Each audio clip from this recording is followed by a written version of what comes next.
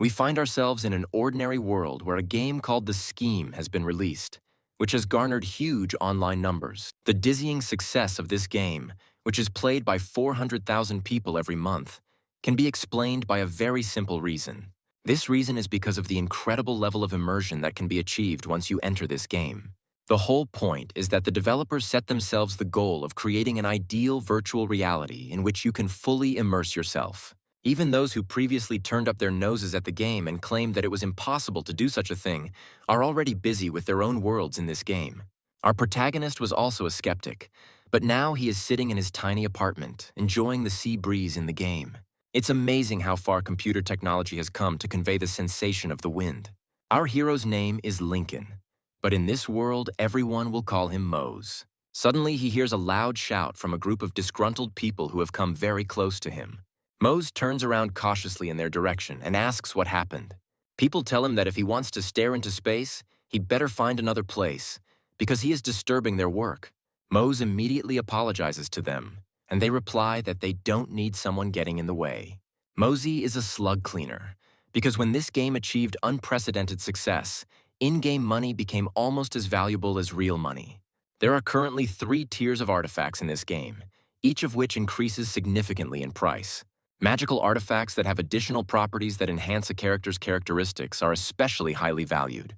With each new attribute point, the character gains a level and becomes stronger and stronger. Certain characteristics significantly increase physical abilities in the game, turning a person into a true superhuman. That's why magical artifacts, even with just 1 stat point, are valued at no less than 10 million won. There are also rare items in this game, but very little is known about them. These artifacts are only rumors, as no one has been able to find a single item of this class since the game's release. In other words, it can now be said with confidence that the magic rank is the most prestigious. Slugs are the simplest monsters from which you can get at least some artifact. Because of this, a huge number of players hunt rather harmless monsters in the hopes of hitting the jackpot. Such players are called simple cleaners, since they perform completely routine work without any danger.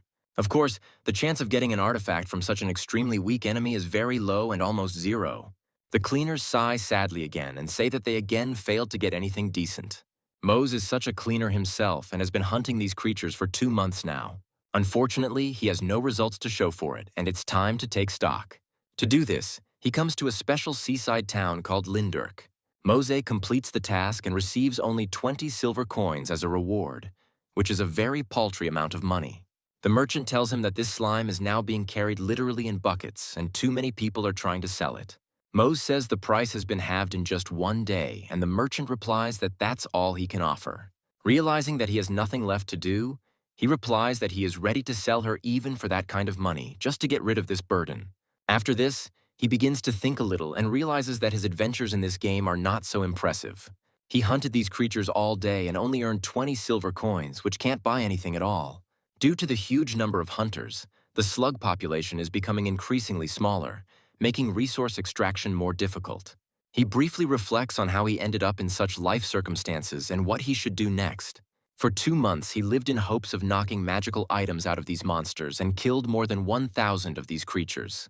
His iron sword, which is given to every newcomer, has almost lost its durability and will soon fall apart. Unfortunately, the economy here is so ruthless that the money he earns won't be enough to buy a new sword.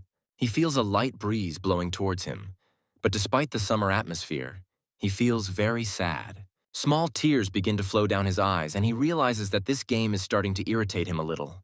In a way, he thinks this game is absolutely idiotic, since everything here is decided by luck. He spent 2 months trying his best to save for college, but it ultimately got him nowhere. He thinks that if he had known that everything would end like this, he would not have wasted time trying to knock out the artifact and would have simply enjoyed the game. He suggests that he might even spend more time on his part-time job, since it could at least give him some money. He takes one last look at the surroundings and realizes that all of this is starting to bore him. Looking at the sky, he says with sadness in his voice that it is time to finish, because it is unlikely that he will come here again. However, first he decides to check his inventory to make sure he hasn't forgotten anything. After 2 months of hellish labor, he accumulated 5 gold coins, which could be converted into about 500,000 won. Despite this, he would be very upset to simply exchange them for this money, since it would be too pathetic an act. He understands that if he's going to quit the game anyway, it's better to do something before leaving so he doesn't regret it later. Suddenly, he turns around cautiously, hearing some suspicious noise which immediately attracts his attention. A few dozen meters away from him, some noisy event is taking place, and probably someone is gambling. The crowd surrounded the man and the strange merchant, telling him that he should try his luck. Some people smirk and say that this is already the 8th attempt for this loser, but he still hasn't found anything. The man hopes that this time he will be able to get something interesting, and closes his eyes as his stone turns to smoke. However, as soon as the smoke clears, he receives a notification that he has discovered a fish with a human face. Everyone around starts laughing at it again and saying that it is just incredible nonsense. Mose realizes that this is all very much like a lottery, so he decides that it would be nice if he could participate in it. The merchant said that if this guy had played a couple more times, he would have definitely won something, but he decided to give up. After this, he asks if there are any other people here who want to win, adding that for 5 gold coins you can win a real treasure. Mose muses that such a high price tag for one attempt is a complete ripoff for idiots. Suddenly the merchant turns his attention to him and says that he can't wait to try it, and it shows in his eyes. He points at him and asks if he would like to try his luck in trying to find something worthwhile. Mose immediately starts saying that he ended up here completely by accident and did not plan to take part in this. The merchant tells him that there is no need to be afraid, because he has a sense for special people and Mose is definitely one of them. His face suddenly changes and he says that he sees in it a hidden source of luck. Mose stares at the merchant for a moment, surprised, trying to understand why he is showing such interest in him. The merchant, meanwhile, declares that he has been waiting for such a person for a very long time and that this day has finally come. Mose looks at this man in surprise and tries to understand whether he really is some kind of chosen one. After some time, people standing nearby say that he has repeated these words countless times. Mose realizes that this is another marketing ploy designed to lure in naive buyers. However, he understands that he has nothing much to risk since he plans to quit this game anyway. He agrees to participate in this lottery, and the merchant immediately becomes very happy. After some time, Mose returns to his apartment to figure out what he needs to do next. He peers cautiously out the window to take one last look at the street, which is teeming with people. He realizes that he is glad that he was able to get out of the crowd that constantly bullied him and called him a loser. He spent the rest of his money on this thing, and he is both sad and happy that the end is near. He sadly realizes that if he looks back, he has nothing to remember, because all this time he did nothing but catch slugs. This has a completely demoralizing effect on him, as he has not been able to achieve even minimal success. After this, he tells himself that he needs to check the contents and exit the game, and decides to open this magic stone.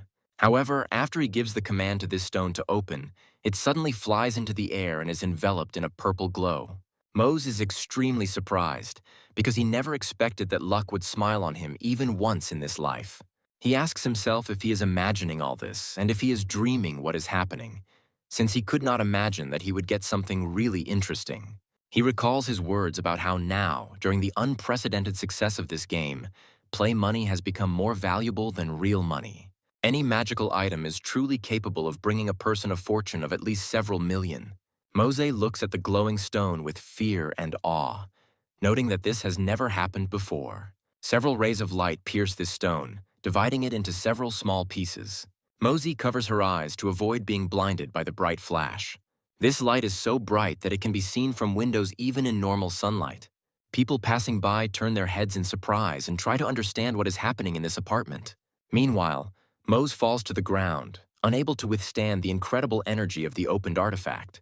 An energetic singularity forms in front of him, which is very similar to a hole in space. Mose still doesn't understand what all this means, when suddenly a strange necklace appears from this portal. Mose instinctively reaches out to grab the treasure and examine it properly. He receives a rare artifact that gives him a huge number of bonuses to a wide variety of stats.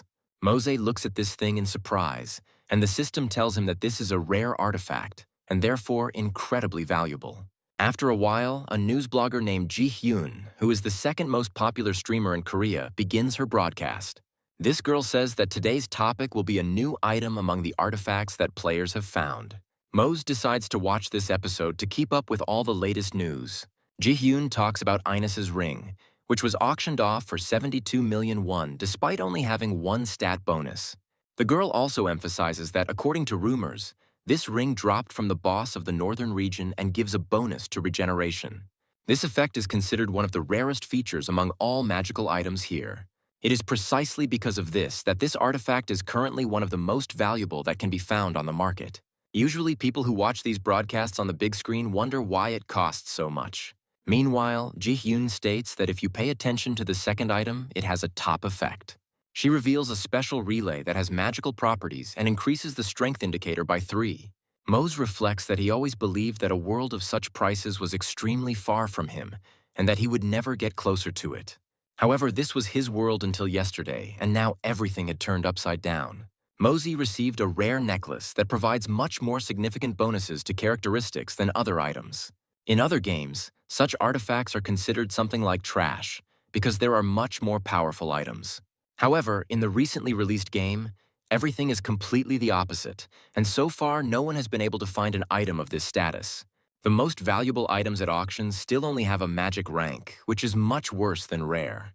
Mosey realizes that he has become the owner of the world's first rare artifact, which automatically changes absolutely everything. He still can't quite believe how lucky he is, because such an item is incredibly expensive. He starts to rejoice, laugh, and says that he has hit the real jackpot and will now provide for himself. Tears appear on his face, but not from despair, but from true joy for his own financial situation.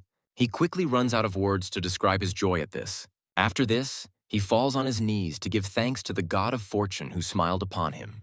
He also thanks the stars that came to him in his hour of true despair and need. After a while, he stops his happy thoughts and thinks about the question that has been tormenting him all this time. He asks himself how much this item would actually be worth if he tried to put it up for auction. The thing is that the value of the effects of the Florin star is much higher than that of any of the magical items. After briefly calculating all the possible changes in price, he realizes that this could bring him 10 or even 20 billion won. He happily reflects on the fact that he will never have to worry about paying for college again. This money will also be enough to buy a nice apartment and more. The prospects with such a condition are really very broad, and you can even think about buying an expensive car. His hands automatically reach for the system window to open the auction and check its status. However, at the last moment, he suddenly wonders whether he should sell his pendant so quickly. He pauses for a moment to think about what he should do right now.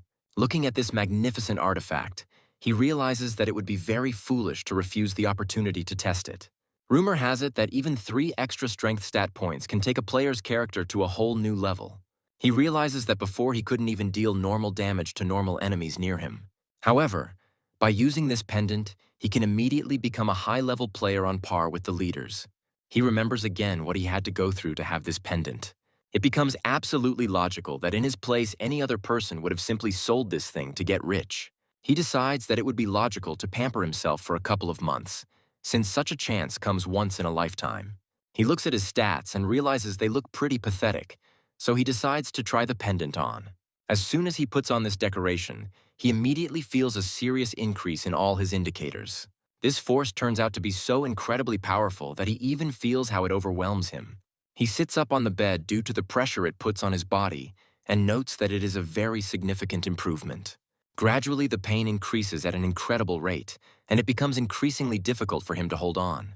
After this, he falls back, no longer able to maintain his balance, and tries to catch his breath. He understands that when you jump forward 18 levels at once, you feel incredible pain as a kind of price to pay. Mose also understands that when he has to remove the suspension, it will definitely not make things any easier for him, so it is better to get used to it. Immediately after this, he opens his inventory to check how much his strength has increased. He is surprised at how easy it is for him to do things like bend coins, which were previously impossible for him. After this, he carefully rises to his feet and looks around in an attempt to check his coordination. He also asks himself why not test this artifact in action on a serious opponent. The unique feature of this game is that from the center of the continent you can easily reach any region. Finding allies to play with here is easy, as the most popular city is located in the center. This city is called Asparaten, and it contains absolutely everything that a medieval resident could wish for. It's a bustling place, and the streets are filled with a wide variety of players looking for squads. Mosey looks around and realizes that, as he expected, everyone here is a well-equipped fighter. He also asks himself if he has thought too much of himself for deciding to come here. He realizes that, to be honest, He has nothing but the pendant and nothing but an old sword. He wonders if he should look for some solo quests, unaware that he is being watched. Suddenly, a figure approaches him and asks if he is currently busy with something important. Mose immediately turns around in fear, trying to understand who decided to approach him in such a rich city. Looking around, he sees a rather simply dressed girl with a quiver of arrows and a bow on her back. The girl says that, if she understood him correctly, he was looking for a team all this time. Mose starts to get nervous, as he is quite a shy person, but confirms that this is indeed the case. After this, she comes closer to him and takes his hands in hers to win him over. She happily announces that there is just one free spot in their squad and asks if he would like to join. Quite quickly, they find themselves a few streets away from the notice board where they usually look for suitable squads. 2 adventurers are already waiting for them, waiting for the archer to return with reinforcements. The knight wonders where Sharon went, adding that they should not miss a single raid. His comrade says that they need to wait a little longer, since Sharon probably knows what he is doing. After a while, Sharon waves her hand and says that she has finally returned with help. She happily says that she promised to find someone and points to Mose. The knight looks at the man she offers to take as their partner and carefully evaluates him. He thinks about how this man has the equipment of an ordinary beginner and his sword is about to break. He immediately takes her aside to talk and says that it is not worth inviting the most ordinary newcomer here. Sharon reassures him, explaining that looks can be deceiving and that this guy is the strongest player she has seen in the square. Although the knight doubts her choice, she actually possesses a very rare talent. Sharon was also surprised when she saw him, since his equipment really left much to be desired. However, if we were to evaluate spiritual and physical strength, this guy was superior to everyone around him. After some time, the knight turns to his superior, Mr. Silborn, informing him that their quartet is assembled. Mose is immediately very surprised, because this last name seems incredibly familiar to him. The thing is that this family is a prominent aristocrat who wields enormous power in this world. This particular man is the head of the Silver Guild and a famous mage with limitless abilities. Mose recalls that this man, according to rumors, has as many as 5 magical artifacts. Silborn happily declares that they can finally move out, and Mose is delighted to have such an ally. Silborn, meanwhile, loudly thanks them for deciding to join his troll hunt. His voice sounds quite loud, but especially attentive people can understand that this person is not so simple. He adds that under the guidance of the Silver Guild, they will be able to achieve unprecedented heights. But Mose is afraid. He understands that hunting a troll is a very difficult task because this monster is extremely dangerous.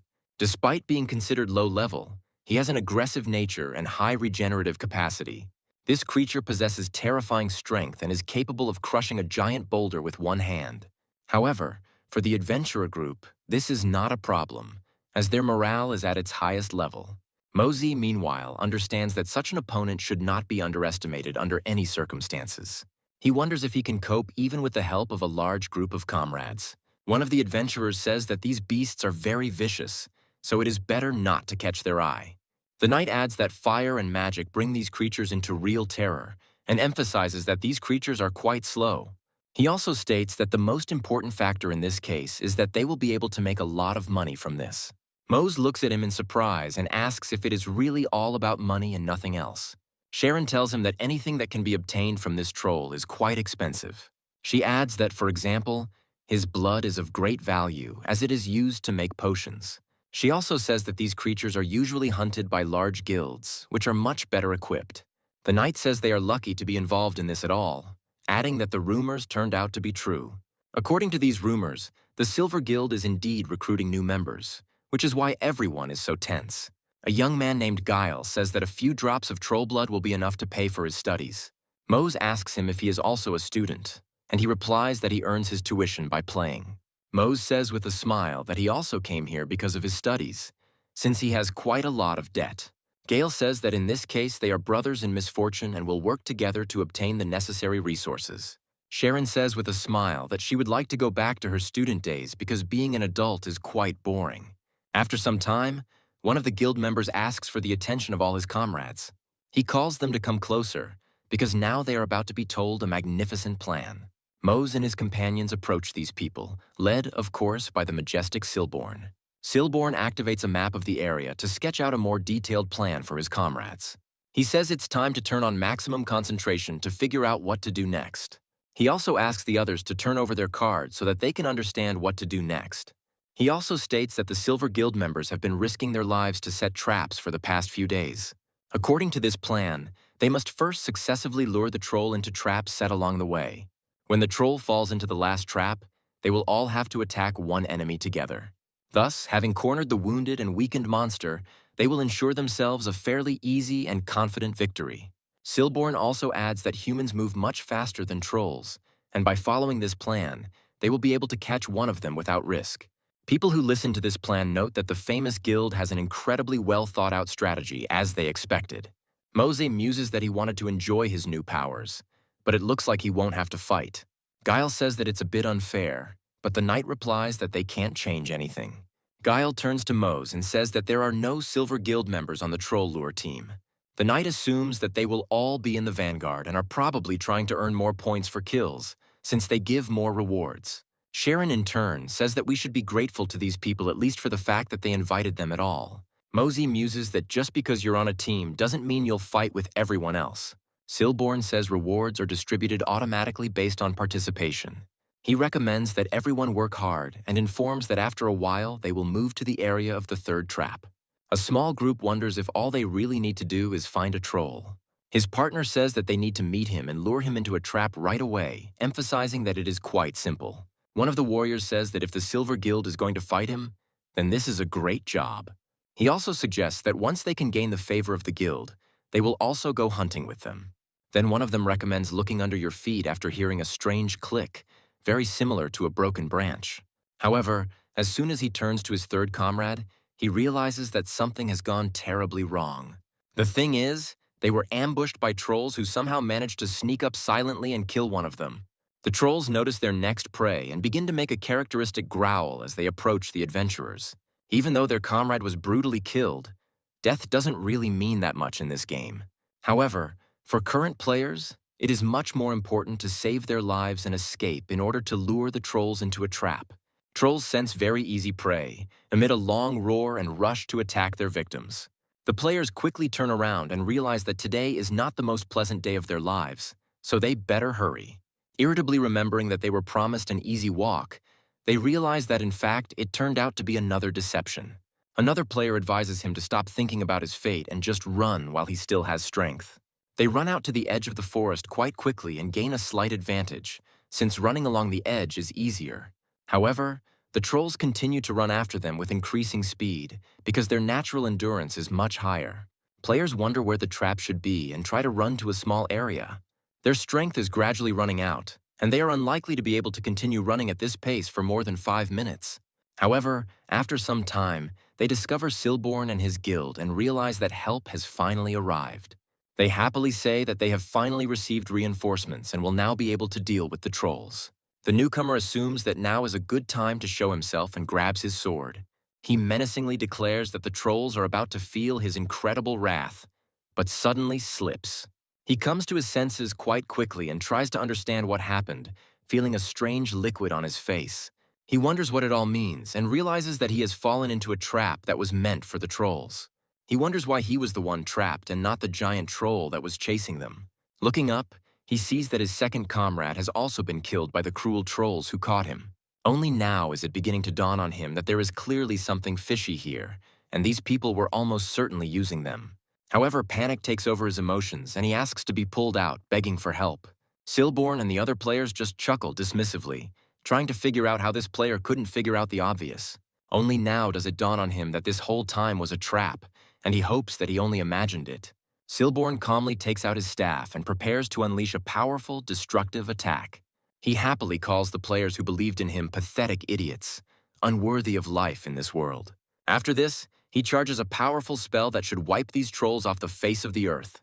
The player understands that he will most likely be killed now and does not even have time to shout a curse at Silborn. A few moments later, a powerful flash occurs, but why it was necessary to ruin one's reputation remains unclear. Silborn angrily declares that he always knew it would be a quick and safe hunt. Although killing other players was not necessary, he may have wanted to save experience points. Meanwhile, Mose stumbles upon a rather difficult troll, namely the entire location boss, who is several times stronger than the usual ones. This troll has much more serious attack stats, and he also has additional abilities. Mose realizes that there couldn't have been a worse time to go hunting, even if he tried. Some time ago, one of his squad members said that he could deal with any troll alone. The knight proudly pointed to his shield and declared that the force of the troll's attack could not damage his armor. Sharon and Gale smile and say that if you underestimate your enemy, you can die a heroic death. The knight begins to put on a brave face and say that it is too early to bury him in such a shameful manner, when suddenly a crunch is heard. Mose has the highest perception score of the group and turns around immediately. However, there is absolutely no one in the place where this sound was just heard, and he tries to understand whether he imagined it. Sharon looks at him in surprise and asks why he was distracted by some quiet sound. Mose, as if nothing had happened, stretches out his hand towards a small rock and says that there is someone there. Sharon looks in that direction and suddenly notices a huge shadow looming over them, which makes her surprised. All of a sudden, a giant troll, about 8 meters tall, lands here. Mosey is a little incredulous that he managed to predict the appearance of the giant troll so quickly. The monster, meanwhile, decides not to waste time and immediately swings his arm to strike. The noble knight manages to react to this attack in time and immediately rushes forward with his shield. However, this blow turns out to be quite powerful, and he immediately realizes that he was being too brave. He loses his balance almost instantly from just one blow from this giant troll and falls backwards. Guile screams in fear to his comrade, hoping that he will be able to recover from such a serious injury. Mose is still trying to come to his senses, realizing that he really did encounter a giant troll. Meanwhile, the terrifying monster turns its head towards the protagonist, considering him as a new victim. Mosey reflects on the fact that this troll is actually completely different from the ones he has heard about before. His insides turned cold, as a low-level player like him didn't stand a chance against such monsters. Meanwhile, the monster decides to use the Bloodlust skill to further increase its stats. Mose realizes that this is probably the end for him, when suddenly several arrows fly past his body. These arrows immediately hit the troll straight, causing him to try to shield himself from them with his hands. This turns out to be an unnecessary precaution, as his hide is too thick for arrows to pierce. However, it becomes clear that the brave archer has now become his new target, which must be destroyed immediately. Sharon does not fully understand the danger of the situation she finds herself in and tries to shout to the knight. He immediately gets to his feet and rushes forward to distract the monster and give her even more space. He was able to recover quite quickly since a tank-class warrior has increased endurance. Taking aim, he delivers a powerful blow with his shield to further confuse the enemy with a blunt blow. Before delivering this crushing blow, he further strengthens his stance. Besides a simple blow, it also creates a powerful energy blast. This flash shoots forward to further knock the target back and deal minor damage. The force of the blow is great enough to send even a giant troll flying. However, despite the fact that this troll is very large, it is quite agile and manages to stay on its feet. Clinging to the trees and skidding to a stop on the ground, he takes a moment to catch his breath before rushing into the attack again. Such actions only provoke additional aggression, which makes his eyes glow even more intensely. The knight looks at this in surprise and understands that in front of them is definitely not a simple troll, but someone more serious. Sharon asks his uncle if he is okay, hoping that he feels normal. Uncle says that the damage was 0, despite the fact that this blow was delivered at full force. Sharon sadly says that her arrows were also useless and tries to figure out what to do next. Mosey suggests that it would be a good idea to simply lure him into a trap and take advantage of the troll's slowness. Guile says that he finds this troll unusual because, judging by its size, it looks like a boss. They also note that he came here alone, which means he must be a very important mob. Mose wonders in surprise if they would even be able to kill him in that case, since they are too weak. Guile says that even if he reduces this monster's regeneration, its strength and defense will still be very high. Uncle says that in this case they have no choice but to resort to extreme measures. He states that they need to hold off this troll until the Silver Guild can come to their aid. Thus, their battle begins to drag on, since they certainly do not have enough strength to win on their own. However, each member of this squad gives their best to show their best side. They, of course, don't have much success in piercing the beast's thick skin, but it still takes some damage. Sharon begins to become genuinely irritated that all her efforts are in vain, and she still cannot kill this troll. The knight tries to command his squad, saying that they need to change positions in time to avoid being attacked. Mose also tries to act within the general scheme of these orders, so as not to let his new squad down. However, he asks himself what he is doing here at all, since he did not plan to go this far. He understands that this team has been playing together for a long time and works well together, and these are the kind of people who are called a real team. Against their background, he feels like a simple idiot who lives only in the hope of snagging a serious reward. He had been killing pathetic slugs day after day for 2 months, but this was not at all what he wanted to do. It finally dawns on him that somewhere deep down he actually wanted to have a real adventure, just like this. His fantasies are interrupted by a loud scream, ordering him to come to his senses and be extremely careful. Mose immediately looks up and realizes that if he doesn't jump out of the way right now, he'll be crushed by the club. Mosey is instantly confused and begins to convince himself that he won't be able to dodge this attack. Time seems to stand still, and all he can do is watch as the club comes down on his head. However, when hope is almost lost, a knight comes to the rescue, crashing his body into the troll's body. This blow is enough to break the momentum of the attack, although it greatly harms the overall tactics. The knight loudly addresses the protagonist and asks him to pull himself together since a lot depends on it. Mose asks himself if a person like him can change, even if he starts acting later than others. He grits his teeth and realizes that he has had enough and that he should no longer constantly hide in the shadows.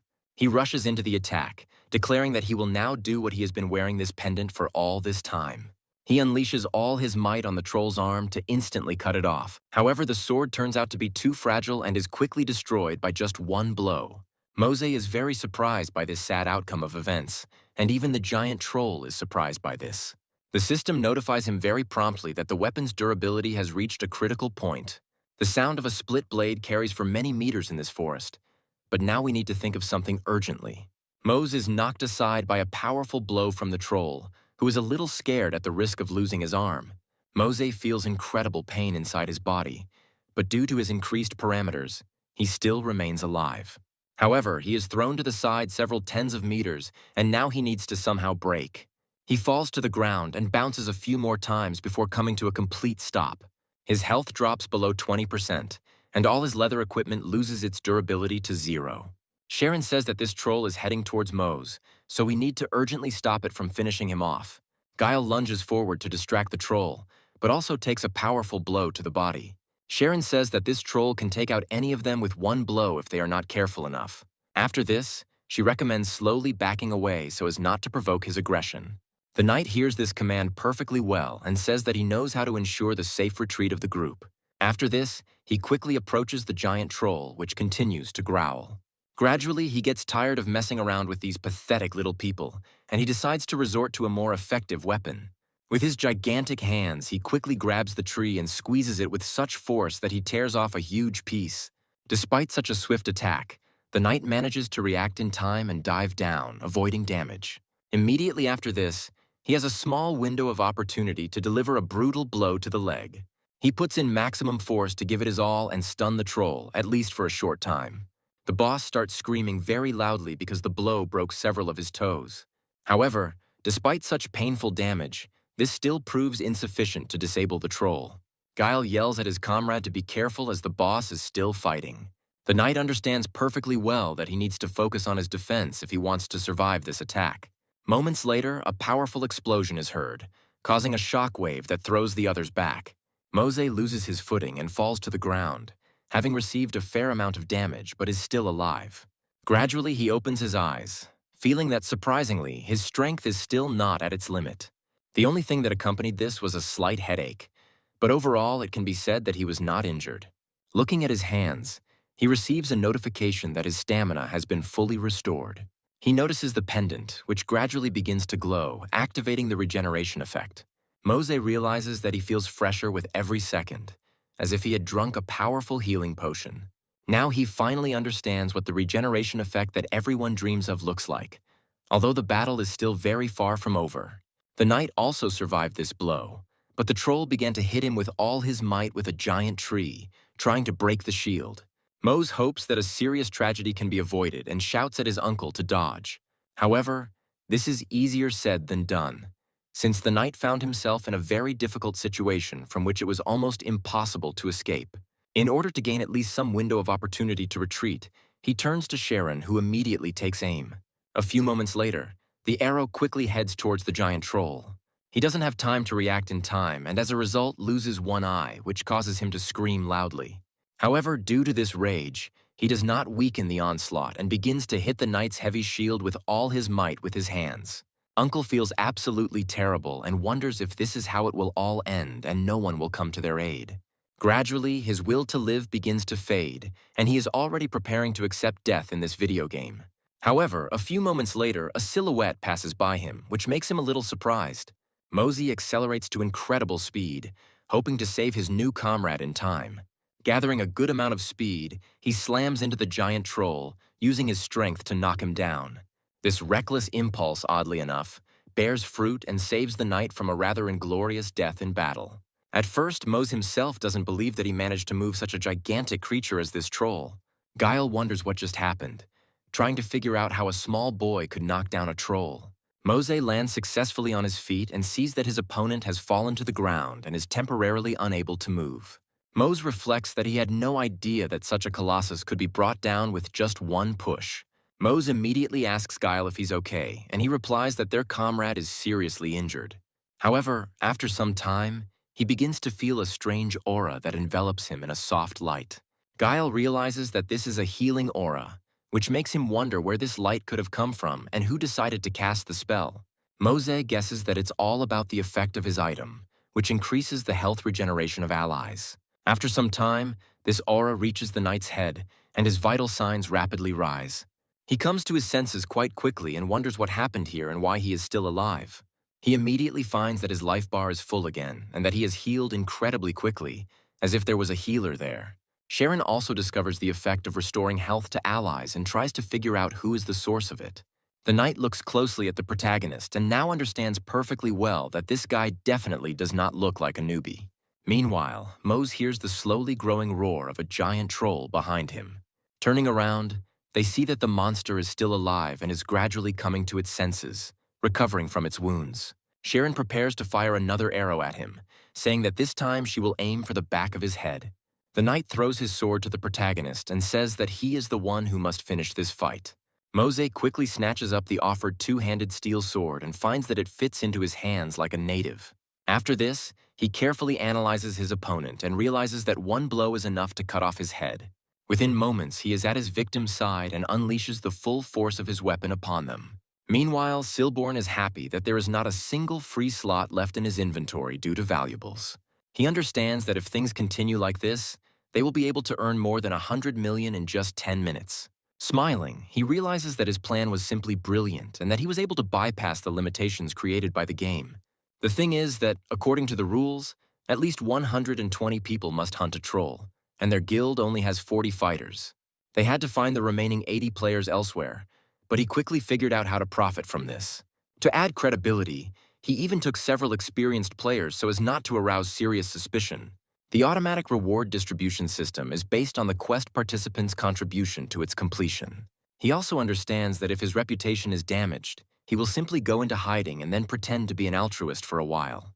However, his brilliant and sinister plans quickly collapse due to the fact that the system reports that the quest has been completed. Silborn looks in surprise at the notification, which states that the troll's main boss has been defeated. Everyone else also receives a notification that the boss named Blackrock has been destroyed. The system also states that the group with the highest participation percentage has won all the awards, and Silborn is not included in it. The system also reports that Moose was awarded the most valuable player title for his greatest contribution to the victory. After some time, Silborn finds himself in an extremely awkward position as he has received many wounds. Blood runs down his cheeks and he wonders how he got into this situation in the first place. He remembers that just recently his comrades were next to him, but now they were all killed by unknown entities. He notes that these entities had no mana or health indicators, as if there were some kind of glitches in the system. Silborn wanted to get to group number 13, who received the reward, in order to take credit for defeating the boss. However, now their plans have gone to waste, and several people come after him, claiming that they have finally found him. The figures indicate that they were always interested in seeing a top player run away like a rat cornered. Silborn realizes that the Dark Guild has come for him and asks them what they want, but they advise him to surrender. They also state that he understands perfectly well why they came for him, after which they gradually approach. His fate remains unenviable, and due to the impossibility of escape, he falls victim to this strange organization.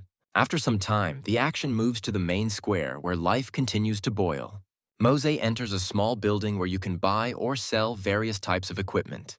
The merchant asks him if he is really looking for something interesting, and he replies that this is not entirely true. He says that he needs an auction and that he would like to put up a lot, showing an interesting ring that he did not have before. Mosey looks at the seller quite determinedly, but we still have no idea where he got this artifact from. To find out what this ring is, you need to travel back a few hours to the moment when they killed Black Mountain. Mosey and his comrades saw a strange glow coming from the sphere left behind by the boss. Sharon says that the core of the award this time was especially large and different from the others. Mose carefully approaches this core in order to finally enjoy his first catch. The core is an item that can be obtained after killing a monster, and it is something like a treasure chest. Its appearance varies depending on the monster, and it features different colors, as well as cosmetic changes to its shape or pattern. However, the stronger the monster, the larger the core and the higher the chance of getting good items from it. Mosey realizes that this is the first time he has encountered such a large treasure chest, and he even feels a little uneasy. Sharon tells the protagonist that he has rightfully earned the right to open this chest himself. Mose asks them, surprised, why they think that, and they state that he has the highest participation rate. Mose feels a slight tingling sensation in his legs and slowly approaches the core to open it.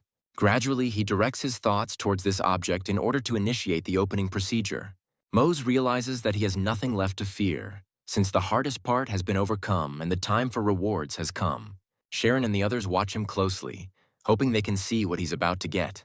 Mose feels the core begin to generate more energy, causing a warm feeling to appear on his fingers. The flash of light begins to grow stronger and stronger, almost completely blocking Mose from the others. The system notifies them that they have received quite a lot of different items that will be distributed among everyone. Mose realizes that all those days of hunting forest rangers pale in comparison to what he has received now. However, what interested him most was a specific item that the system offered him as a personal reward. Mosey examines the item closely and discovers it is the Mountain Ring of Power, which he decides to put up for sale. Mose realizes that if he decides to sell this ring now, he will get about 8 million won for it. However, it is difficult for him to navigate, because the cost can vary greatly depending on the type of effect of this artifact. Lately, prices for such items have been falling as their quantity has increased exponentially. Despite everything, he decides that the time has passed when he needed to be afraid, and he begins to act. After a while, evening comes, and the action moves to Mose's house, where he decides to take a little rest. Mose wonders if he should have raised the price, as the item was bought almost immediately after it was listed. With tears in his eyes, he realizes that it is too late, and there is no point in regretting it now. He tries to console himself by saying that he set a fair price, and then falls onto the bed from exhaustion. After that, he decides to wipe his forehead a little and think about what they had encountered during this long day. He reflects on the fact that he killed the troll himself in his first group quest, and it seems simply incredible to him. Besides everything else, he killed not just a simple troll, but a real boss, which is several times stronger than usual. He also received a pretty good reward, which he was able to sell fairly quickly for a substantial sum. And more importantly, he made new friends who now promise to complete missions together. Mose understands perfectly well that if he hadn't won some sort of star in this lottery, he would hardly have been able to make friends with them. After a while, he exits the game and his virtual reality helmet gradually brings him back to consciousness. He wonders, suggesting that perhaps he's played too much. He also hears short beeps from his phone, which signal that he has received a message. Taking a closer look, he realizes that it was his mother who wrote to him, asking him to eat better and adding that she transferred him some money. Mose texts her that he'll get his paycheck from his part-time job tomorrow, so she shouldn't have spent so much. Sometime later, he receives a notification that money has been debited from his account to pay for utilities. Mose speaks with a little irritation about being robbed blind without even being given the chance to enjoy the moment. He receives the next notification, and with his usual grumpiness, he assumes that this is another write-off. However, after a few moments, his face immediately changes as he realizes that this is something completely different. Only at this moment does he realize that his life has been divided into before and after, and the expression on his face begins to slowly change. Gradually, the sad mask is replaced by a sincere smile, and he begins to laugh loudly throughout the apartment. The thing is that he received a whole 30 million won after exchanging this money for real currency. After some time, Mose is already heading to the official representative office of this game in the Republic of Korea. This trip does not take him much time, especially since he already has money in his account. Mose realizes that his future will now be tied exclusively to this game, so he makes a to-do list. He takes another semester off from school and also sends a lot of money to his mother. He also buys special powder from the player store, items, and schematics that are critical for development. This powder is a special food supplement for restoring and maintaining nutritional balance. When a player consumes food in the game, they receive the supplement through VR glasses, thereby not having to stop to eat. All the necessary microelements enter the bloodstream through the skin of the face, and this is a real find for gamers. Mose understands that it's best to go offline and eat properly. And besides, no one has canceled trips to the toilet. Upon returning home, he decides to check out the game news and comes across several very scandalous headlines. According to popular search queries, the community of the scheme most often discusses Silborn, as well as a player named Mose. The protagonist freezes in place and tries to understand how he became a forum star overnight. The thing is that the news of the last day spread throughout the forum in a matter of seconds, and now everyone is looking for him. Mose also learns that Silborn was murdered, and that Dark Guild members are suspected of this. Mose also reflects on the dangers of his sudden popularity, which has skyrocketed in a matter of hours. He understands perfectly well that now almost every squad leader will try to add him as a friend and take him with them. Besides, there will surely be many people who will want to challenge him in order to increase their own popularity. Mose is also well aware that being so popular is a real target on the head. This kind of popularity falls on him like a giant stone, and he needs to think about his next steps.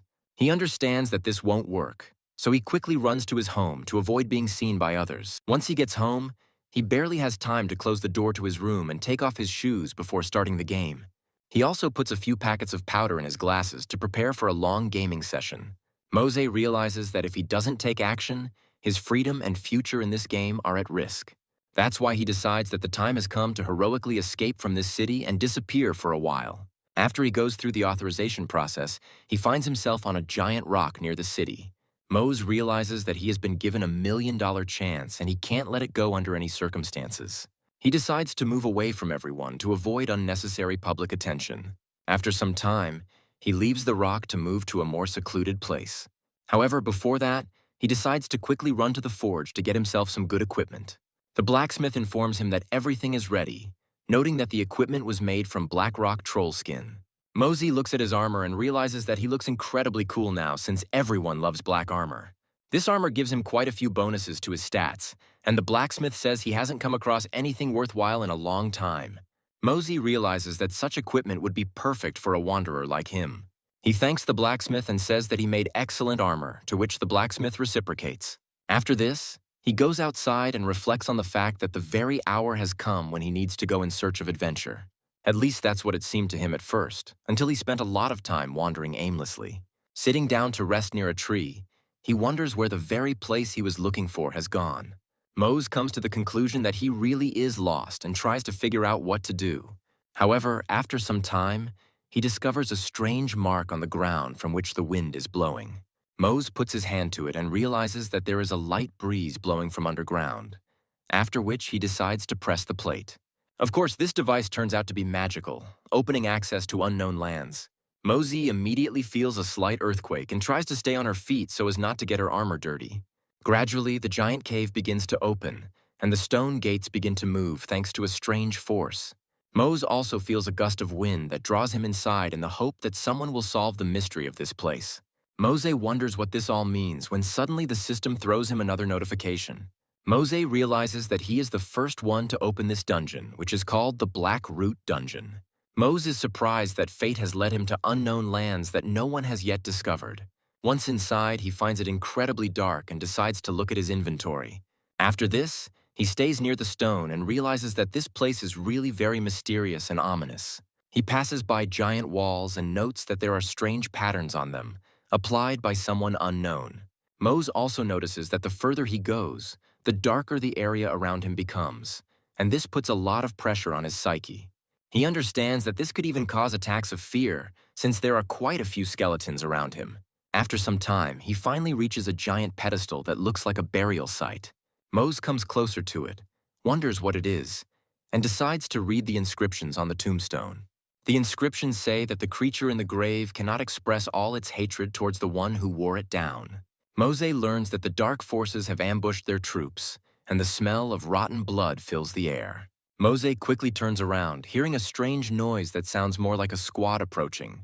A detachment is indeed approaching him, but it consists of monsters and cannot be called small.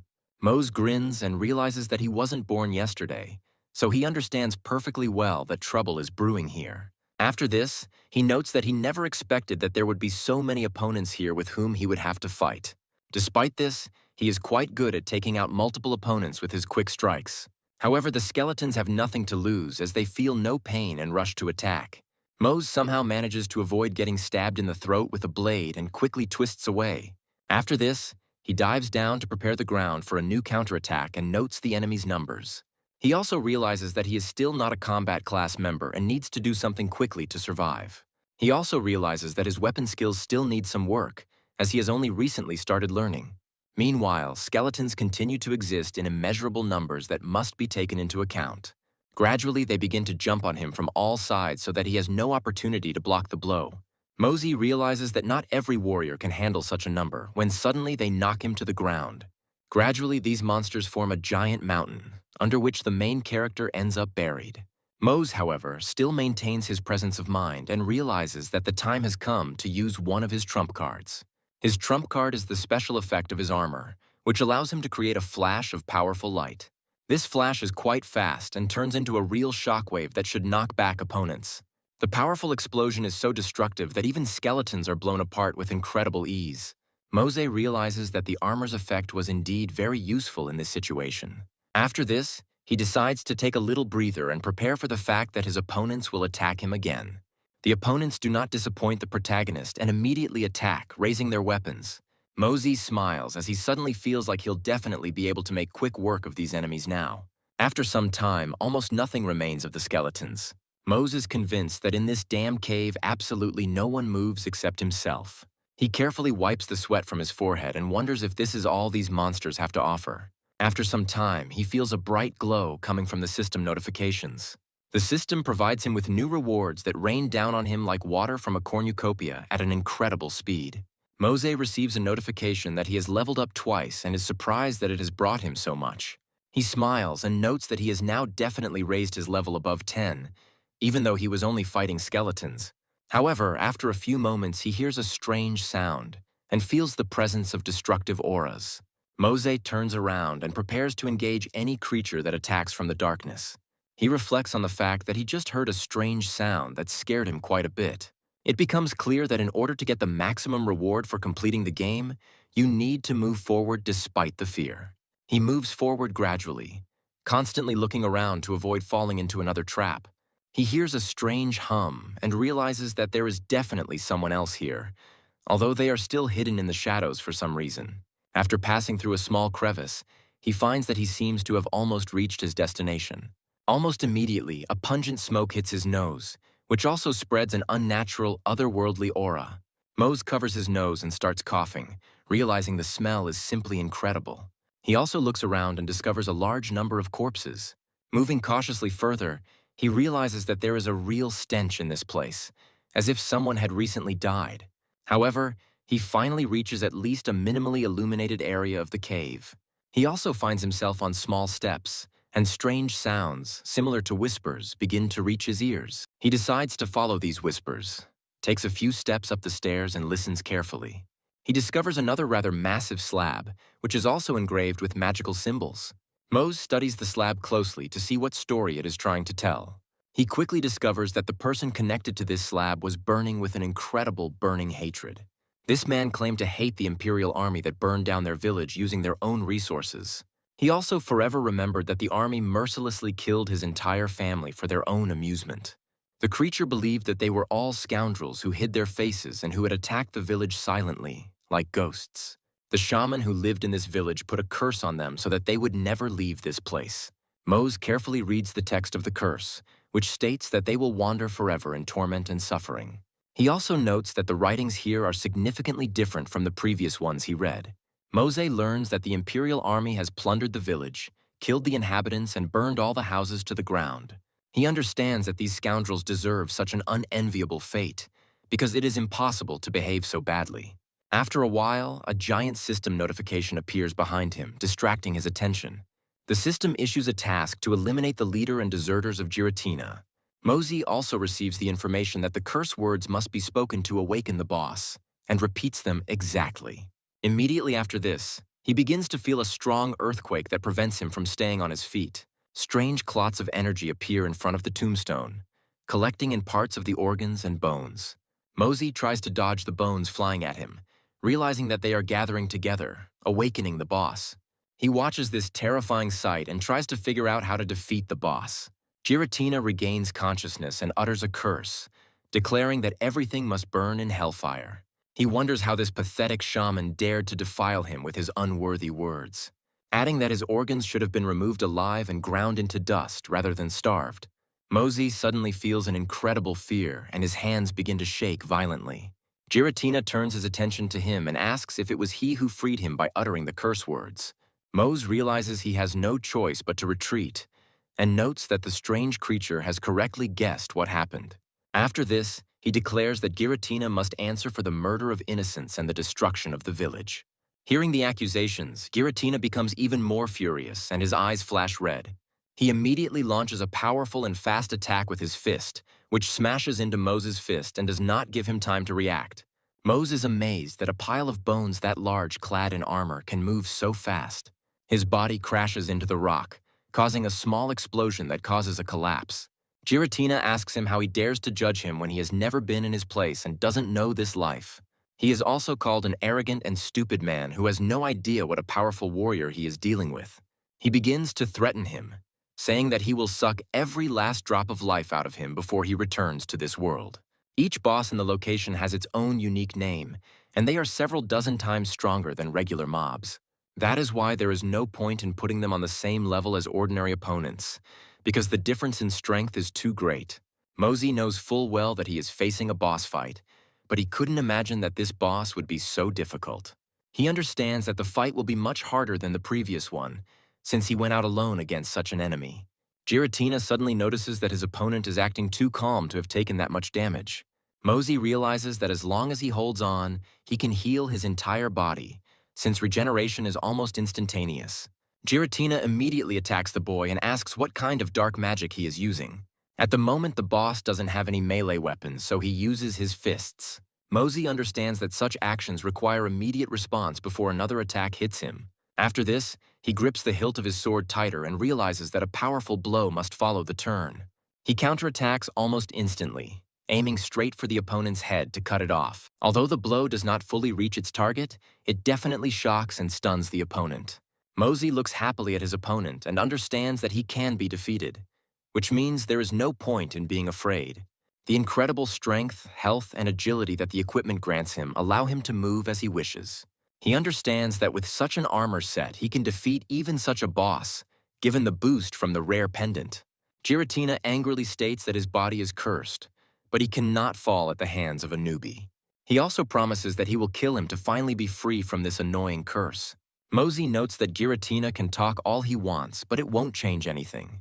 Giratina declares that he will now show how strong he is, even against a small bug that doesn't know its place. Mosey steps aside, sensing that the magic seal Giratina just created is truly dangerous. After a few moments, Giratina decides to use the spell to remove the delay seal. In this way, he almost completely unlocks his potential and acquires serious weapons. Giratina is level 35, which is significantly higher than what he was initially at in the first phase. Immediately after this, he takes off with such speed as if he were some kind of robber. He delivers 2 cross-shaped attacks, each of which hits its target and deals heavy damage to Mose. Mose realizes that his armor is too weak to protect him from these blows. Giratina turns around and prepares to deliver one more blow to finally end the fight. Mosey doesn't turn around fast enough to get a chance to defend with his left shield. That's why the next blow hits him in the back, causing serious damage and sending him flying a long way. He falls to the ground several times, doing somersaults, and feels his health decreasing. If the blow had been a little stronger, it could certainly have sent him straight to the grave. Giratina is annoyed that he couldn't cut him in half with one hit due to some kind of defensive magic. After this, He declares that there is no point in swinging his sword anymore, because he will put an end to the enemy's worthless life. Mosey is in incredible pain and realizes that if it weren't for the armor, he would have died 20 times over. However, a smile spreads across his face again, as he realizes that he is no longer the same person he was before.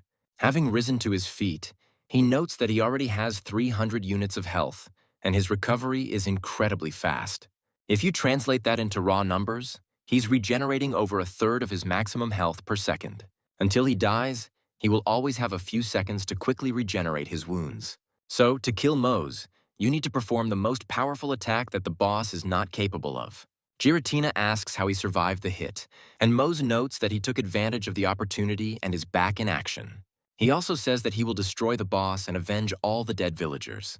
Giratina calls him a cheeky brat who has lost his bearings and must answer for his insolence.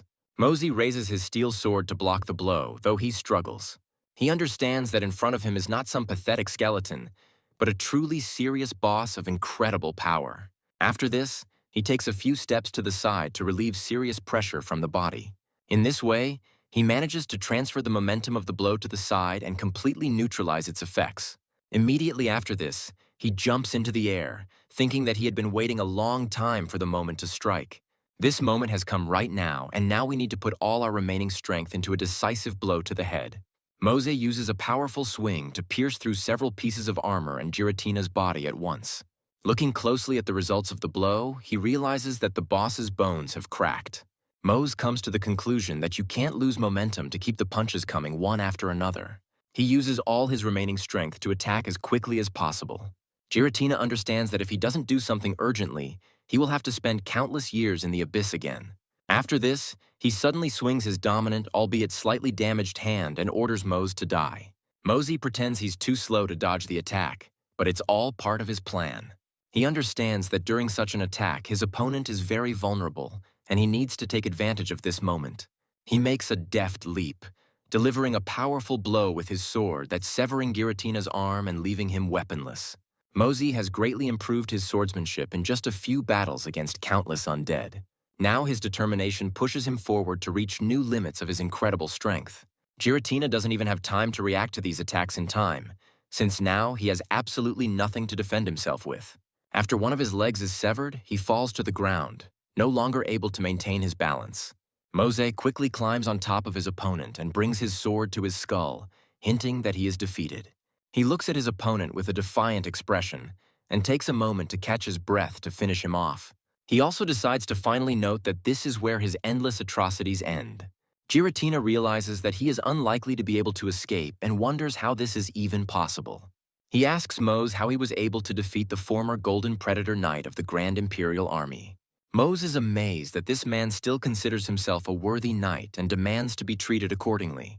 He calls Giratina a pathetic murderer who brings dishonor to the Empire and is not worthy of being called its loyal knight. Giratina asks how Mose dares call him a murderer when he has no idea what it means to be a warrior. Mose reminds him that he attacked a peaceful village and killed every living thing, and that is definitely not the act of a warrior. Giratina explains that they had no choice, as famine had set in and the war was in full swing. They had nothing to eat and were forced to ask for help from the inhabitants of the village they were defending. He adds that, despite everything, the residents stubbornly saw them only as enemies and even decided to attack. It was this incident that prompted Giratina and his subordinates to commit bloody vengeance.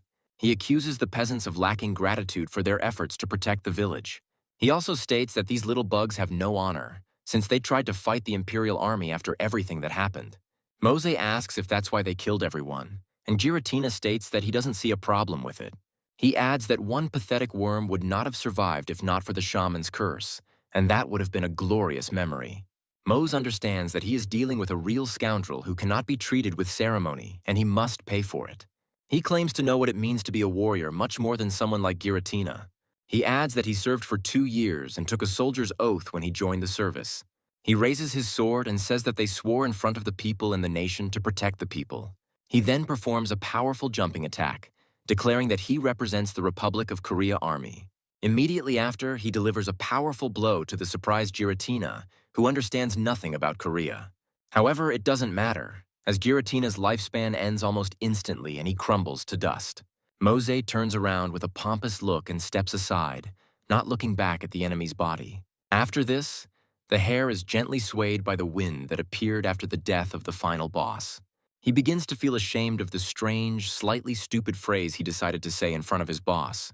A few moments later, a system notification about the quest being completed appears in front of him. Mose gained several levels for defeating the boss, and now he is much stronger. He is surprised that he jumped 6 levels at once just for a short, albeit difficult fight with the boss. He receives a corresponding achievement, which adds 2 more points to all characteristics. Mose hears strange sounds and turns around sharply, trying to figure out what decided to sneak up on him. However, it turns out that the sound belongs to the sphere, which cracked a little after falling out of the boss. He approaches the sphere closer and notes that this core is noticeably different from all that he has seen before. He carefully brings his hands to the sphere, which immediately begins to open, preparing to release the rewards. Mose watches the core closely, trying to figure out what he will get for this battle. A mountain of various artifacts falls on him, as well as a huge amount of gold, which belongs entirely to him. He happily thinks that he needs to quickly take all of this into his inventory. However, his attention is immediately drawn to a strange glow emanating from an object behind him. It turns out that the glow belongs to the very sword that Giratina was trying to use. There are special runes on the sword that indicate its great power. Mose remembers that this weapon will surely be valuable and decides to learn how to use it. After some time, the system notifies him about the properties of this weapon. He understands that the sword provides fantastic increases in strength and dexterity, and has the status of being unique. He notes with horror that among the ranks he is rare, and the unique artifact is even more valuable. He is surprised that there is an item of higher quality, because he has never heard of such a thing even in legends. He notes that if the sword is unique, it is unlikely that anything similar will be found in the future. He is amazed that he was the first in the game to receive a rare artifact, not suspecting that he would become the owner of a unique one. However, after a few moments, the sword suddenly begins to dissolve, and Mose becomes seriously scared. He wonders where the sword went when he suddenly notices the mist it had turned into heading towards him. Mose is surprised that the sword has dissolved, but for some reason it decides to return to his hand. The system notifies him that he has received the skill to summon an engraved sword, which is permanently assigned to him. The skill has a cooldown of 1.5 seconds, but while the player holds the sword, mana is consumed. Mose notes that this is a very interesting skill and, moreover, it is the first skill that he finally got. He decides to heroically summon the sword right now to test this skill. Immediately after this, a special magical seal appears above him, and the air around him begins to tremble. Mose experiences an incredible sensation and notes that he has never felt so exciting. Slowly, a sword appears from the seal and he is surprised that it actually works. He immediately takes the sword in his hand and tries to test how comfortable it is to hold it and perform combat techniques. He notes that the blade fits comfortably in his hand and its weight is ideal for his fighting style. Smiling, he decides to try this weapon in a real battle with other opponents. After this, he hears strange crunching sounds and wonders if he has stepped on something. Looking at his leg, he realizes that there was a gold ornament underneath it and decides to pick it up. The decoration turns out to be the seal of the defeated knight, which has a unique rarity rank and grants a quest. Mose looks closely at the ring and realizes that it allows him to use it once to obtain a quest. He also understands that the conditions of the task are hidden, so now it is better to focus on the wealth obtained. Mose wonders how much all this treasure could sell for, figuring it would fetch him 500 gold. After a while, he feels warm rays of light that hit him sharply in the face, forcing him to cover himself. After this, he understands that since it has already begun to get light, he needs to go with the loot to the nearest village. As he heads to the city, he reflects that with this money he will be able to forget about poverty for a while. After some time, a crowd of people appears in the market square due to some amazing events. Players look at the auction page in surprise and wonder what these artifacts are that have recently been put up for sale. Due to the incredible exoticism of these artifacts, their prices are rising extremely rapidly. What surprises everyone even more is the fact that all these items were put up by just one player. They quickly realize that the player is Moose, who has already been in the news. Mose decides to auction off a skill book of rare quality. Players remember that this is the same Mose who was with Silborn during the troll hunt. Meanwhile, events take us to the Central Trade Committee of Arantas, to one of its branches. Mose came here to finally appreciate the amount of gold that the trade had brought him. However, he was incredibly surprised when he saw real mountains of gold bars and coins. The goblin secretary informed him that he had earned 8,726 gold at the auction in a surprisingly short period of time. Mose asked the amount several times, and the goblin repeated it without any problem. Hearing such a huge amount, Mose had difficulty keeping his balance. He knows he should be happy, but he still finds it hard to believe that what is happening is real, because he has received so much. After this, he discovers several strange coins and notices that they do not look like gold. The goblin explains that Mose doesn't seem to realize that he has an Ormacon token in front of him. He adds that one such token is equivalent to 1,000 gold pieces, and Mose is amazed and goes into shock. After analyzing the token, he realizes that this currency has a magical effect, something he has never seen before. That's why he decides to carefully examine each coin to make sure it's not a misperception.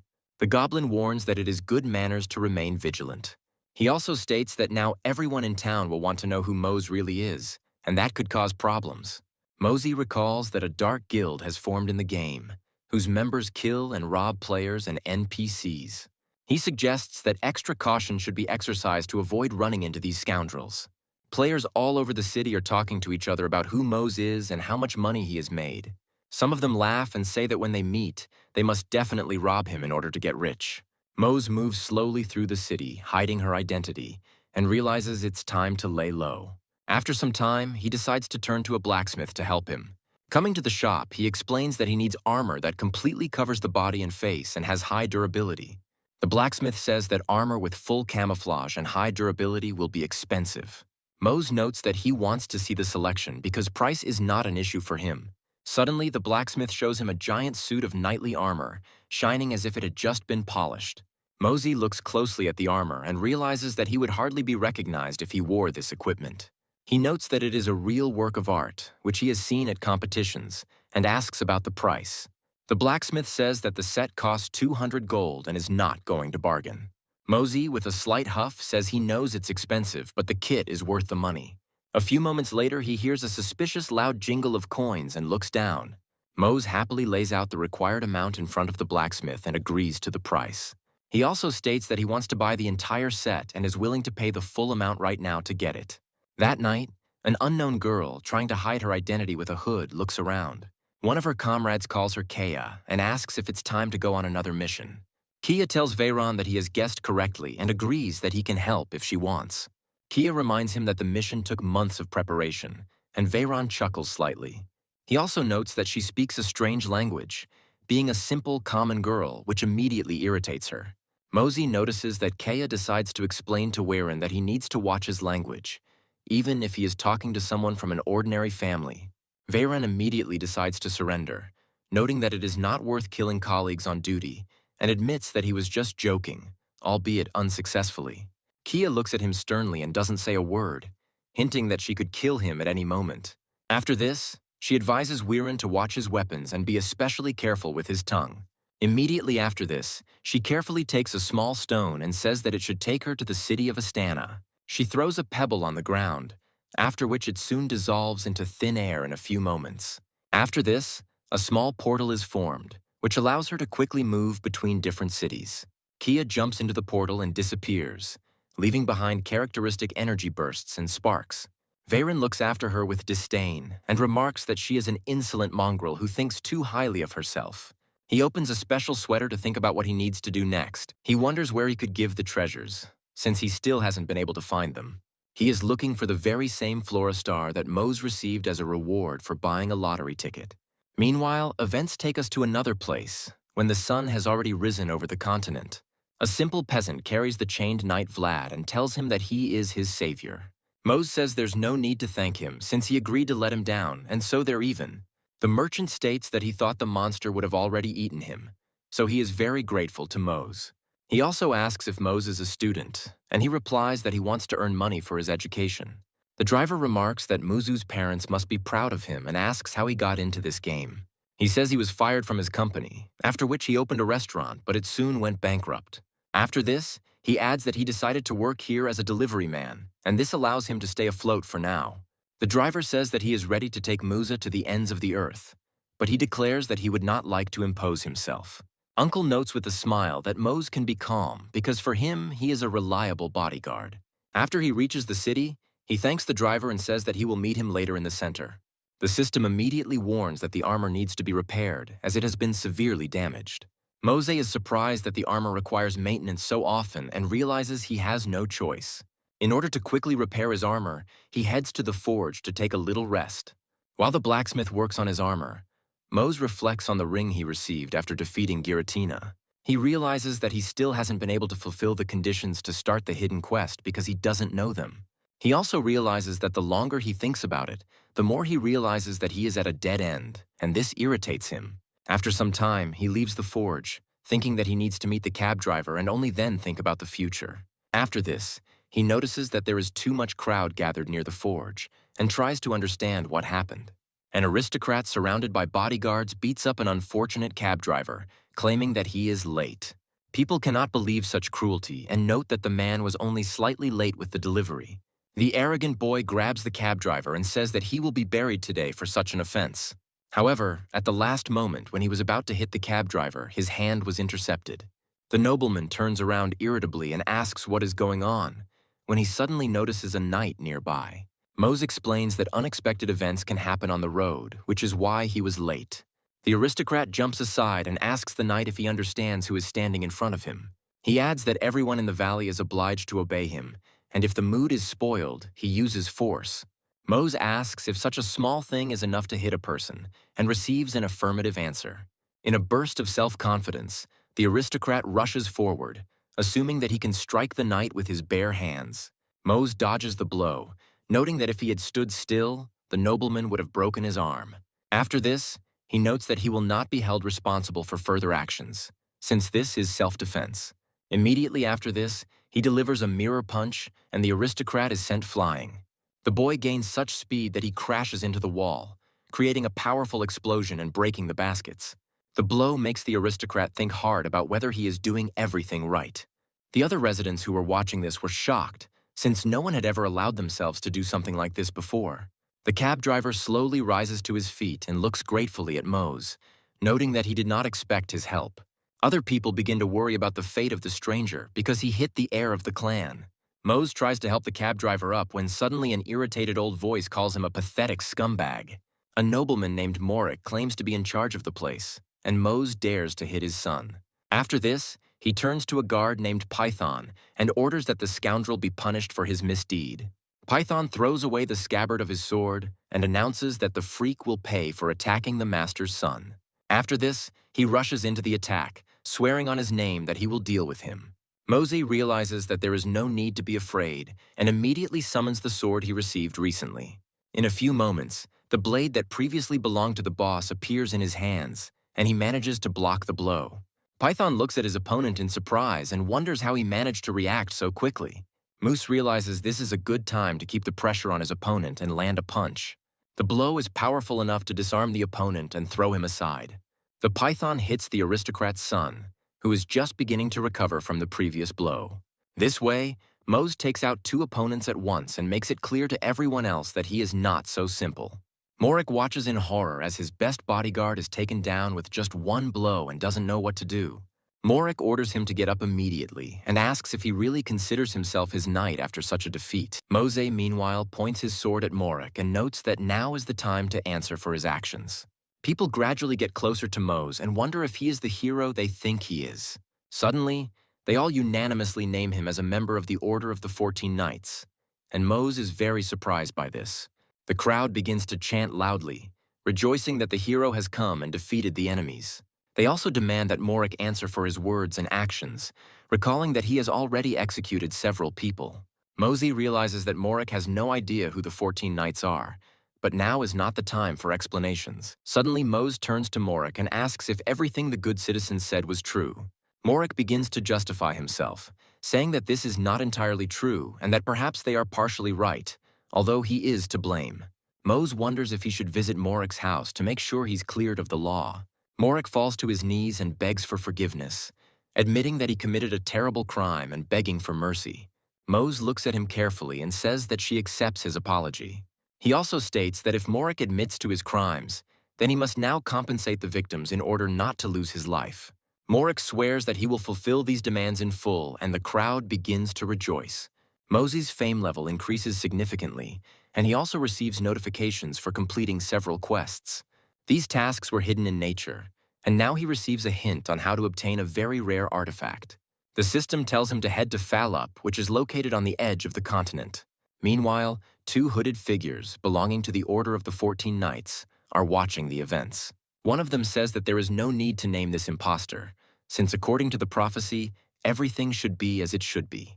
One of the knights notes that thanks to this guy, they have a lot less work, and that's good.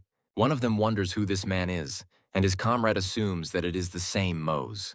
They realize that they are probably looking at a famous person and decide to continue observing him. They come to the conclusion that they need to establish surveillance to find out more about him and his affairs. Meanwhile, Mose looks at the maps and realizes that the next place he will go is the city of Falup. The city turns out to be very beautiful and also holds many secrets thanks to its rich history and geographical location. This city also serves as the border of the continent, giving it special importance in this universe. Events take us to the city employment office to follow Mose and his new adventures. Mose falls to the ground and remarks that he doesn't understand anything at all, and this begins to anger him. He looks angrily at the sky and wonders how many days this has been going on and how much longer it will last. The thing is that he has a secret class that is significantly different from all the other players. These classes are so rare that they are virtually unknown in the community, and this can be a problem. Unfortunately, the Bureau employee was unable to help him because he could not determine who he was. Mose wonders irritably if he'll actually have to search the city for the new quest. After a while, something unusual catches his attention and he freezes for a while. Looking closer, he notices a pair of elves he has never seen before. Mose is lost in thought about how the city is full of surprises, as elves are a real rarity here. After a while, a robber runs past him and pushes him aside, despite the fact that he is wearing armor. Mose angrily calls him an idiot and orders him to watch where he's going so as not to crash into people. He accuses the robber of impudence, noting that he crashed into him and even shouted for no reason. After this, he seriously wishes that he would fall into a dung heap from which it would be impossible to wash off. A few moments later, wherever this bandit is, a powerful explosion is heard. Mose feels a little uncomfortable and hopes that it wasn't his curse that led to this result. The bandit, meanwhile, finds himself thrown back and tries to get back on his feet as quickly as possible. He also notices that the wallet with money, which he had been hiding all this time, fell to the ground and opened. After some time, a majestic figure in a cloak approaches him and calls the bandit a dirty swindler. Weirin suddenly accuses him of trying to deceive him and of hoping to escape after that. Mose realizes that this man is quite strong and perhaps a much more experienced fighter than he appears. He is surprised to discover that the man is wearing a familiar ring on his finger. The bandit realizes that he has no choice but to desperately rush into attack. He suddenly takes out his knife, hoping to catch his opponent off guard. A spark from a blade flashes in the air, and it becomes clear that only one will emerge from this battle alive. Weirin quickly strikes twice with his swords and gets behind his opponent, killing him. The robber doesn't even have time to understand what happened, and now his soul dissolves into nothingness. Nearby residents become frightened and try to run away to avoid becoming the next victim. Weirin irritably hides the swords behind his cloak and realizes that he wasted his time. Mose admires Weirin's fighting prowess, noting that his movements were so fast that he didn't notice them. After this, he wonders who this man is and how he achieved such combat effectiveness. The system reports that the quest has been completed, and he has now found a clue to the secret class reward. Mose wonders in amazement how he managed to complete the hidden quest completely by accident. The system informs him that he has received another quest to awaken his secret class called Swordsman. According to this quest, he must talk to a man in a black robe who is precisely Weirin. Mose decides to follow Weirin, and this process dragged on until the night, because he was constantly visiting different places. However, closer to night, he suddenly decides to turn into a gateway to make sure that he is not being followed. Mose tiptoes after him, not caring that his heavy metal armor might give away his presence. He reflects that he had simply assumed back then that their rings were similar, but now there can be no doubt. Mose also recalls that Giratina said that he himself was a swordsman when he was still in flesh and blood. He notes that he could not have imagined that this would lead him into such a strange and dangerous situation. However, suddenly, during another attempt to spy on Weirin, Mose discovers that his target has disappeared somewhere.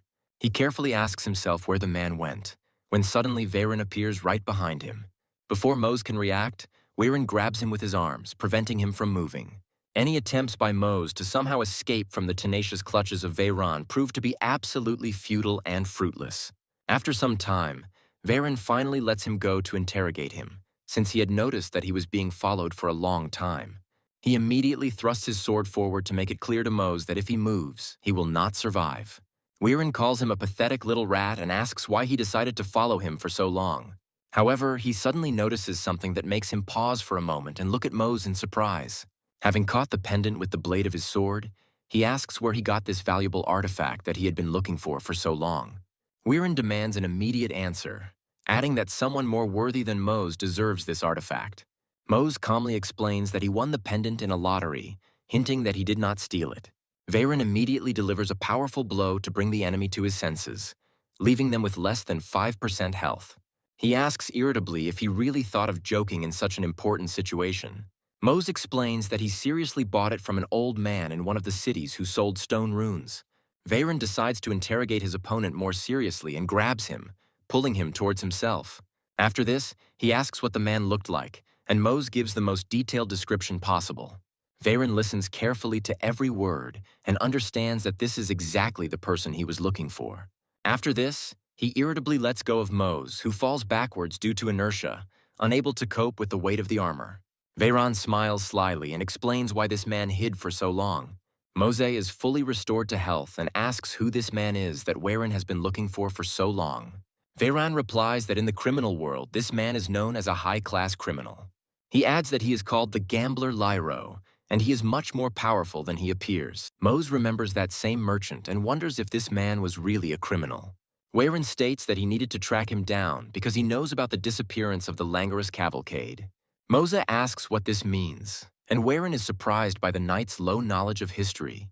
Weirin states that the cavalcade was considered the greatest fighting force on the continent, but one day it disappeared. Mose guesses that this pendant may serve as a clue to the location of these people. Veyron confirms that this is true and adds that the pendant belonged to Florin, the commander of the cavalcade.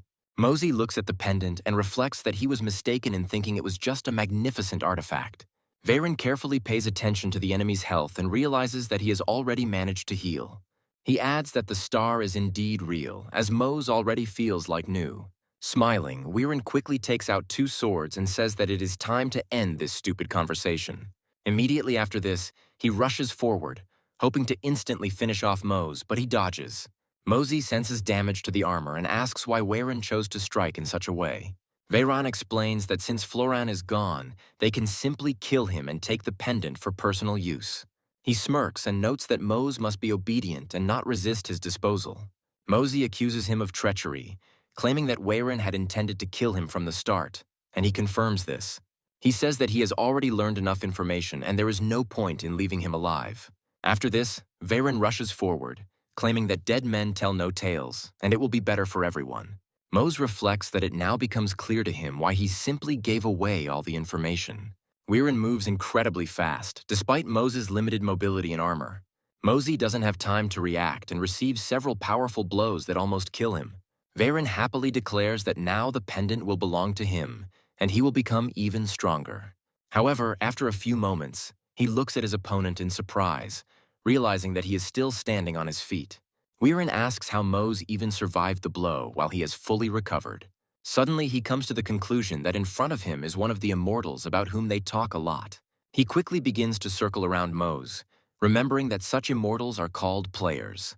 After this, Weirin attacks the back, noting that even if the enemy remains dead, he will look for him again.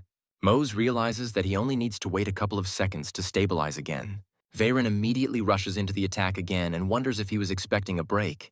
After this, he delivers several more powerful blows, and Mose's health drops below 3%, leaving him on the verge of death. Mose is horrified to realize that his consciousness is slowly fading due to the massive amount of damage he has received. He wonders how and where it will all end, because he will probably be robbed after the murder. However, someone suddenly blocks the attack and announces that swordsmen keep all the truth in the sword and dedicate themselves to it. After this, the young man explains that he should have reminded Veyron more often that this was a top-secret mission. Mose watches the two swordsmen fight and wonders what is going on. Veyron's boss says that he not only spilled all the immortals' secrets, but also succumbed to temptation. After this, he calls him a traitor and states that because of this, he must be immediately destroyed. Weirin calls his superior Master Robin and assures him that everything is not as he thought. He asks him to forgive him and give him another chance to atone for his guilt. But it is too late. A huge amount of blood spills onto the walls and stone floor of the gateway, foreshadowing the end of Veyron. Master Robin turns away from the traitor and explains that his apology will only be accepted in hell at the trial. Mose watches in amazement as he tries to understand how this man could kill Weirin so quickly. Master Robin, meanwhile, turns to Mose and says that his fate will be similar no matter what. He adds that now he knows too much, and he himself understands what this is fraught with. Mose realizes that his first fight with these swordsmen had scared him a lot, and he even thought about giving up. However, Master Robin seems to him to be a real monster, on another level that is not yet attainable. He wonders if things will end as usual, but his fortitude will prevail again. He reflects that he told himself that he would be different. And now he is ready to put all his strength into this game. Master Robin nods approvingly, saying that he didn't expect such a sharp rise in morale. He looks at Mose and asks if he doesn't want to give up even though he's completed the quest. Mose understands that even if he dies and has to pay a fine, he must not retreat, because he must find out about the ring. Master Robin asks if he realizes the difference in their skills. Surprised that he still challenges him, Mose explains that if he dies and comes back from the dead, his enemies will still be after him, so he has no choice. Master Robin mentally marvels at his resilience and understands that this boy is shaking, but his will to live is strong. He also notes that even among swordsmen, such a person is rare. Suddenly, his attention is drawn to the gloves. It is a knight, and he notices that there is a strange ring there. Master Robin is genuinely surprised, but he doesn't dare rush into battle and still tries to make sure. Taking a closer look at the ring, he comes to the final conclusion that it is the swordsman's seal that is in front of him. Master Robin immediately grabs Mose by the throat, preventing him from fighting, and asks where he got the ring from. Mose is unable to move and honestly admits that he received the ring after defeating Giratina. Master Robin asks again if he just said he got it after killing Giratina. Mose repeats his words again, and Master Robin continues to stare at him, trying to figure out what to do next. After a few moments, he releases Mose, saying that he can't believe the boy was able to defeat Giratina. Mose wonders in surprise, since Giratin was a swordsman and once followed the Great Code. Master Robin confirms this, noting that it was a long time ago and Giratina is no longer a swordsman. He adds that several hundred years ago he defected to the Imperial Army and handed over his clan. Master Robin also notes that there were few of them in those days, so no one could resist the army. Mose muses that it now makes sense where he got such an unusual ring, despite its geolocation. He apologizes, saying that perhaps he shouldn't have killed the man, but Master Robin states that it is as it should be. He also states that after what he has learned about the mission, there is only one very specific circumstance in which Mose can escape alive. Master Robin explains that in reality, every time Mose is revived, she will die in agony. He also adds that he can become a replacement for the dead idiot and work for them. Master Robin, with a menacing look, orders Mose to choose who he is going to be in this situation. Mose immediately announces that he is excited about their new partnership and that they will be working together from now on. Master Robin is a little surprised and wonders why he made such a responsible decision so quickly. He further asks if Mose will think about it, noting that it is unthinkable. Mose nods, realizing that there is no point in thinking twice, since he needs to continue with the quest. Master Robin places his hand on his shoulder and tells him that he has made a choice, even though it will not be an easy journey. Immediately after this, Master Robin swings his fist straight at Mose's head, knocking his helmet off with one blow. Mose feels the ground shift from under his feet and wonders why. Master Robin explains with a slight smile that this was just another greeting for a newcomer. After some time, Mose comes to and realizes that his armor is gone and he is in bed. Looking around, he receives a system notification that he is now in a new location, the Luminary. Mose wonders what this Luminary is and how it got there, but it's pretty obvious. After some time, he finds himself in a training room where he must fight with a girl he already knows. Mose and Kaya look at each other closely, and it becomes clear that there is a friendship between them. Mose charges in and decides to give it his all, asking her not to count him out.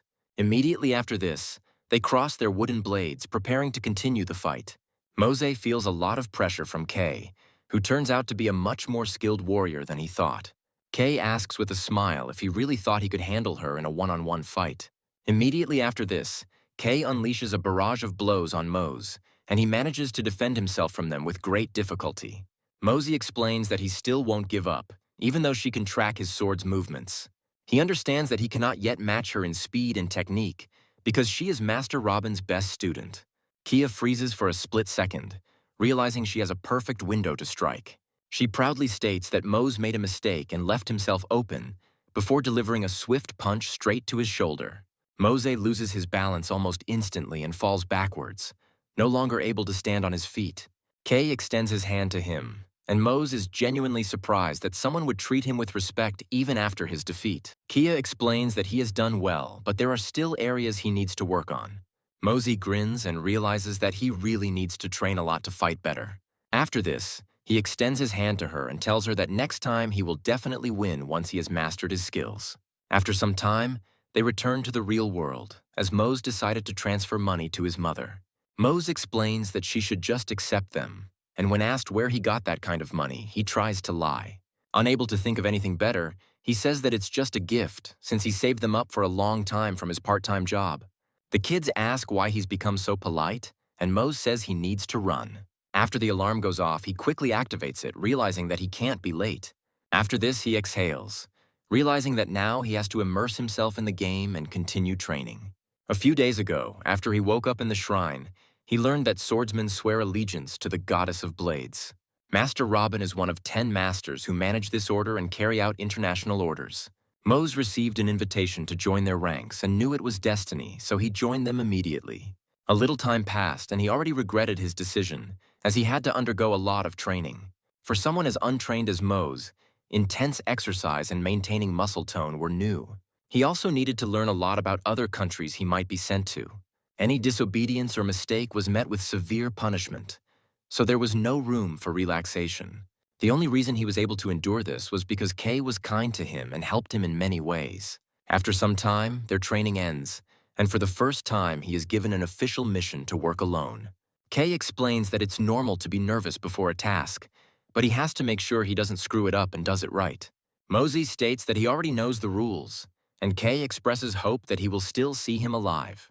Mose says goodbye to her, explaining that he will be glad to see her at the monastery, and then watches her go. After this, he reflects on the fact that he will have to return to Aspergon according to the task he received. After some time, we transfer him to this city to observe Mose's actions. Mose recalls that he successfully completed post-training and is now a full member of the organization. He notes that this is confirmed by the swordsman's seal, which is their distinctive ring. Gradually looking around, he discovers that there are many more players here than he remembered. He also notices that they are all dressed stylishly, which means that the level of the players has also increased. Some wonder why troll hides have become so expensive and decide to continue hunting. Mose recalls that a few months ago, everyone was beating up regular fawns in hopes of getting items. But today, the situation has changed. Suddenly, his attention is drawn to the loud cry of one player, who is begging the others to help him. The young man explains that all the artifacts he collected in the nearby hunting grounds were stolen from him. Players nearby understand that this is a territory captured by the #1 guild.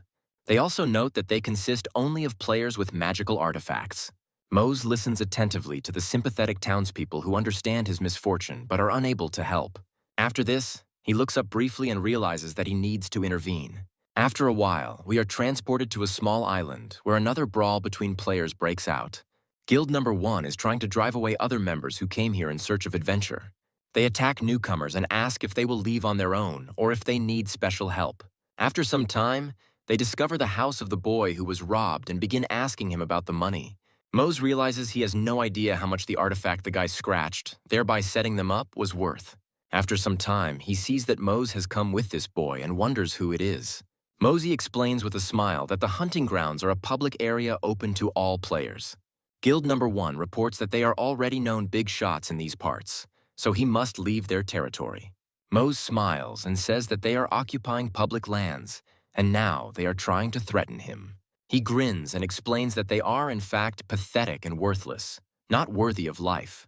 One of them loses his temper and rushes to attack, declaring that he will now teach him a lesson with blows. Mose explains that they need to be afraid of him because he is going to punish them. The villain flies off a few meters to the side, and his comrade is frightened that they were defeated so easily. He turns to the rest of the fighters and orders them to all rush Mose and attack simultaneously. Mose cracks his knuckles, thinking that he wouldn't even have to use a sword for a fight like this. One of the opponents rushes at him with a weapon to cut off his head, but Mose easily dives down, dodging. Immediately after this, he quickly counterattacks, landing his fist right in the opponent's face to stun him. Immediately after this, he rushes forward to maintain the pace and pressure in the fight. He jumps from one opponent to another, delivering a powerful blow to the head of each of them and incapacitating them. The remaining conscious fighters wonder who he is and why he has such skills. Mose grabs another villain and lifts him into the air, then asks if they don't know him. After this, he explains that he is an ordinary player who decided to hunt in these lands and stood up to protect the weak. The fighters wonder if they will continue to stand and watch, but doubts paralyze their movements. After a while, a powerful silhouette appears behind them and asks them why they are screaming. This man belongs to the guild's leader and chief thug, nicknamed Saksa, who wields a large sword. His henchmen explain that Mose is now dead, as there is a powerful rancor in front of him. One of them points at him and says that he was impressed by one small detail. This detail is that Saksa has a bronze rank, which is only achieved by players in the top 9,000. Ordinary players are wondering what to do now, since it is clearly impossible to defeat such an opponent.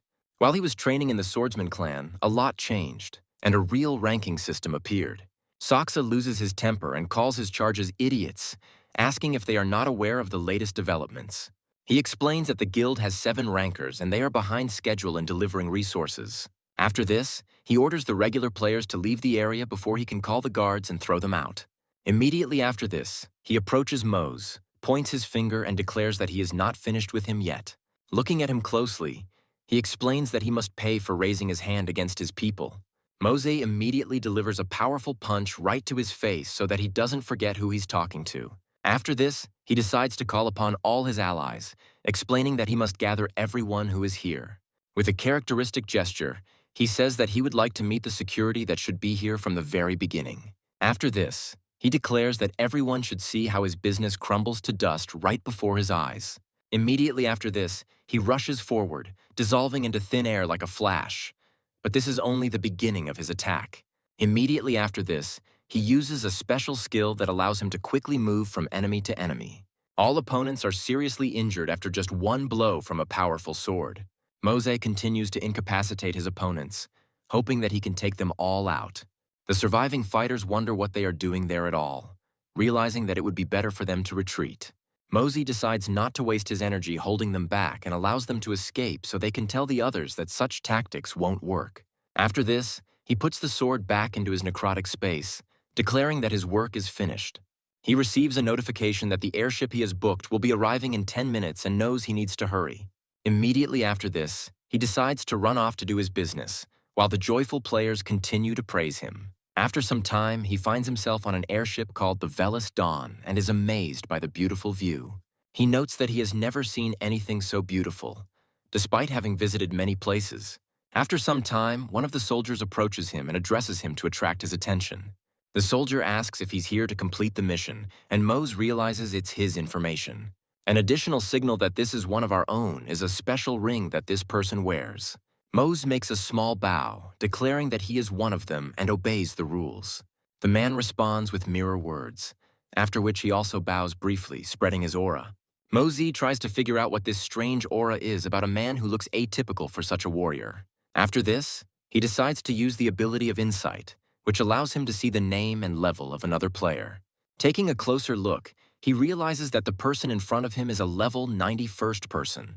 However, despite this incredible level of strength, this man remains calm and friendly. Mose immediately assesses its power and realizes that it is unlikely to harm him. He also notes that he could not imagine that he would meet another swordsman who would help him with the task. He reveals that the man's name is Kalaur and that he is a swordsman based in the city of Luswan. He adds that, apparently, something serious has happened in the north, and thinks for a moment.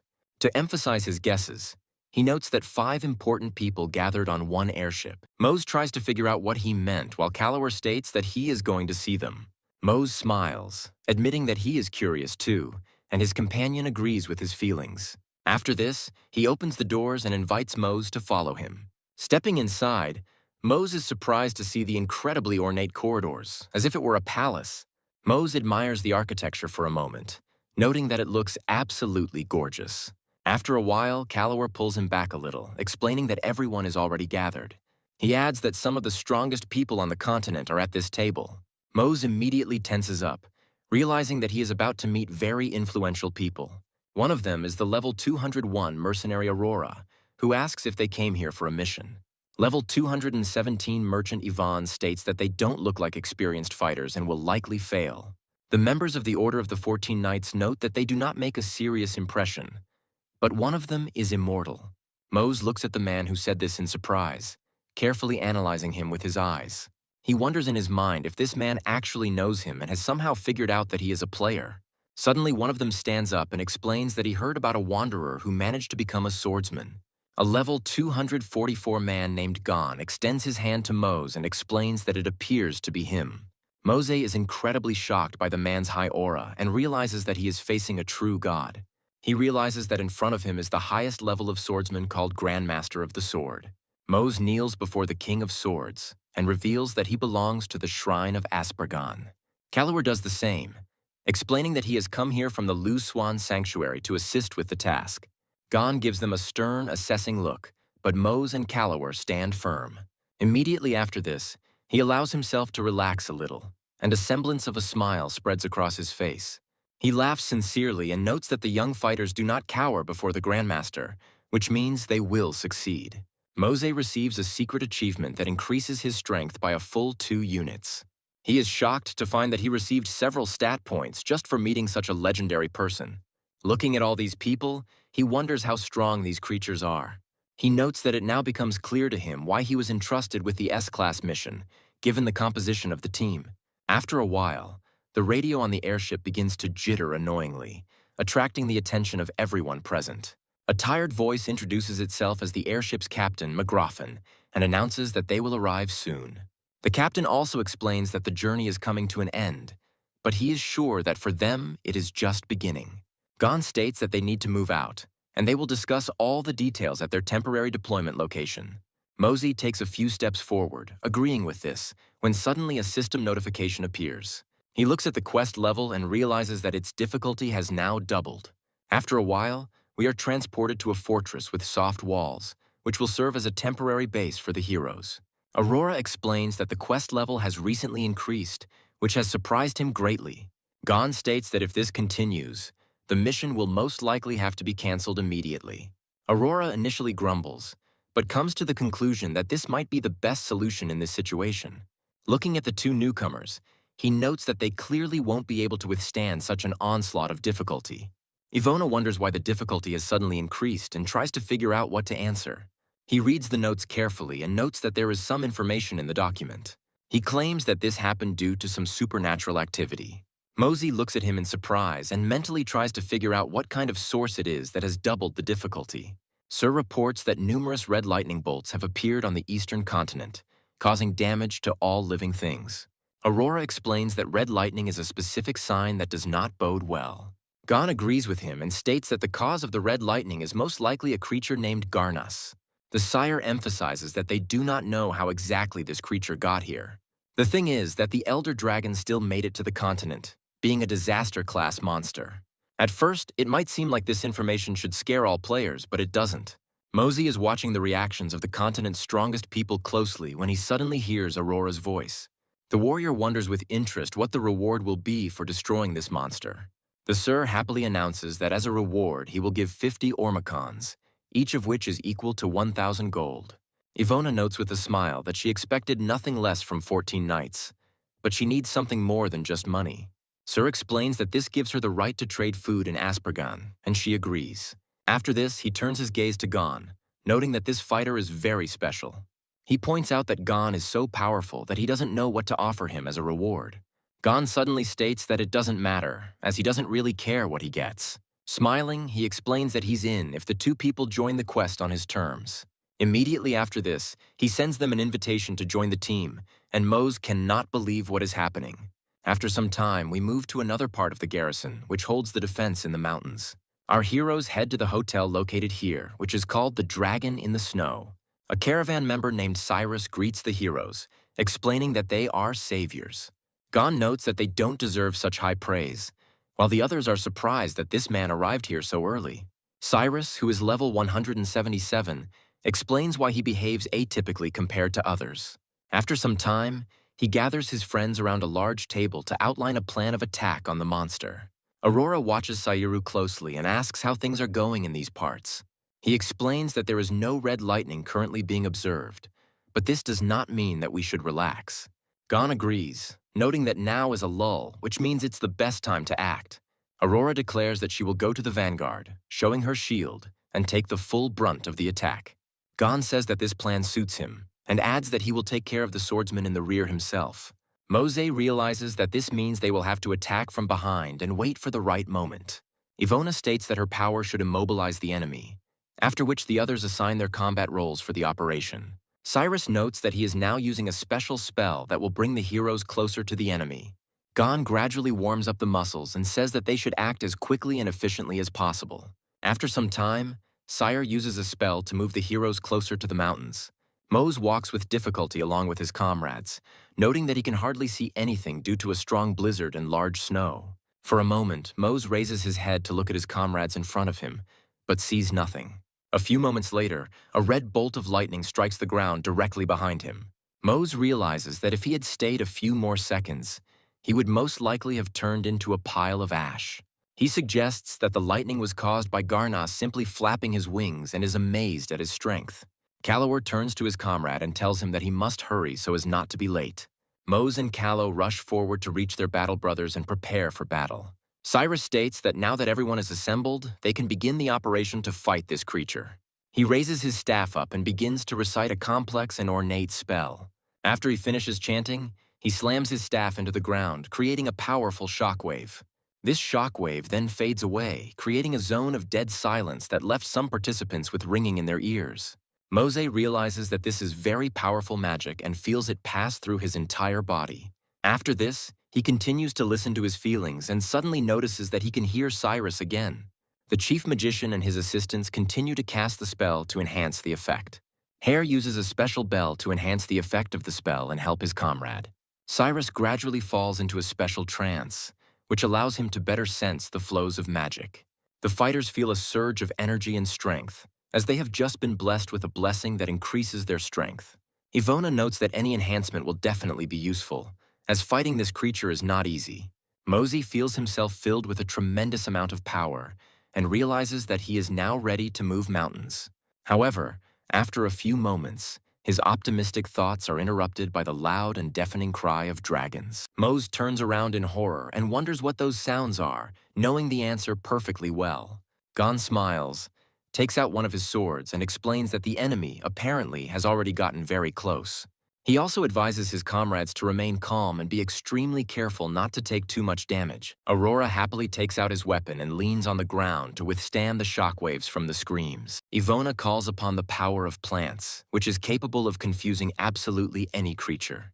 Kair also prepares for battle and takes out his sacred sword. Mosey summons his weapon and considers where the enemy might strike and where he will come from. However, a few moments later, a powerful noise is heard behind him due to the flapping of giant wings.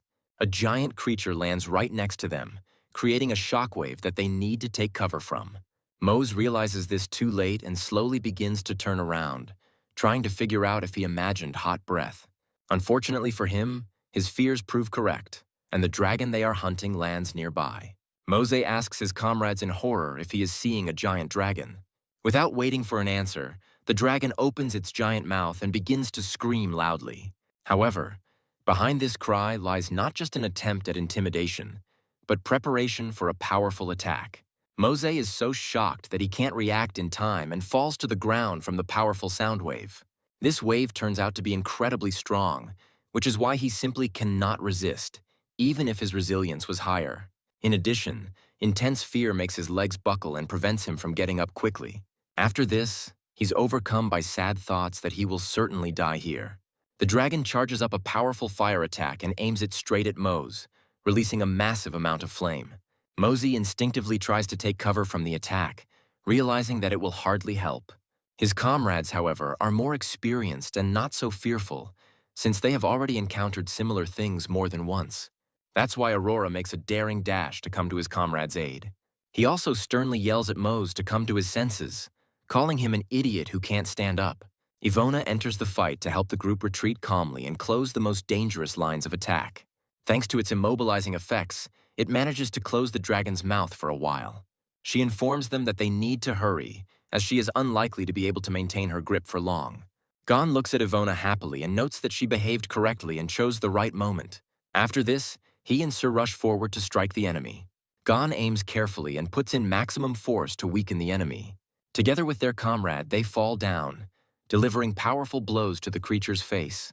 These blows are so powerful that they even penetrate the dragon's thick armor, which is quite difficult to pierce. Gon explains that his plan was successful, and this tactic will buy the team some more time. Mosey watches this with glee, realizing that this is exactly how the world's strongest players operate. However, it is too early to rejoice, since the dragon quickly frees itself from the trap it fell into. Gon orders all raid members to prepare, and Aurora notes that she is always ready for further challenges. After this, he carefully aims his shield and prepares to use one of his skills. He then directs a fiery energy beam at the enemy. Garnus tries to attack with magic, but their streams cross and neither gains the upper hand. Aurora's position gradually worsens since the dragon has much more stamina reserves. Aurora understands that her strength will soon run out, so she needs to come up with something as quickly as possible. Kyre and Sire create a special dome to keep the fighters relatively safe while they support their friends. Kair prays to one of the deities that reside in this world to use the buff on his friends. After this, he informs his comrades that they need to send a blessing to their worst enemy. Garnus rises up and discovers a giant seal above him, which is striking in its appearance.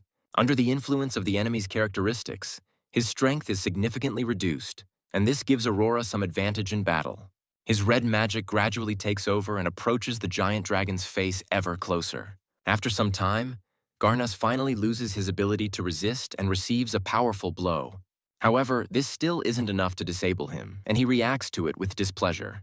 Aurora notes that the creature is quite tough, and Mose discovers that Aurora's level has increased by 150. Mose remembers seeing something similar during the battle with Giratina and concludes that NPCs can level up. Meanwhile, the giant dragon spreads its wings to gain more attack power. Aurora wonders if the dragon is about to attack them from the sky, and Ivona confidently states that this cannot be allowed. To do this, she uses her White Rose skills and commands the plants to confuse the dragon. The dragon doesn't have time to suddenly rise into the air to close the distance and begins to feel irritated. Ivona significantly increases her influence level for a short time, but understands that this will not hold the dragon for long. Sir understands this and decides to wait a little to use the spell at the moment of takeoff. Immediately after this, he uses a skill that allows him to gain a pair of wings for a while. Mosey watches the battle with genuine surprise, noting that he has never seen anything so impressive. Callowar explains to them that this is their chance, since the dragon has not yet been able to fly and they need to take advantage of it. Mose agrees with him, and together they cover a great distance in just a few moments. However, once they get close to their target, it becomes clear that they haven't thought everything through. Mosey realizes that the dragon has noticed them, so he is now using any opportunity to get rid of them. The next moment, the dragon sharply moves its head, trying to knock its opponents off their feet. Mose quickly gets to his feet and makes sure his comrade is okay too. He realizes with irritation that the creature understood their intentions perfectly well and acted in accordance with their attack. The dragon is gradually coming to his senses and is ready to get rid of the restraining spell, so we need to hurry. Gon smiles and notes that he is glad to see such enthusiasm in his swordsmen, but they still have a lot to learn. He states that the tension from the encounter with the dragon weighed on their shoulders. After this, he adds that they can speed up and deliver a stronger blow because the sword and technique are the main weapons. He then finishes charging his special super move and says that he will now show them how to do it. Sending forth a powerful wave of energy, he explains that they are destined to become such masters one day. This wave flies at such a high speed that it causes even more damage to the dragon. The giant creature begins to roar even more desperately, feeling its life force gradually being depleted. Having received a large amount of damage, the dragon falls to the ground, creating a powerful snow explosion. Mosey notes that Gon's level is now even higher than Garnus's, even though he's a disaster-level monster. He adds that Gon's technique is virtually unmatched and takes years to master. Mose looks at this incredible man and concludes that, apparently, he has found himself an idol. Gon, meanwhile, explains that this is their chance since the monster is wounded, and they need to finish it off before it gets up. Mose and Callow run forward, obeying the orders of the chief, and assure that they will carry out everything. Mose realizes that the battle can't end until he does something, so he decides to give it his all. That's why he puts in maximum effort to summon his swords again and deal more damage. Gon's gaze shifts slightly towards Mose, noticing that he's starting to notice something strange. After this, he watches the boy closely and understands that now everything is clear to him. Mose jumps forward while his master reflects on the boy's bright future. Mose launches a quick strike at the dragon, hoping to create a hole in its defense. His plan works, and the giant creature begins to scream loudly in pain.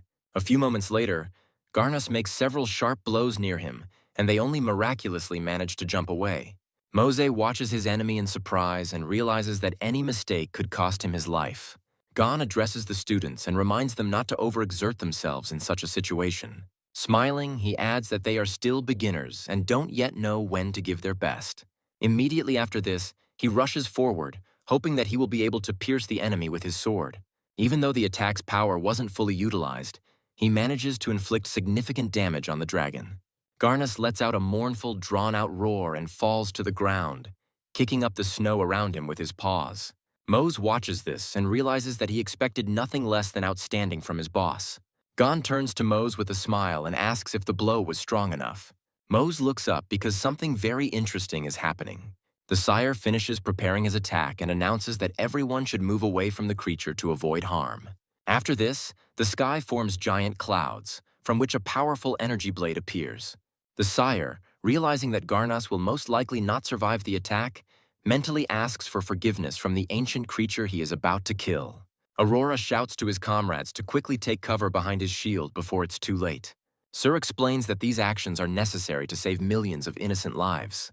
Moments later, the spear strikes Garnus and begins to torment his body with hundreds of millions of volts. After this, such a powerful flash is created that it is better not to look at it, so as not to be permanently blinded. This blow is enough to slay the giant creature, and now the heroes can share the reward. Mose looks at the defeated dragon in surprise and can hardly believe that they were able to win. After this, his gaze begins to search the surroundings in search of prey and stops rather quickly. He suddenly discovers that the dragon has dropped a special core, colored purple. He becomes curious as to why no one is rushing to take the core, and he turns his gaze to his comrades. After some observation, he realizes that the NPCs cannot see the core that the boss dropped. After this, he carefully approaches the core and clears his throat, hoping that this will not provoke anyone. Ivona claps her hands joyfully and announces that fortunately the raid is over and now they can disperse. Mose rose 25 levels during the battle, which gave him a significant boost in all stats. Aurora left them immediately after receiving the award, as he does not like the cold and prefers not to dress warmly. Ivona called her people from the caravan, who had already processed the dragon and taken the skin with pieces of meat. She left very pleased with the outcome of the battle and the large amount of loot she had managed to obtain. Sir thanked Gon and the heroes for their help in destroying the dragon, expressing hope for further cooperation. Gon notes that for him, among such talented guys, this is already a great achievement and he is looking forward to the next time. Sir smiles and agrees with his point of view, confirming that these guys are really great. Mose reflects that it was a tough fight, but he feels like the master appreciated his efforts. After this, the action moves a few minutes into the future to see what Gon will say. Gon carefully examines his charges and announces that it is time to announce the verdict regarding the operation. He turns to Callower, who kneels, expressing his willingness to hear the verdict.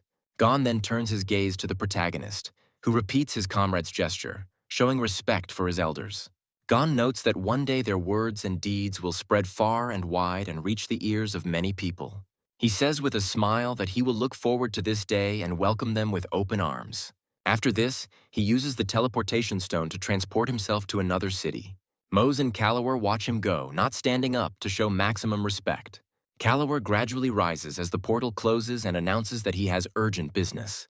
He wishes Mose good luck and says that they will meet again, as the guy has an amazing future. Mose waves his hand slightly, realizing that it was a worthy fight with good friends. He reflects that in his solitude, It felt like the battle had not happened because of his small contribution.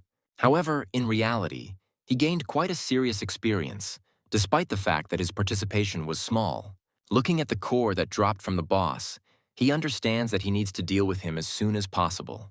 He is still tormented by pangs of conscience, as he knows that taking the award without participating is not entirely right.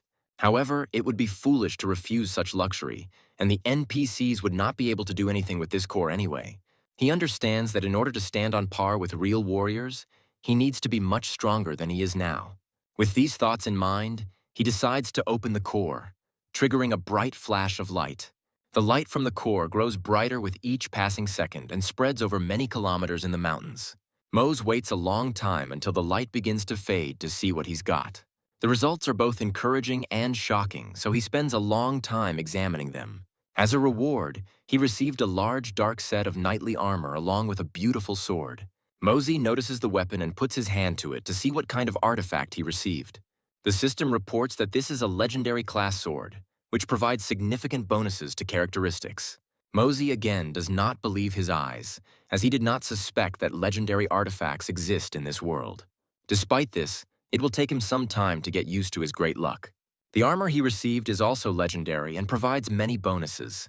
At first, Mose thinks that this is some kind of prank and that there is a hidden camera hidden somewhere. What fell from the dragon's core is astonishing, and no less impressive than the dragon itself, as it surpasses any artifact. After a while, a second streamer from the Republic of Korea, Ji-hyun, comes on the line with a new news release. She asks the audience if they heard the news that the guild released yesterday. Ji-hyun explains that a ranker battle is coming and anyone can participate. She reports that until recently, ranks were assigned randomly based on characteristics. Now she says that everyone who wants to should come to the central square in the city of Aspergan. Mosey reflects that after deciding to become stronger in the circuit, he began intense physical training. The thing is that after exiting the game, he felt dizzy because he had been in the virtual world for too long. He wanted to change his real life and decided to do it with the help of the scheme. But the boundaries between the two worlds became blurred. The truth is that it is only through gambling that he manages to earn fabulous money. So he decided to take the game seriously and not treat it as entertainment. For a moment, he decides to look around to enjoy the real world and watch ordinary people relax. Many of them find simple joys in the park, even if they are dealing with some business issues. What can we say about matters of the heart, which are also part of simple human communication?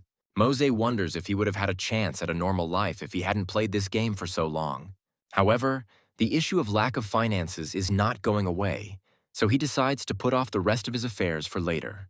So he decides to carefully leave this place to get to where he belongs. After some time, the action moves to Aspergan, because it is time for the hero to return after completing the task.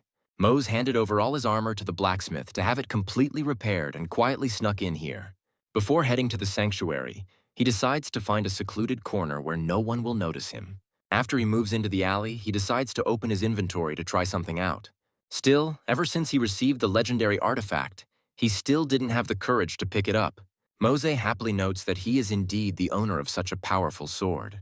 However, after a few moments, he feels that his body begins to react strangely to the artifact. He wonders why he feels so hot, and it almost makes him scream. A few moments later, a powerful flash is heard in the gateway, which, however, does not attract attention. Mose is covered in a flaming aura and tries to understand what happened to him and what to do next. He also feels like his head is starting to split, but at the same time, he has acquired the passive skill of Atoria's fighting style. He immediately understands that special combat techniques have appeared in his head, as if he always knew them. Mosey smiles and notes that he hadn't encountered passive skills before, and now he understands how they work. A few moments later, he hears a strange noise and realizes that someone is trying to get closer. He immediately turns around and mentally wonders if there is someone there and tries to follow him. He slowly creeps up to the corner and realizes that it is a simple player who has been talking to others through a crystal ball. Mose realizes that this is an amazing technology that could be very useful to him in the future. He immediately remembers his first squad of friends and notes that this is a really useful thing.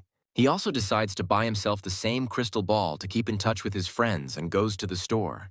With the purchase of the ball, he realizes that it is now time to go about his business. After this, he carefully examines the teleportation stone and realizes that he will now try to use it. These stones are an integral part of any swordsman's life, as they allow him to quickly change locations. After some time, he reaches a special airport to board the airship again. He is met by a staff member who says that she will do everything to make the flight comfortable.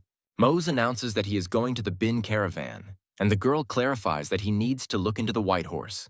Mose walks further and looks around cautiously, noticing that the airship looks much more expensive than the previous one. Afterwards, he receives a note from Robin and remarks that it is surprising that he was left only a note and nothing else. Suddenly, he hears a familiar voice behind him, gently asking why he has been gone for so long. Kia asks him with a smile if she will have to wait for him forever now. Mose asks in surprise if she is flying with him, and Kay confirms that he understood correctly. After that, she tells him that they have a joint mission, so she will not leave his side for a single step. For several hours, they stay in the Bin Caravan, which is a large trading city. There are a huge number of different people here who have come to exchange experiences and goods. Mose notes with irritation that the journey took much longer than he expected.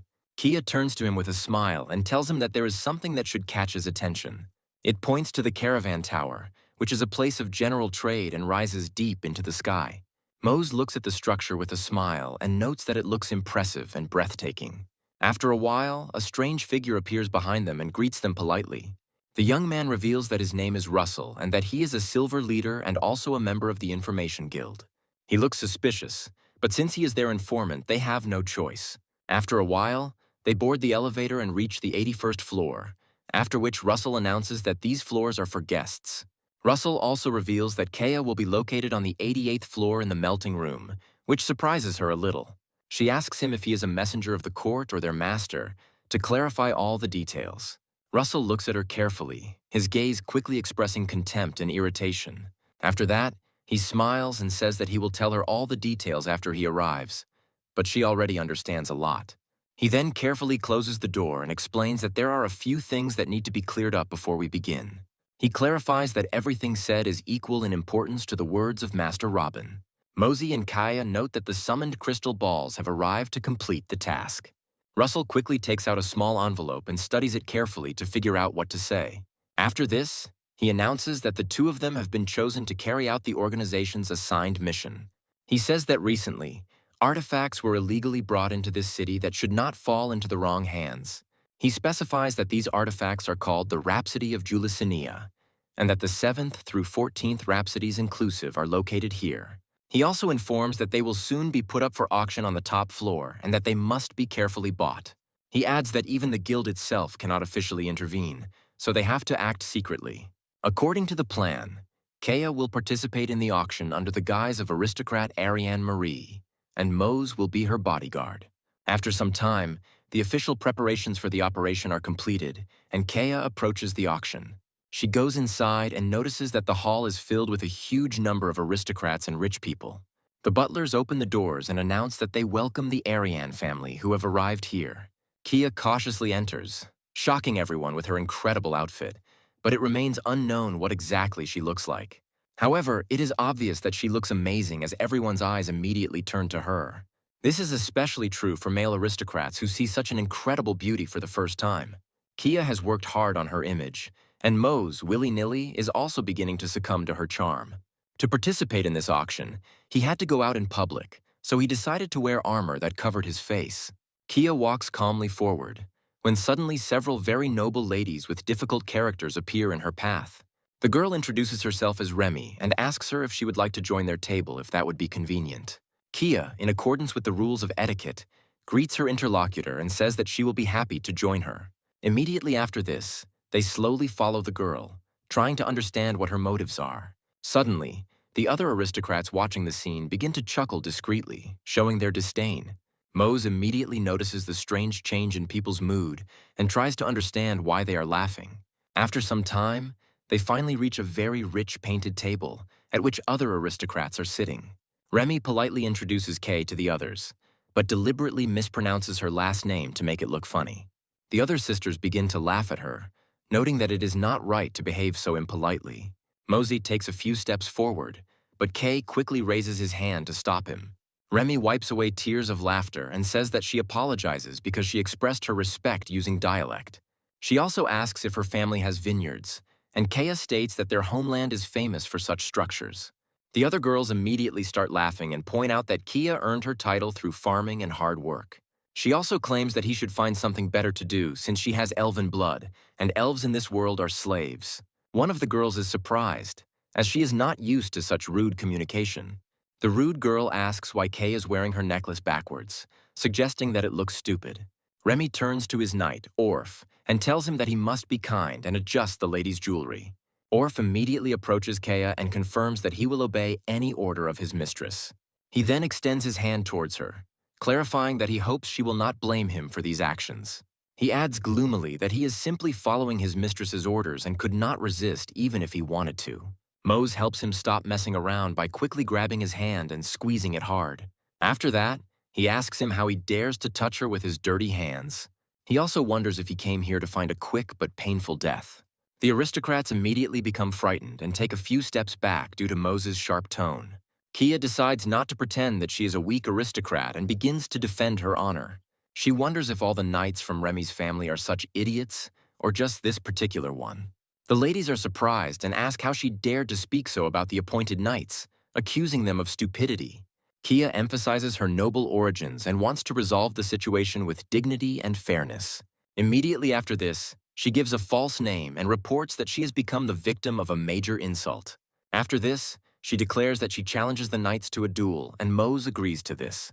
He then draws his legendary sword to prepare for a powerful duel. The other aristocrats watching the proceedings understand that it is better not to mess around with the Akazit family. One of the girls orders Orf to defend the honor of their family, and he immediately takes a few steps forward, confident of victory. After this, he states his name and says that he is a knight of the Akazit family and defends the honor of his family. Mosey carefully assesses the level of his opponent and notes that he is not that big and dangerous. A few moments later, Orf literally leaps from his seat to catch up with his opponent. He launches a sharp attack, but Mose manages to quickly dodge it despite his heavy armor. However, the movement was too slow for him, so he prepares to attack. With one powerful thrust of his sword, even while on his knees, Mose knocks his opponent off his feet and incapacitates him.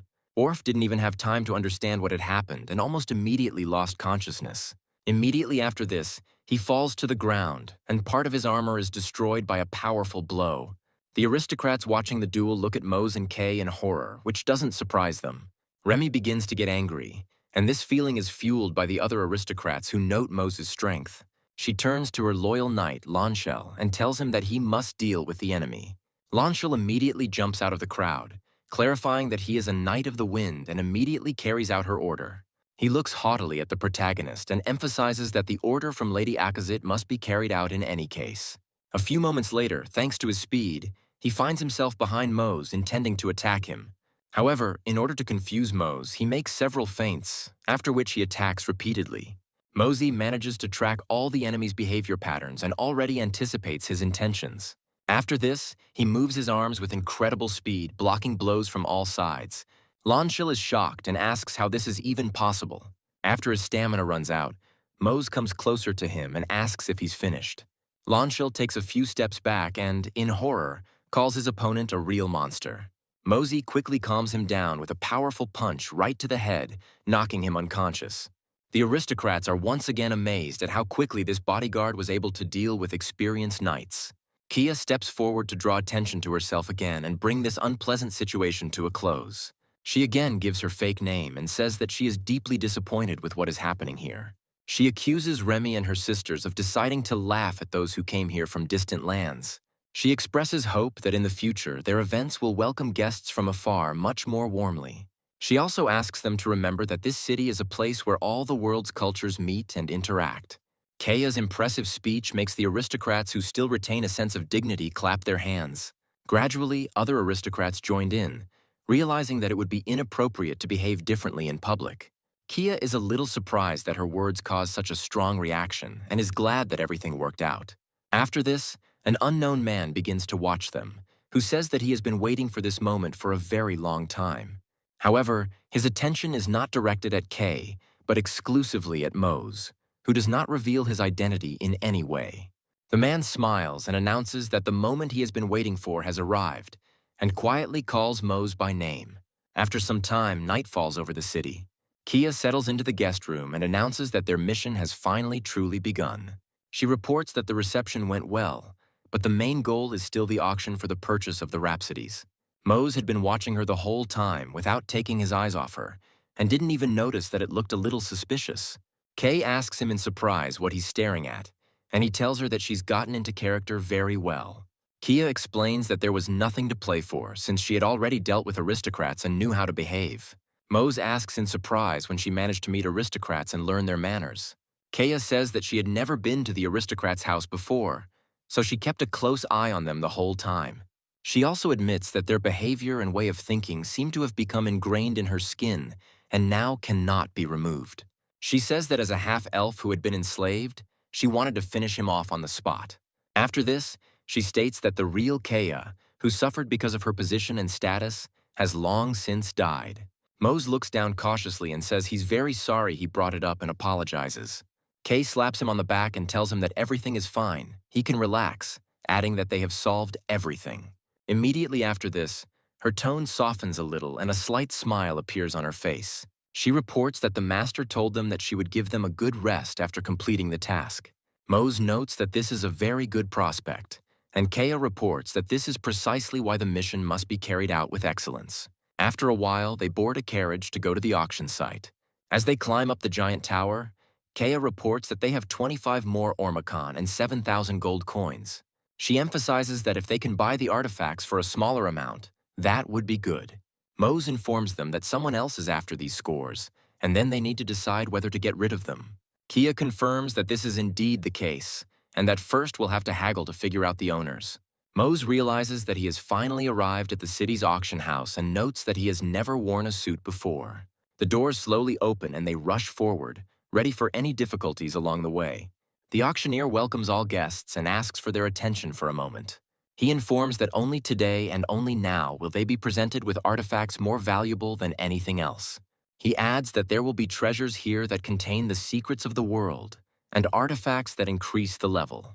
After this, the lights in the hall suddenly turn on, and he announces that it is time to begin this amazing event.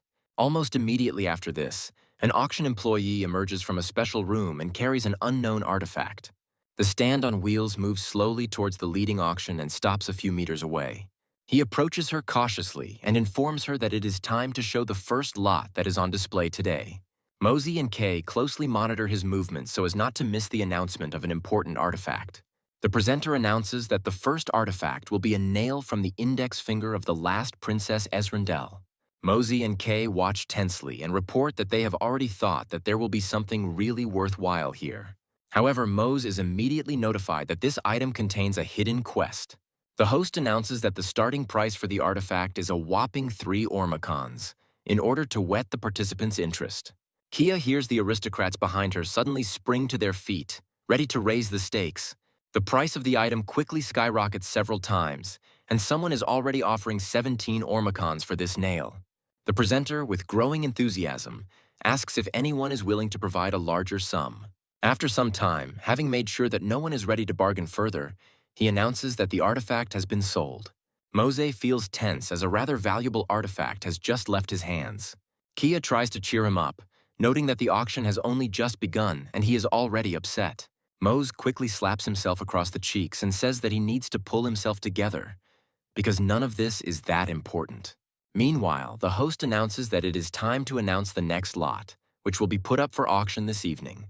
He reports that this item was created by the most talented and at the same time the most malicious composer. Mose notes that information about the item has become unavailable for some reason, which surprises him. The presenter informs that the starting price of the item is only 4 Ormacon. Everyone starts shouting that they are ready to bet 9 Ormacons, and the host asks who wants to raise the bet. After waiting for a little silence, Kaya calmly announces that she is ready to pay 25 Ormacons for possession of the score. The host is very surprised by such a large sum and asks who is ready to offer more. There is not a single sound from the hall, creating the feeling that victory is already in the pocket of our heroes. Mose and Kaya look at each other with a smile, realizing that apparently they will be able to complete the task easily. The host makes strange gestures and announces that if no one shows up, the item will be sold. Suddenly, a voice comes from the crowd, announcing that someone is willing to pay 50 Ormacons for the item. Mose immediately starts to fuss over the ad, trying to figure out who would be willing to pay such a large sum. Kay immediately stops him, telling him that he needs to be as quiet as possible and not make any unnecessary noise. After this, she announces that she is ready to pay 75 ormacons, significantly increasing the bid for the item. The host continues to rejoice and announces that if no one bids more, the item will be sold. Mose asks her if she's in her right mind because it's a very large amount, and Kaya says it's a test. The mysterious voice appears out of nowhere again and announces that it is ready to offer 100 ormacons for the score. The presenter is delighted and announces that this is the highest price for a lot in the history of the auction. Kia smiles and says that he knows perfectly well what he is doing and that it is necessary to camouflage the enemy. Mose turns around slowly, thinking that all he has to do is catch this customer. Almost instantly, he meets his eyes and realizes that he has seen this man somewhere before. Kay turns to the protagonist in surprise and asks what surprised him so much. Mose looks at the same homeless man who sold him the artifacts and realizes that this is the same person. He goes through his memories and realizes that this man is named Gambler Lyro. Lyro looks at him with a slightly empty gaze, but radiates a powerful aura and a strong threat. After a while, they block his path, preparing to knock the object out of him. The gambler Lyro reports that they had been following him at the auction the whole time and now decided to give chase. Mose watches him closely, trying to understand his motivations and feeling a constant threat. The gambler Lyro suddenly announces that he is even glad, because he has been waiting for this meeting for a long time. Mose wonders about Lyro's strange aura, realizing that one wrong move could cost him his life. Lyro, however, tries not to reveal his true strength and says that he just wants to introduce himself. Mose immediately tells her ally to be careful, realizing that she is just an NPC and cannot see the enemy's level. He also understands that this man is level 10 and is a real monster. The gambler Lyro suddenly announces that this is a truly historic moment and their meeting was destined. After this, he thoughtfully scratches his beard and calls Mose by his game name, expecting to surprise him. Kay asks the protagonist if he knows this man, and Mose says that he once bought an artifact from him.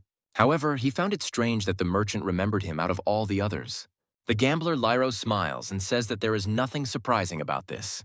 Immediately after this, he jumps up and says that their meeting was destined. Mose wonders in his mind how Lyro managed to move so quickly.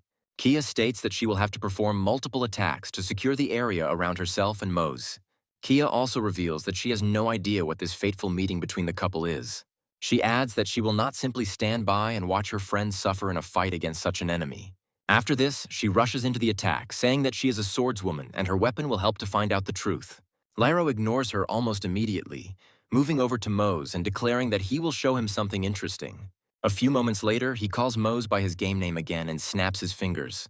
After this, he creates a special sphere that entangles them both, and after a flash, they disappear. Kay looks at the place where her comrade had just been in fear and wonders where he had disappeared to. Meanwhile, Mose finds himself in an unknown space and wonders what it all could mean.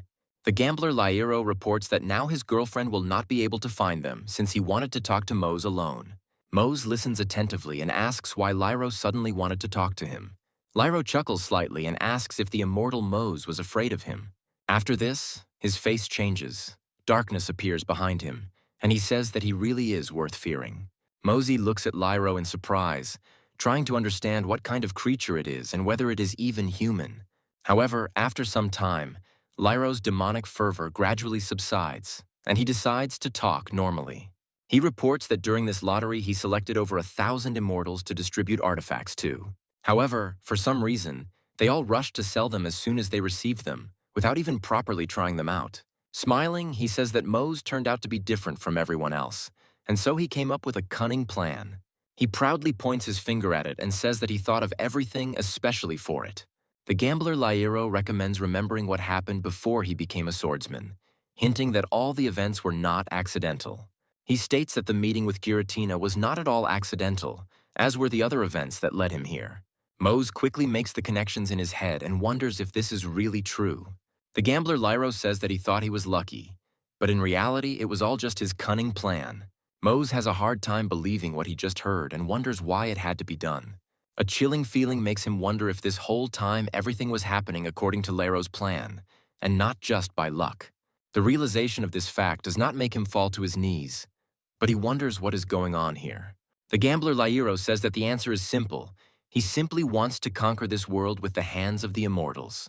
He suggests that Mose unleash his anger and unleash it on the Empire, emphasizing that he has the power to do so. He also reveals that he can rule the world and at the same time avenge the Lairo family, who were killed by the Imperials. Mose quickly comes to his senses and asks if revenge for his family is really behind all this. The gambler Lairo calmly places his hand on his shoulder and announces that he intends to kill everyone who wears a golden crown and take revenge. Lairo claims that everything will be in his hands, and he will be able to rule this world as his own. He emphasizes Moses' importance, adding that he chose him for this plan because of his exceptional qualities. Mose listens to all the stories with a cool head and realizes that Lairo used to be human. This man hated the world that destroyed his family, became angry at everyone, and now thirsts for bloody revenge. Mose wonders if meeting Kay is part of this plan or if it happened by chance. After a few moments, he realizes that it was his choice, and the time has come to take his life into his own hands once and for all. He slowly rises to his feet and announces that he will not be a pawn in someone else's game, and that he makes the decision only himself. He also emphasizes that he made the decision to become a swordsman and train for this purpose on his own. However, he decides to thank Lairo for the pendant he gave him, as this artifact gave him a future. However, at the same time, he raises his sword, saying that this does not mean that he is now obligated to Lairo for the rest of his life. Mose proudly declares that he now makes choices according to his desires and nothing can influence him. The gambler Lairo cannot believe the audacity he hears and asks Mose what he said. Mose receives a new quest to defeat the gambler Lairo and launches an attack. For a moment, the gambler Lairo is surprised that the boy dared to challenge him in his space. Mose decides to take advantage of the enemy's pause and hesitation to strike him with his sword. However, he quickly realizes that something is wrong with this man, and that simple blows will not kill him. Lairo begins to wheeze quietly in pain and curses Mose, promising to make him pay for this. Mose notices that a strange, dark liquid is starting to leak from the wounds he made with his sword. He immediately jumps to the side, realizing that the liquid could be material and capable of killing him. Watching his enemy closely, he discovers that a black haze has appeared around him. The gambler Lairo smiles and asks Mose if he is scared, adding that this is his new power. He also states that the power is limitless and he can share it if he wants, but time is running out. Lairo emphasizes that Mose has one last chance. If he doesn't join, he will die. Looking resolutely at Mose, Lairo orders him to make a choice that will determine his future destiny. Mose realizes that the situation is stacked against him and that he cannot act in the usual way. Having calmed his mind and body, he announces that in this situation he will have absolutely no choice. The gambler Lairo is a little surprised and asks why Mose made such a decision. In a hysterical fit, Lairo announces that everyone will bow their heads before him if he accepts the offer, which is too lucrative. He adds that all that needs to be done is to convince the Empire's minions and send them to their deaths. Mose says that he doesn't want to disappoint the man who helped him, but he has no intention of destroying the Empire. The gambler Lairo asks if Mose really wants to live in this world and be a submissive dog. After this, he says that nothing can be done about it and that he will have to kill him with his own hands. Mose grins and says that he can wish Lairo luck in this difficult task, knowing that the fight will be tough. Immediately after this, they rush at each other, trying to catch the enemy in a mistake. Moments later, Lairo suddenly intercepts Moses' sword for a time. He says that he knows very well how immortals differ from him and see what is inaccessible to him. He also adds that it is known that they came here from their own world, which cannot be entered. The gambler Lairo angrily declares that he had to sell his soul to the devil to gain knowledge about them. Mose throws the enemy back a few meters and continues to try to block the claw attacks. Lairo asks if he came here to have fun and find the meaning of existence. He adds that he gave Mose everything because without him he would be nothing. Lairo emphasizes once again that without him, Mose would never have received his new power and would not have been able to evolve. He also claims to have given Mose dreams and meaning, which allows him to return here as often as he wants. Mose continues to listen to him, observing the enemy's actions, and realizes that Lairo is indeed right. The gambler Lairo asks why Mose refuses to fulfill a small request and waits for an answer. He begins to get angry and says that in his world, immortals only seek fun and pleasure, but that is all they are capable of. He adds that in fact, he doesn't give a damn about what's going on around him. Mose honestly says that he came here for money, like most immortals. After this, he thanks Lairo, adding that thanks to him, he gained incredible power and a career start. He says that he has traveled around the continent, visited many places, and now understands well how many good things there are here. After this, he names the cities he has visited since he first entered the game. Mose reports that his heart beat with joy every time he found himself in a new place in this world. He states that his gratitude knows no bounds, and he understands perfectly well how the card player Lyro feels. After this, he apologizes and says that he cannot fulfill Lyro's wish and will not destroy the world. Mose justifies this by saying that he knows him too little and assumes that Lyro himself does not want to destroy everything. He adds that he decided to take the pain upon himself and bear this heavy burden on his own. The gambler Lyro begins to laugh, covering his face with his hand, showing that he considers Mose a boy who does not understand anything. Mose patiently waits for his opponent's fit of evil laughter to pass and does not move from the spot. Lyro asks if Mose really thought that he, Lyro, who had suffered for years, did not dream of revenge. He charges at Mose, saying he didn't expect him to spout such nonsense. He also states that if Mose doesn't want to listen to him, he will simply kill him and find a new ward. Mose blocks the attack, but some of the damage is transferred to his body, leaving him with only 70% health. The gambler Lyro informs him that Mose will now die and will forever free him from the need to deal with him. Mose charges forward, dodging shadow projectiles and delivering powerful blows. He takes another hit, and this time his health drops to 30%, increasing the danger. Card player Lyro prepares to perform his ultimate move and asks Mose to watch. Summoning a massive amount of shadow energy, Lyro declares that it is his hatred and revenge that he is ready to unleash. Mose tries to block a powerful blow, feeling his health drop below 10%. He wonders what is happening and why he cannot attack back. His determination tells him that if he doesn't pull himself together and stop Lyro right now, it will lead to disaster. He understands that the enemy will plunge into an endless cycle of destructive desires, and this cannot be allowed to happen. Mose frantically goes through ideas in his head, realizing that he has to come up with something to win. After a few moments, a bright spark begins to shine in the darkness, emanating from Mose's sword. He looks at the weapon in surprise, asking himself how this is possible. The system reports that Mose has destroyed 100 monsters, and the effect of Atoria's brand has been activated. He receives a notification that he has now gained the Solar Storm skill, which deals high damage. In addition, for a moment his eyes take on a divine appearance and his aura becomes noticeable. Mose begins to act as if against his will, slowly raising his sword, preparing to strike. A few moments later, he very quickly thrusts the sword into the ground, which is saturated with Lyro's corruption. At the point of impact, a powerful fiery whirlwind is created, spreading in both directions and throwing the enemy back. The gambler Lyro looks at this with fear and wonders where such a phenomenon came from. Almost instantly, the fire begins to consume him, causing him to scream in unbearable pain. After some time, Mose finds himself in one of Lyro's memories, when the Imperial Army killed his family. His wife and children were victims of the Empire's soldiers, and Lyro vowed never to forgive them. The thirst for revenge, mixed with incredible grief, remained forever in his heart, changing his soul. He spent a lot of time planning the operation and collecting the necessary equipment and funds. After some time, he finally managed to prepare and find what he needed in the houses of his enemies. The children of these soldiers, who did not know the atrocities of their parents, were forever traumatized by the murder. Lyro always remembered the child's tear-stained eyes, begging him not to kill him. Mose recoiled, realizing that at this rate he himself would turn into a true monster.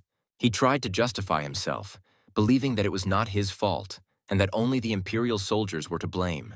Lyro told Mose that he knew he was wrong even then, but he couldn't stop. Gradually dissolving into thin air, he said that deep down he regretted not having acted differently back then.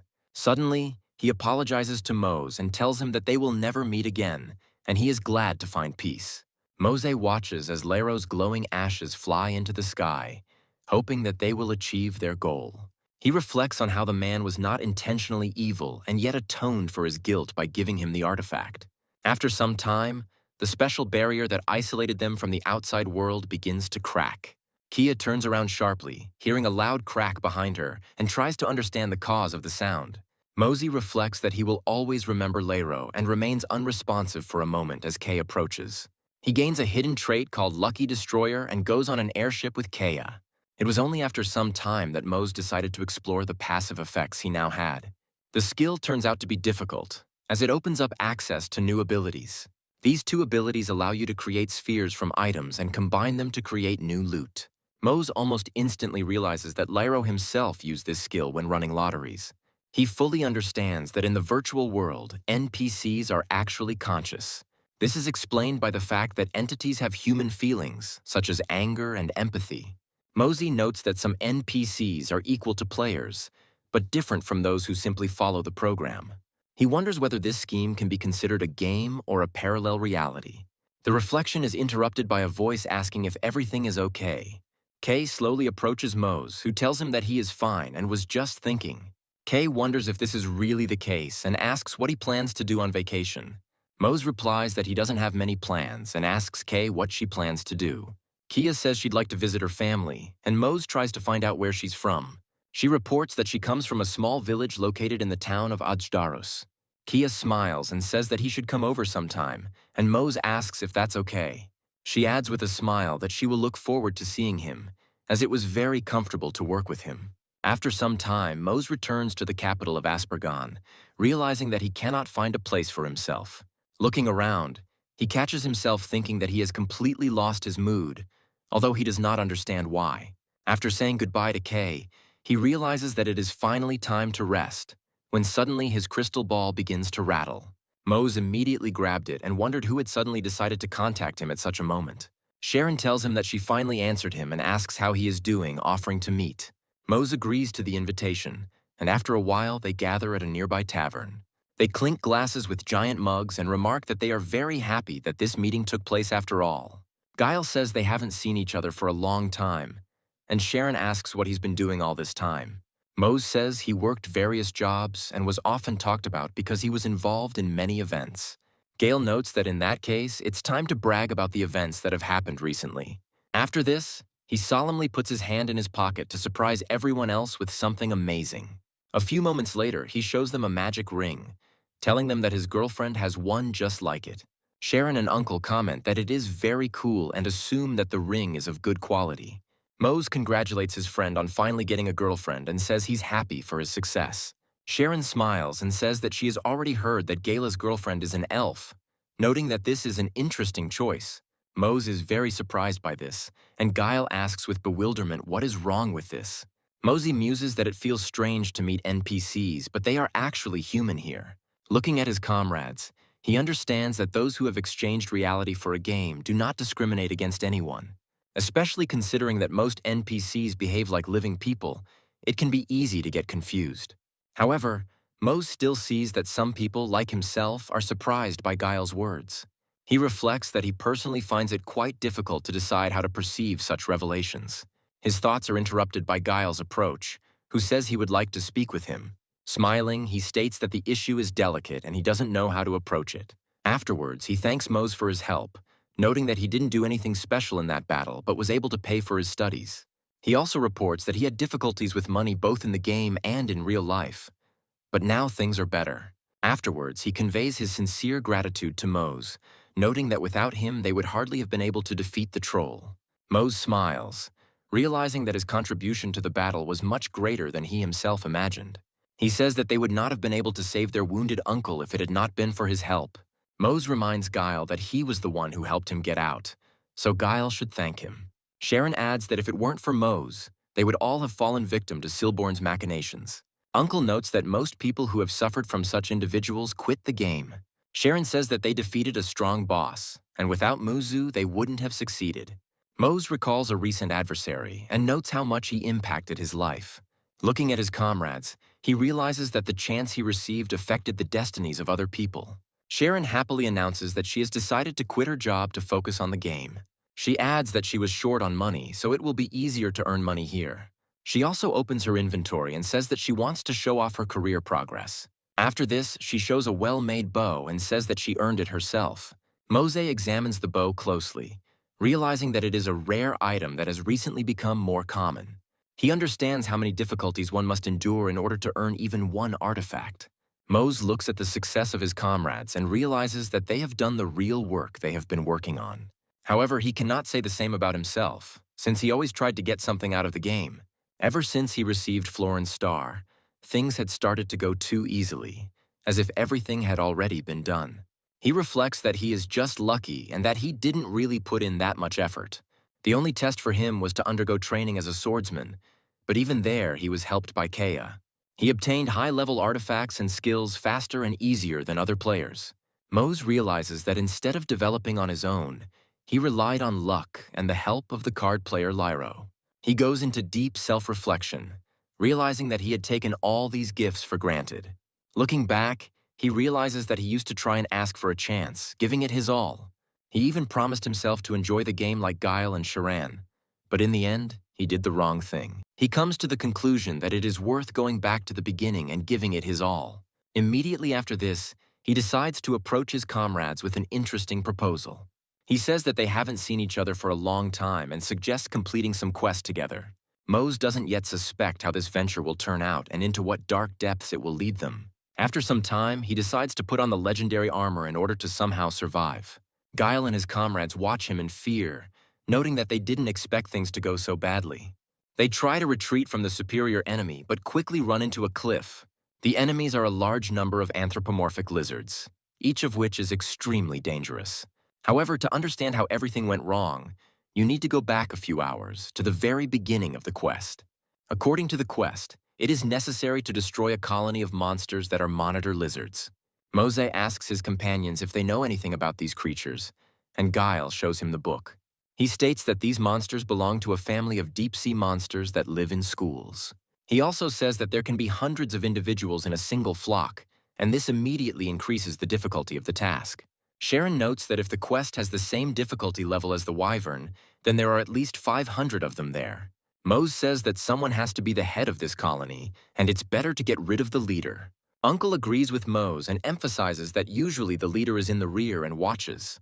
He also says that in order to lure out these creatures, it is necessary to take control of key areas for the colony. Guile says that roles need to be determined and sends Sharan to the top of the mountain to scout. He adds that since they have magic, she can help Mose in battle, and Uncle covers him.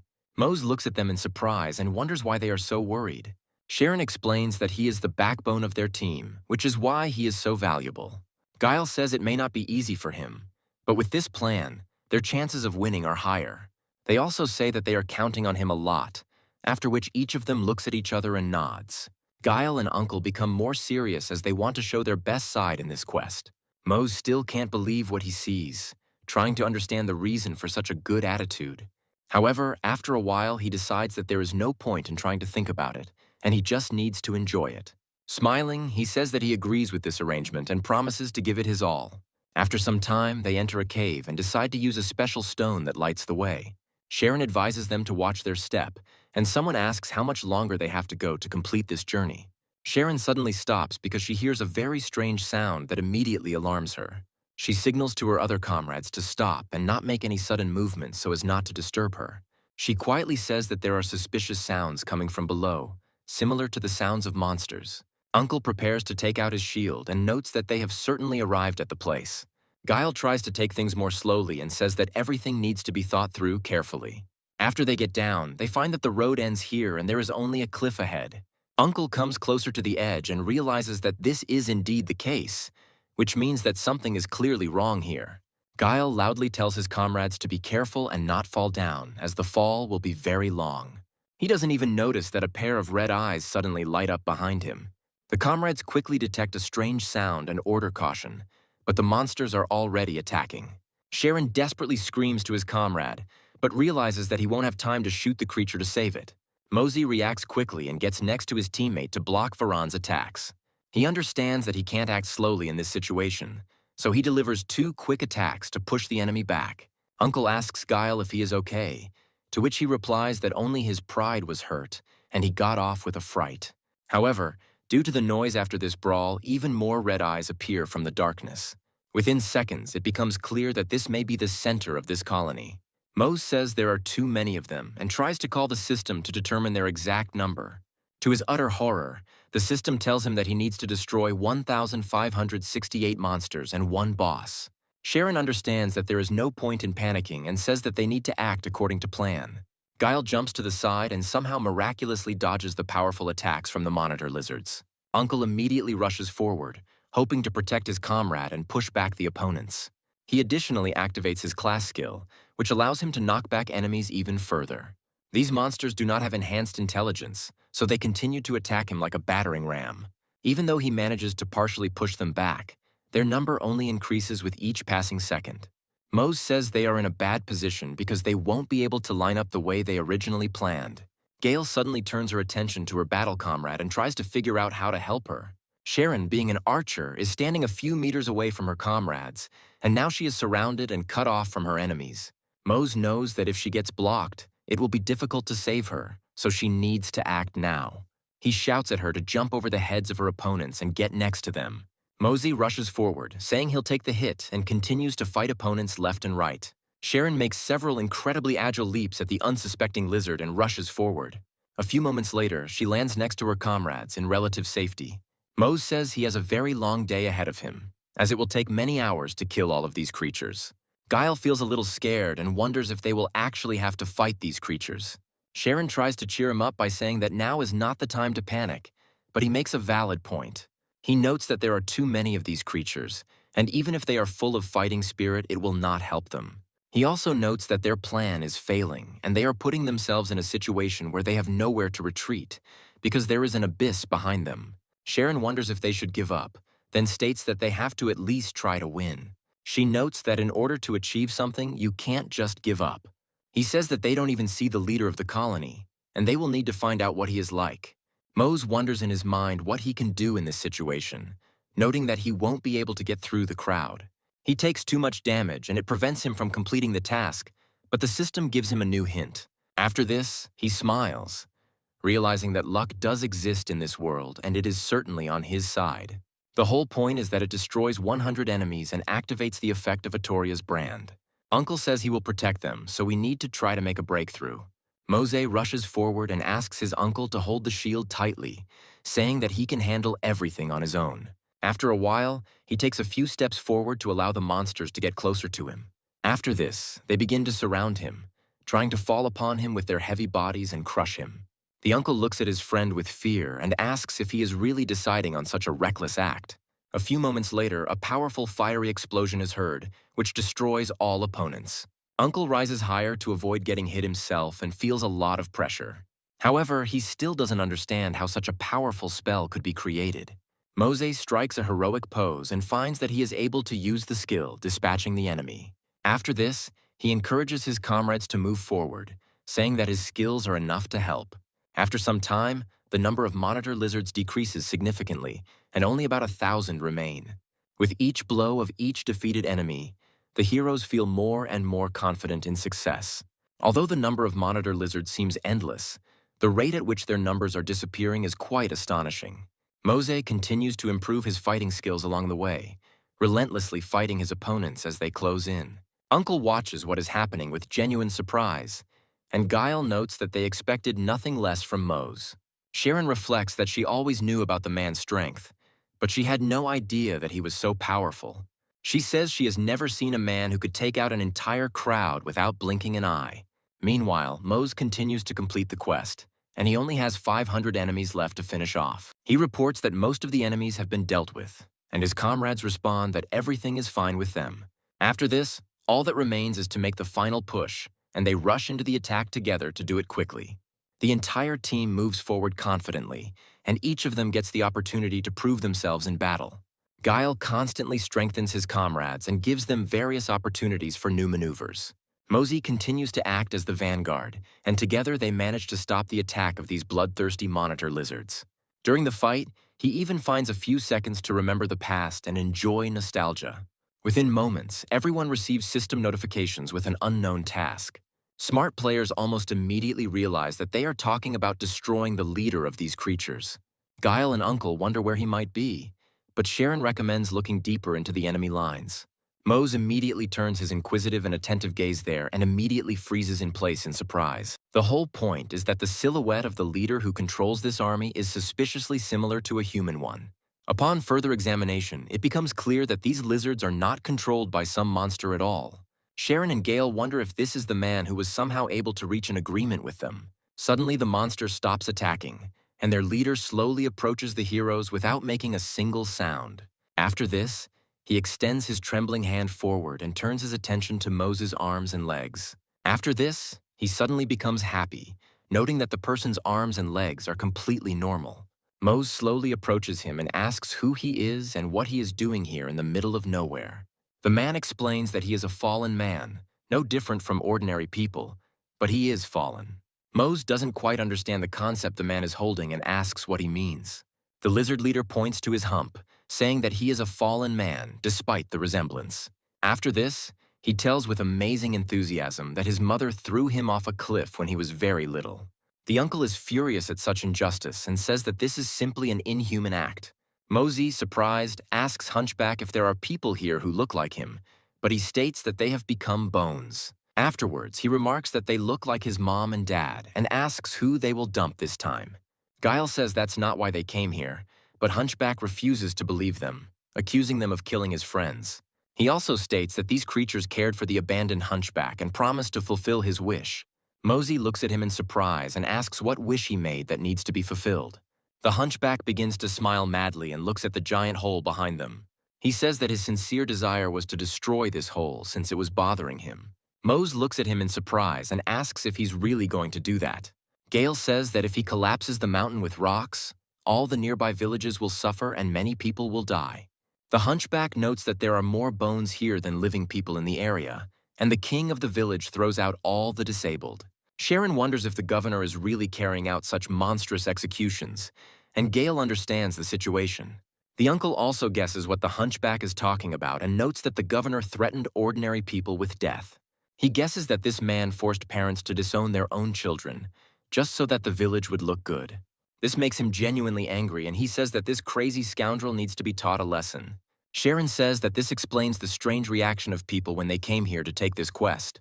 The Hunchback gradually loses patience and says that if they interfere in his affairs, he will become very angry. Uncles Sharon and Gale understand that this issue is better resolved by talking because they would not like to fight. Mose notes that, regardless of the reward, these people don't like the idea of deciding who lives and who dies. He reflects that this is probably the first time they have had to make such a choice. Mose adds that he himself could not imagine that he would ever face such a dilemma in a regular quest.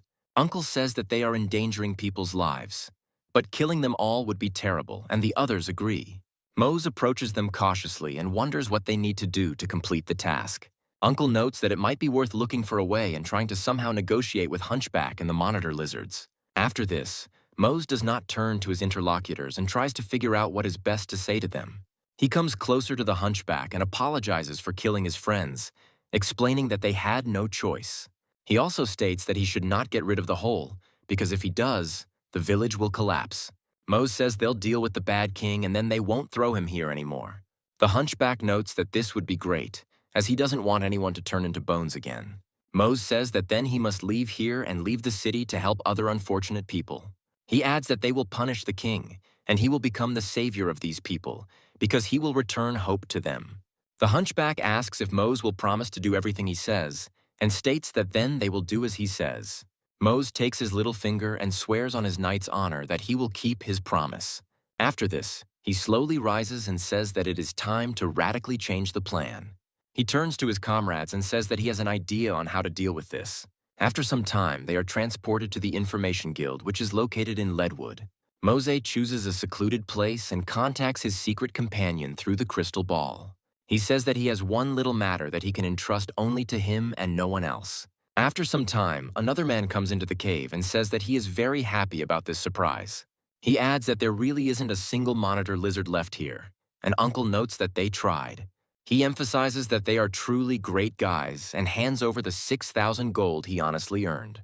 The comrades say that if they are finished with their business, they need to go to the castle to finish what they started. Guile hopes Mose has everything under control, as the plan is quite risky. 2 hours ago, Mose told them that he wanted to get the reward for the quests and punish the king for his cruelty. Sharon and the rest of the group actively support this decision, stating that it could not be otherwise. Uncle thinks for a moment and says that there must definitely be a way to do something like this. Mose notes that they all know very well that this game is popular because of the freedom in gameplay and quests. He adds that by freedom, he means the possibility of any events within the game. He says that the goal of the quest was to destroy all the monitor lizards, but this can be interpreted differently. The uncle slams his fist into his palm and says that he now understands why he told the boy to leave the mine. Mose notes that this is exactly how it is, and if everything goes according to plan, they will be able to get revenge and get the reward. After a while, he rides around the city and the others look at him like a knight. A familiar silhouette of a beautiful girl, also dressed in a green cloak, passes by. Kia orders the king, the ruler of the castle, to answer for the evil he has committed. Mose watches what is happening and notes that his friend arrived just in time to help him. Kia once again plays the role of a noble aristocrat to carry out an interesting operation. After some time, the village chairman comes out into the street, saying that he did not expect such a visit. The king of the castle, Larry, asks what the noble lady is doing in this place. People seeing the king immediately begin to back away because he gives them goosebumps. A simple peasant almost immediately falls to his knees next to Kea and says that she must listen to him. He tells how much he loved his daughter, but he was threatened with death if he did not throw her off the cliff. He adds that the king made the threat, and Kei's companion notes that the proof of guilt was simply presented on a silver platter. After this, Sire throws back his hood and turns to the king, wondering if this is really so. People who finally see his attire understand that a member of the Order of the 14 Knights has arrived here. Larry notes that he defends his country like no one else, and healthy citizens are the foundation of the future empire. He adds that those who are cursed from birth have no right to live on these lands and only anger others. He says he has solved the problem and his policy is not up for discussion unless the emperor intervenes. Sir looks at him with interest and notes that he actually came here for a slightly different reason. He states that he has heard rumors that there is a task for a swordsman of vengeance here. Larry immediately becomes very nervous and wonders who dared to do this, after which he makes the wrong decision. He orders the guards to arrest everyone who is here to bring them in for questioning. The frightened residents understand that if they are caught, they will be tortured, so they try to escape, explaining that they are innocent. The sire repeats the name of the fortress king in a tired voice and says that he has no time for this nonsense. After this, he opens his eyes wide, decides to use magic and asks the king what he is doing. He adds that he faithfully serves the shrine, and everything Larry said contradicts its laws. After that, he says that such creatures are poisoning the continent, and he does not understand who is really trash. Larry asks in despair how he dares to insult the owner of the castle, because this is absolute ignorance. Sire gradually begins to lose patience with this question, wondering if this is really what he wanted to ask. After this, the magical aura becomes stronger and stronger, and he notices that his behavior begins to irritate him. The sire advises him to take a good look at the person in front of him before being rude to him in the face. After a few moments, the aura gradually subsides and he calms down quite quickly. Smiling, he states that since this is not his task, he has no right to interfere in the swordsman's vendetta. Larry looks at him in surprise and tries to understand what it all means, trying in vain to figure out the plan. After a few moments, he notices that some clouds are starting to gather above him. If he had been smarter, he would have tried to kneel down and beg for mercy or tried to dodge. Due to his slowness, he instantly loses his head, which is cut off by Kei with a powerful blow. This is how the life of this cruel tyrant who killed many people ended ingloriously and with lightning speed. The civilians watching this are wondering if this scoundrel has finally died. After this, they begin to cry with happiness and say that the glorious night has freed them from such oppression and incredible grief. The system notes that the boss of this quest has been destroyed, and Uncle and Guile praise Mose for his quick thinking. After a while, Sharan comes up to him and tells him that he has to look at something very interesting. She hands him an envelope, saying that she found it in the mine and that it probably belongs to the hunchback. Mose opens the envelope and quickly realizes that it contains a very sincere letter. The letter says that Hunchback and his friends left according to the map. Mose wonders why there is a ship on the map and why he needs to go there. A few moments later, he hears Kei's disgruntled voice asking if he knows how long it took her to get here. She looks at him carefully and asks if his conscience will allow him to ignore her appearance. Mose smiles and notes that he misses her very much, as they haven't seen each other for a long time. Kia blushes a little and confirms that this is indeed the case and they haven't seen each other for a while. After a while, they all go to the tavern to discuss the details of the case in more detail. Kei asks with a smile if he needs help with this difficult task, And Mose quickly nods. Sharon suddenly turns to Key and asks her what her relationship is to Mose, trying to get to know her better. Kia looks at Mose with a smile and says that explaining their relationship won't be very easy. After a pause, she notes that, to put it bluntly, they could best be described as colleagues. Mose is upset to hear this, and Kaya notes that this is usually how immortals characterize them. Mose reflects that he had hoped they were more than colleagues and realizes that the mission is paramount. After some time, he returns to the cave again, dressed in his standard swordsman's cloak. Descending to the sea, he reflects that it has become much quieter here due to the departure of the large monitor lizards.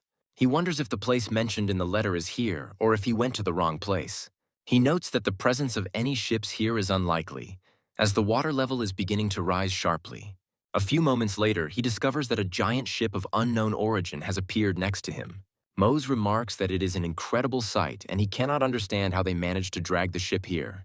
The frigate takes to the air, and it becomes clear that its nature is entirely magical. Mose receives a system notification that he can convert the ruins of the skyship into a core. He thinks it's a perfectly obvious choice and immediately hits the recycle button. A few moments later, a powerful flash occurs that blinds Mose, and he covers his eyes with his hand. A little later, a sphere falls into his hands, inside which a stunning ship is visible. The system reports that this is a legendary vehicle, after which an old friend appears next to it. Mose looks at his comrade in surprise and tries to understand why he decided to come here and now. Sir notes that he is surprised and intrigued, as this is the first time he has seen the immortal so often. Mose says he didn't expect to meet him here, and Sir adds that he wasn't particularly interested in the castle. Mosey asks if Sir is going to accuse Kay of killing the king because it sounds logical. The sire says that there is no need for this, since there is a code of honor of the Order of the 14 Knights for this. Mose looks at him in surprise and notices that Kea broke the law even according to the Order's interpretation. Sir agrees with this, but states that he needs to know that he is also human. Mosey asks what he means, unable to understand why the NPC would suddenly address him like that. The sire, with a cold gaze, says that he hates those who torture people and keep others in fear for fun. After this, he expresses his gratitude to Kay for her participation, and then turns around and leaves. Mose remembers his words about them being basically normal people and thinks about it for a bit. After some time, he returns to the nearby settlement to talk to Kea. Kia isn't feeling her best and remarks that perhaps yesterday's couple of mugs were too much. She smiles and says that at least she has made one friend, and Mose is glad that she considers them as such. Kia notes that she likes immortals because they have no prejudices about this world and her race. She adds that no one here cares that she is a half-elf, and that is why she likes immortals, including Mose. Mose starts to feel a little embarrassed as this is the first time in his life that a girl has complimented him. Kia apparently doesn't attach much importance to this and says with a smile that it's almost lunchtime and they need to hurry. Mose decides to join her and sits down at a common table where there are already many other people. His friends also come and wonder what his plans are for his future adventures. Mosey muses that he'd like to find a new quest for now and asks if his friends want to join him. Guile and Uncle immediately express their strong desire and announce that together with Mouse they are afraid of nothing. Sharon quickly finishes his sandwich and tells Guile that he will have to earn his own fame. After a while, the friends gradually get up from the table and go outside to get ready. Kia asks where they're going this time, and Mose states that he was thinking of going to Aspargan. Kia looks away sadly and notes that everything is clear to her now, after which she does not say a word.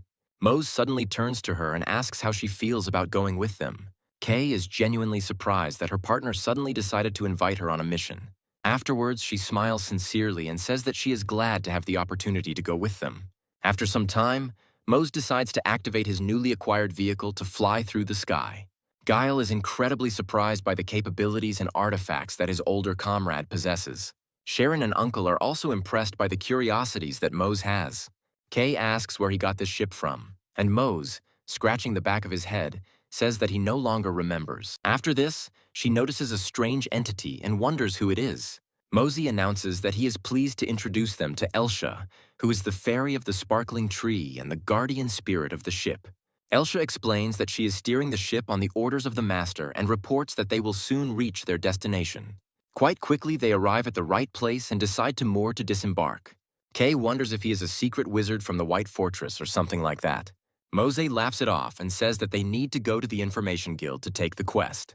As soon as he steps off the pier and onto the street, he finds a crowd of people. He carefully pushes past curious townspeople and players who have come to find out what happened. A nearby employee reports that all Information Guild offices are closed. Sharon wonders why all the offices in this city and on the entire continent suddenly closed. Their thoughts are interrupted by a loud cry from a citizen who announces that everyone must go to the square. Mose immediately realizes that these changes are clearly not good, but decides to follow further and find out everything. They rush forward to understand the strange details of the guild's closure as quickly as possible. They discover a large broadcast showing the horrific murder of an unknown number of people. Mose feels uneasy at this sight and tries to understand what is going on here. The broadcast states that the circuit is under the control of the invaders, and the immortals cannot switch it. The armored youth says that he wants to address all the immortals watching this broadcast. He adds that, as was prophesied, the invaders came to their lands to do their business. Suddenly, he wonders who allowed them to do this and why they thought someone was waiting for them here. He notes that they entered this world without permission, and therefore must pay a high price for the intrusion. He rudely states that no one welcomes their presence, as the immortals have invaded their world for evil. He adds that the invaders rob, deceive, and destroy ordinary people, hoping that others will stand aside. After this, he raises his hand and says that he has a spectacle to show everyone else. He states that in a moment the invaders' lives will be in danger, but they will no longer be able to return to their world. Mose understands that these are ordinary people, and despite the threatening words, in reality, they are not in any danger. The young man calls himself Prince Lydorn and declares that he declares war on all immortals in this world. Mosey almost immediately receives a new system quest, which requires defeating Lydorn. After Lydorn's appearance on the forums yesterday, real panic broke out and the players became divided. On forums, many users express words of support for the Schema TV channel, while others express sympathy for Lydorn. Soon, many begin to look for teams for the quest to fight back against Lydorn. When so many players of different levels decide to unite, it is unlikely that anyone has a chance of success. Meanwhile, Mose returns to his ship to think things over carefully and make a decision. He stares out the window for a long time, trying to understand why the rebellious prince decided to declare war on the immortals. Kia comes closer and says that she has made tea from the leaves of a special plant to make him feel better. Mose sincerely thanks her for the service and asks what she thinks about everything that happened.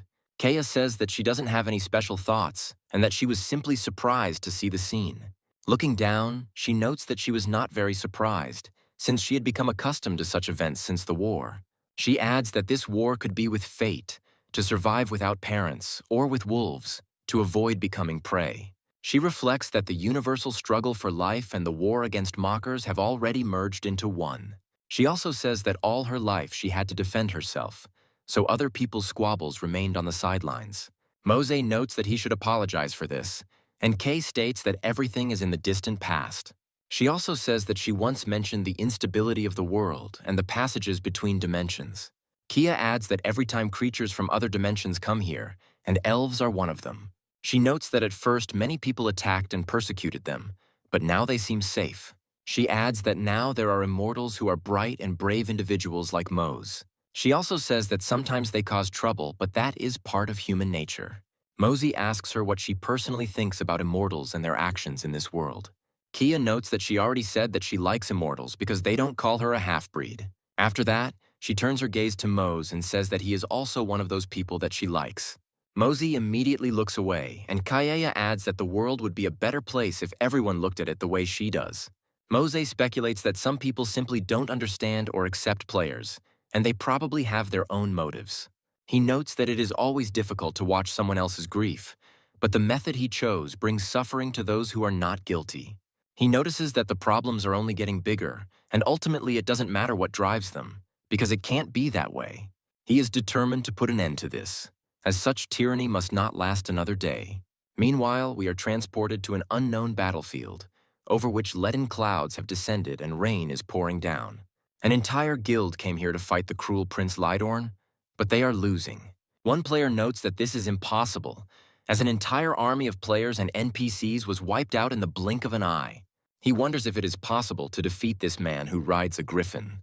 Mosey receives another news report stating that the guild that declared war on Lydorn has been destroyed. Kaya reports that the situation is getting worse, and Mose notes that they need to join in and help others. Uncle asks if he plans to fight right now, and Mose states that he has to do something. He asks his comrades if they will go with him, emphasizing that he is not forcing anyone. After a while, everyone looks at each other, then nods and says they would like to join. Mose looks at them in surprise and asks if they really want to go with him. Uncle notes that he is obviously much stronger than each of them if he leads the team. Sharon agrees with his uncle, adding that their team needs a leader and no one can handle it better than Mose. Mose muses that he's not really sure he's cut out for the role of commander. After that, he suddenly hears Kay coming up to him and quietly tapping on him with her hands several times. Looking at him, she nods quietly, making it clear that he should be more decisive. After all, he took an oath. Mose closes his eyes for a moment to gather his strength and prepare for what lies ahead. He informs his comrades that nevertheless the situation is getting worse with every second. He delivers a fiery speech, and his comrades remark that it was said very well, after which they rush forward. Kia says that she promises to help him until the very end and makes characteristic gestures of an oath. Mose thanks each of them and notes that he will always move forward and not give in to fear. After a while, we are transported to the battlefield where another guild is fighting, challenging Lidorn. The soldiers talk to each other and note that they have only 10 combat-ready tanks left. One of them wonders how they can stop the cursed prince if he is so strong. One of the squads approaches him and reports that most of their warriors have been killed, asking about the situation. They answer him that they have almost the same situation, and they have no one left to continue the battle. The commander announces that they need to join forces and notes that their detachment is located on the riverbank near the plain. The fighter confirms that he has understood everything, after which they report on the advance. Suddenly, the comrades notice that the enemy is approaching them again, and fear can be heard in their voices. The riders on the black griffins continue to attack their targets, constantly descending from the sky and taking off again. The frightened soldiers note that they need to flee or unite with other units. Of course, panic is the worst ally in war, but the soldiers are no longer able to change their behavior. One of them decides to show heroism and tries to buy some time so that the others can escape. However, the griffin rider is too quickly at his side and swings his spear to kill him. The player realizes that the opponent is too fast and that he won't even be able to block the attack. A few moments later, a powerful spell is cast, causing a bright flash that knocks back enemies. The magician comes to the rescue and says that everyone else must leave this place as quickly as possible. The watching players realize that this is the same guy who first entered the White Tower. His name is Kellyan, and he is ranked 3rd in the official ranking of all mages on the server. After a while, we are transported to a small military camp built by players from another guild. The commander irritably hits the sketches and wonders if everything really turned out as he feared. He asks the counselors how nearly 1,100 users and NPCs were destroyed so quickly. Kellyan notes that it wasn't just an enemy NPC army, and they were lucky to get out alive. Some military leaders begin to argue with their comrades, claiming that their warriors died for nothing. Kellyan tries to prevent senseless conflicts and says that it is necessary to build a camp and gain a foothold as quickly as possible. After a while, they hear a strange noise and run out of the rooms to understand what happened. Judging by the situation on the battlefield, the balance of power is not in the player's favor. The soldiers note that Prince Lidorn's army is advancing on them, and everyone must retreat to regroup. Kellyan is genuinely surprised at how quickly the enemy moves thanks to the army of griffins. The approaching army looks threatening, and it becomes clear that it will not be possible to fight it directly. However, Kellyan remains hopeful and wonders if they can survive this tough battle. Each of the griffins looks very creepy, not to mention the riders, who have amazing skills. Lidorn asks for forgiveness from his loyal comrades and notes that they followed him, giving up everything. He adds that their loyalty is so great that even the light of the sun goddess cannot appreciate it. He draws his sword and remarks that he was a fool to entrust his soul to Lady Aina. After this, he calls upon all the knights to follow him, calling himself an angry prince who does good. He states that if he can take even a portion of the enemy's dishonor with him to hell, he will die 100 times. After finishing his rousing battle speech, he says it's time to go into battle. He orders the Black Griffins to spread their wings and rush to attack their opponents. Their attacks are incredibly fast, and even tank players don't have time to raise their shields in time. Confusion ensues as Lidorn's force is airborne infantry and attacks from all sides. Kellyan continues to fight, destroying one enemy after another, but his strength alone is not enough for them all. Also, we must not forget that he is a magician, and his powers will come to an end if they are not replenished. After some time, he receives a message that the player Elsha is asking him for 1,000 mana to help him. Kellyan notes that this means he has no idea who this player is or how strong he is, but that doesn't matter right now. After a few moments, the skies begin to gradually clear and a ship appears in the air. The players look up in surprise to see a giant floating vessel slowly approaching them through the air. A few moments later, the ship draws its firearms and takes aim. Elsha uses a light line skill, hitting all possible targets almost instantly. Numerous energy blasts are heard and defeated griffins begin to fall from the sky. Players are wondering what is going on and who this guild is that has decided to come to their aid. The more daring fighters point out that now is not the time to ask these questions and that it is time to rush into battle. They continue to fight while Mose prepares his team for the landing. They look at him carefully and he asks how ready they are, at which point they all nod. Mose realizes it's time for a real fight and says that in that case they need to jump. Meanwhile, the battle shows no sign of abating, and players are given a second chance to win this fight. However, suddenly the main squad with the heroes lands in the middle, ready to change the course of the battle. Mose looks around carefully to choose the most suitable target. All his comrades also came here, understanding that the next battle will go down in the history of this game. Mose, in a proud, commanding tone, orders his comrades to rush into battle and show no mercy to their enemies. Kay almost instantly destroys an entire squad of knights on griffins who have lost their transport. Sharon supports the rest of his comrades with accurate shots from his upgraded bow. The duo of Guile and Uncle continue to fight, helping the common players push the enemy further away from the camp. Mose realizes that this is his chance to get to the leader of the army and finally fight him. Suddenly, an enemy appears behind him, having crept up unnoticed and was preparing to strike. However, just as he prepared to deliver a sneaky blow, the energy blade flew past. Kellyan thanks the protagonist, noting that thanks to him he escaped death, and introduces himself by name. Helping him up, he says that he didn't know there was a player with such a huge flying ship. Kia notes that there is absolutely no time for pleasantries now as the enemy army is advancing on them. Mose says his name, after which he says that they will discuss further acquaintance after the fight. Immediately after this, he takes off, swinging his sword to make up for lost time. He manages to defeat several soldiers at once who were careless enough to engage in hand-to-hand combat with him. However, one of them still manages to strike with a spear, and despite Mose's speed, he manages to dodge. Mose clenches his teeth in tension and thinks that everything is not as simple as he initially thought. Looking at the enemies, he understands that they are very strong, and each one is equal in strength to a small detachment. He also understands that in such a situation, he must resort to extreme measures and activate the ability of Atoria's sword. After activating the item's legendary effect, he makes another dash and destroys all enemies. The surviving opponents gritted their teeth, realizing that they had come across a tough nut to crack, one that would not be easily defeated. Mose realizes that he made a serious tactical error and went too deep into the enemy line. The enemies try to surround him again, so he has to use new attacks to repel them. Gradually, he moves back and comes face to face with his faithful comrade, who is in the thick of the battle. Mose quickly asks her if everything is okay, and she replies that there is no need to worry. He grips the sword tightly and says that there is no need to worry, as he will definitely protect her. The determination in his voice at these words makes everyone shudder briefly. Kea is also surprised by such selfless behavior, after which a slight smile appears on her face. She rushes forward and says that she will not allow defeat and will cope with all the problems on her own. She notes that he should be more careful about himself so as not to fall into a trap himself. Mose nods quickly, knowing he can't catch up to her in terms of speed anyway. After this, he reflects that there is something he can do to deal with his opponents. However, his plan for a massive attack is interrupted as he sees his main target. Lydorn slowly approaches his main enemy, realizing that he is the vanguard of reinforcements. Mose grips the sword tightly and notes that they have finally met, and now everything will be decided.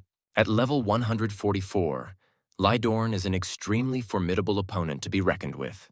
Lydorn watches him from a low altitude and carefully analyzes all possible opening attacks. Within moments, they both rush at each other with incredible speed, hoping to finish it all off with one blow. Mose understands perfectly well that this is almost impossible in this situation, but notes that the prince still has some illusions. However, they quickly disperse when the two cross blades, and Mose manages to block. However, the pressure that Lydorn is exerting is unthinkable, so it will not be possible to maintain it for long. His plans are instantly called into question as Lydorn throws him aside with one sharp and swift movement. Upon falling to the ground, the protagonist experiences a powerful dizziness effect, making it difficult to orientate himself in space.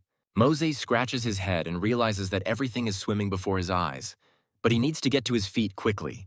Lydorn makes a lightning dash towards him and orders him to die immediately for the sake of this world. Mose reflects that in the past such things would have scared him, but now he doesn't even think about going to the grave. Suddenly, his uncle appears next to him and thrusts his shield forward at great speed. This blow turns out to be quite serious, but the uncle is strong enough to withstand it. Lydorn looks at him calmly and notes that standing in his way was too presumptuous a decision.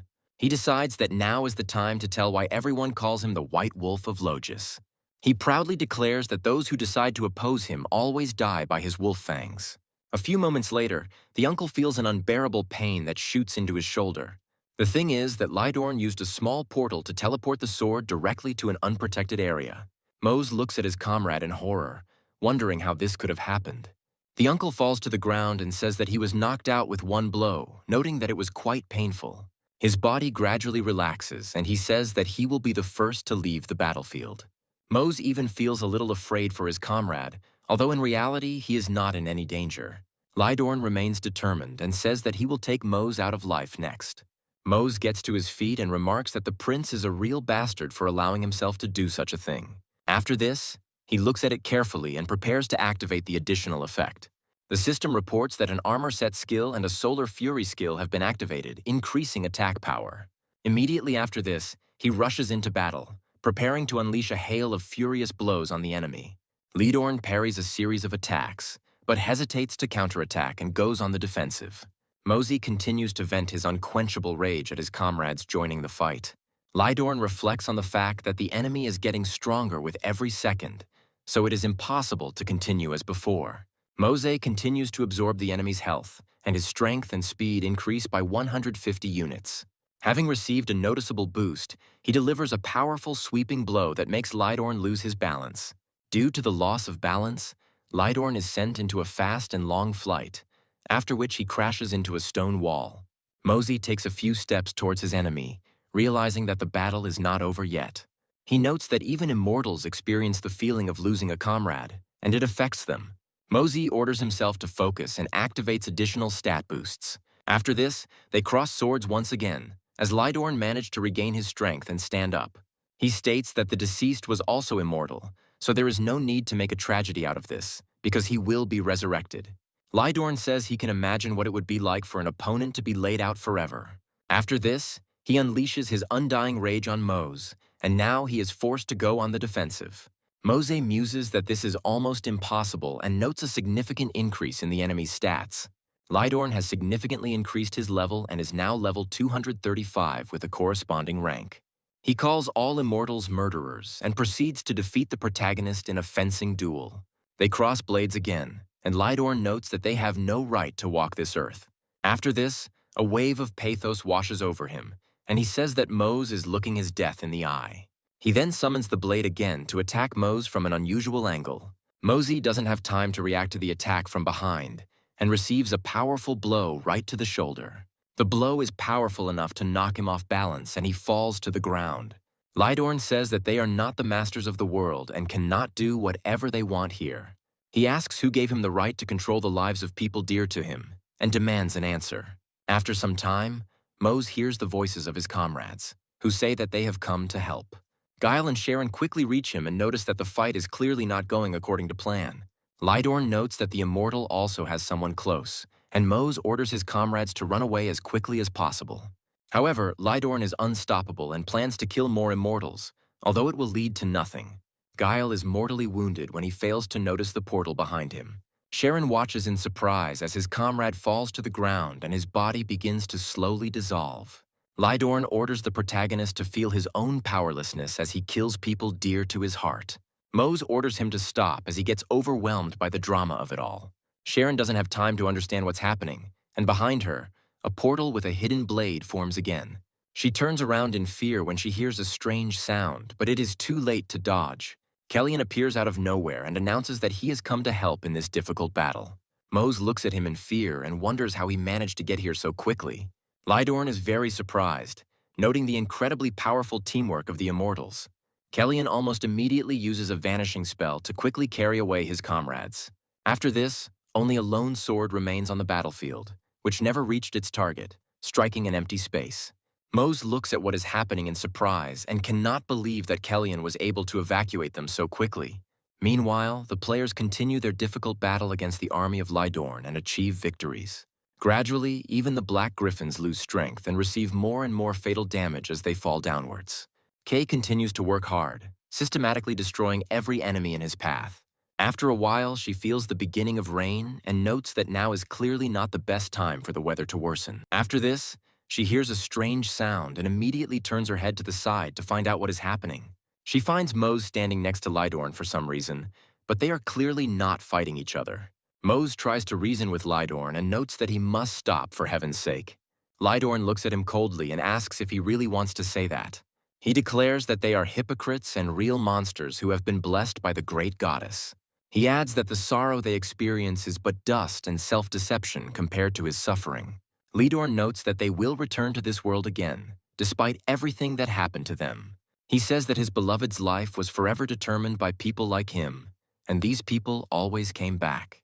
Lydorn claims that he fought with his beloved and one day heard a terrible phrase from these immortals. He says they said they were tired of playing, so they were calling it quits. Lydorn emphasizes that for them, everything that happens here is just a game, and Mose takes a few steps back in fear. Mose recalls his own words and the words of others, noting how carelessly they treated the game. He loses the ability to fight for a few moments and notes that he didn't want it to end this way.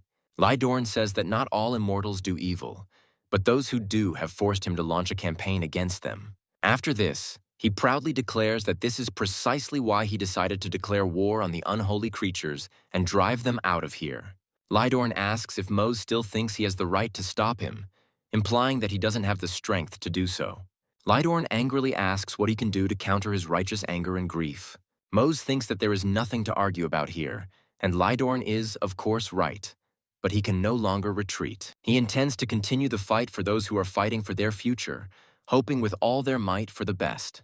He also understands that he must fight for Kay, although the admission comes with difficulty. Mosey realizes that his Solar Fury skill isn't working, but that won't change his resolve to continue fighting with all his might. He decides that these atrocities must be put to an end at any cost right now. Immediately after this, he rushes into battle, and Lydorn responds in kind, hoping that the resistance will not last long. However, a serious fight begins between them again, which will determine the outcome. Mose notices that a weak spot has appeared in the enemy's defense and decides to strike immediately. To do this, he maneuvers to avoid the attack and prepares to deliver a precise jab.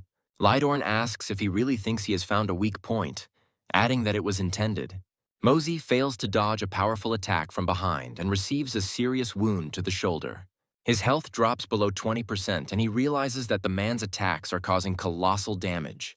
Falling to the ground, he wonders if this is how it will all end and he will simply die in this place.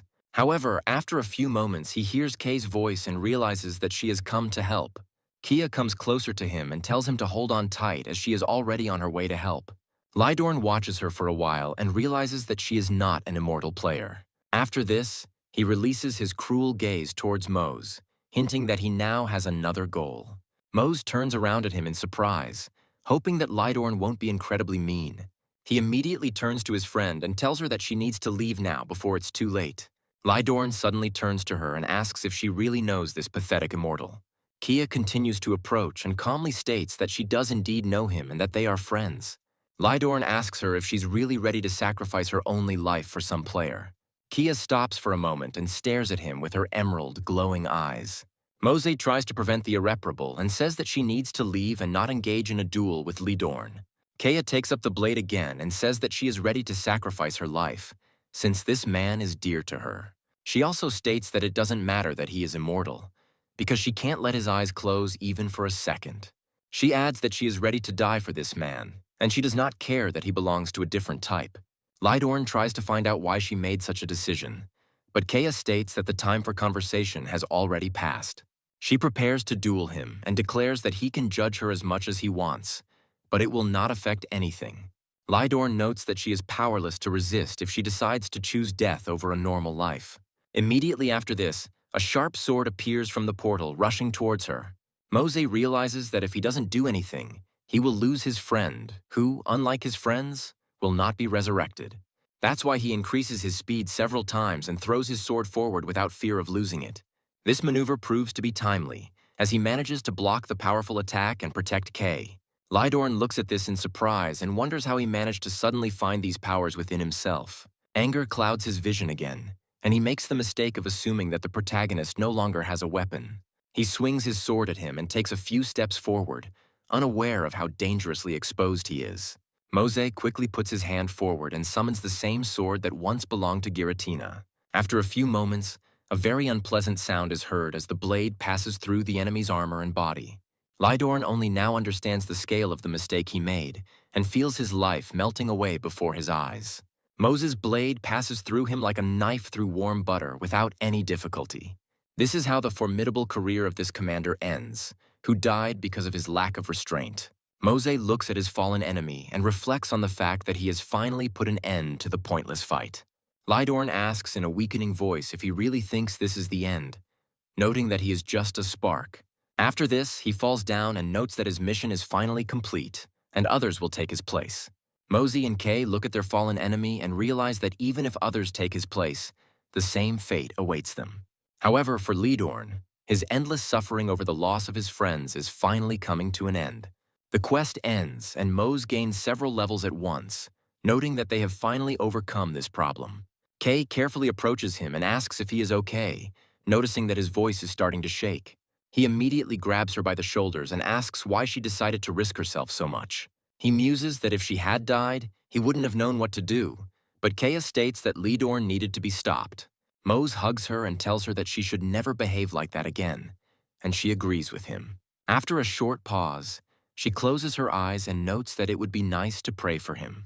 Mose understands perfectly well why she has such respect for this man and even sympathizes with him. After this, he also closes his eyes and agrees with her proposal, beginning to pray. Lydorn was a bloodthirsty man, but there was a very human reason for his rage, and everyone understands why he acted the way he did. The tragic story of this prince changed the world greatly, because previously NPCs did not declare war on players. In the kingdom of Logis and its surroundings, followers of Lydorn appeared, who were NPCs and hostile to players. They decided to continue his work, and innocent players were once again suffering at the hands of a mad mob. Soon, the White Tower established a magical mark that made it possible to identify trolls among ordinary players. Guilds placed bounties on the heads of such individuals, and some players and NPCs began to hunt them. A real headhunt began, while Mose was dealing with much more important problems for himself. The thing is that he became the subject of serious controversy over the ship in the sky, because he was considered the ruler of heaven. However, this quickly devolved into arguments about whether the man was an NPC or a player, which bought him some time. Mose wonders who cares who he is, and in the end, it doesn't really matter. Kaya tries to calm him down after the battle with Lydorn and suggests that he take a vacation and go to her homeland. They are now on their way to her hometown, and the system reports that preparations for training are complete. Mose heads to a special section of the ship that has been reformatted to suit their needs. The system reports that the interior walls of the lower floor have been further strengthened with magic. Mose carefully examines the walls and notices that a special reinforced magical grid has appeared on them. After this, he puts his hand forward to check and test his old skill. He summons a rune sword and tries to see how long he can wield it after upgrading it. He also makes his first attempt to combine fighting styles by taking another weapon in his right hand. The thing is that the battle with Lydorn was not in vain. As a reward, he receives another very powerful sword. Mose speculates that this sword is named Karma and has unique skills he has never seen before. It has a legendary effect that allows it to learn the skill of 2 engraved swords at once. Mose crosses them carefully so as not to cause a burst of energy that could be explosive. The thing is that Karma and Shara belong to the site of 11 swords, each of which strengthens the other. Mose can now control swords remotely, as if she had telekinesis skills. However, this skill has one serious nuance that cannot be ignored in this situation. The thing is that the blades return to their owner, but are directed with the dangerous. Mose makes a sudden movement to catch the first blade, which was moving at a faster speed. Immediately after this, He realizes that he needs to quickly make one more move if he doesn't want to lose karma. Somehow, he manages to grab the sword by the hilt and avoid serious consequences during training. Afterwards, he happily notes that he was able to cope with the rather harsh nature of this weapon. However, after a few moments, he feels a sharp decline in strength and increased pressure from karma. Unable to stay on his feet, he falls to the ground and realizes that two swords at once are still too much of a burden. This causes him frustration, as he thought he was already strong enough to handle them. Trying to get up, he thinks that this way he won't be able to protect his friends. He remembers the deaths of his comrades, and it still weighs heavily on his heart. Even though they were players and in real life they were in no danger, he still didn't want to let that happen. Mose clenches his fists and thinks that he needs to train more and not stop there. Having risen to his feet, he decides to continue trying until success, expressing incredible determination. After a while, the training ends and he carefully leaves the room, feeling very tired.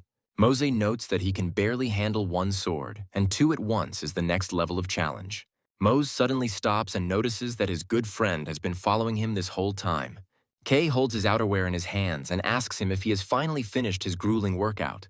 After this, she throws him some clothes, noting that he should look at himself and see that he is all dirty.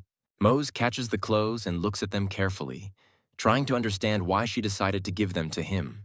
The system reports that the shirt is a rare artifact and, in addition to being beautiful, has useful bonuses. Kia explains that he should wear it once he gets cleaned up and that the clothes are from her city. Mose thanks her and says that in that case he's heading to the bathroom right now. Mose really appreciates this attention from her and understands that he must become much stronger than he is now. He notes that he needs this in order to protect his loved ones and Kaya, because she, unfortunately, is mortal. After some time, they are transported to an unknown room where two people discuss various issues. One of them explains that he received a very important thing today and brought it here as soon as he could.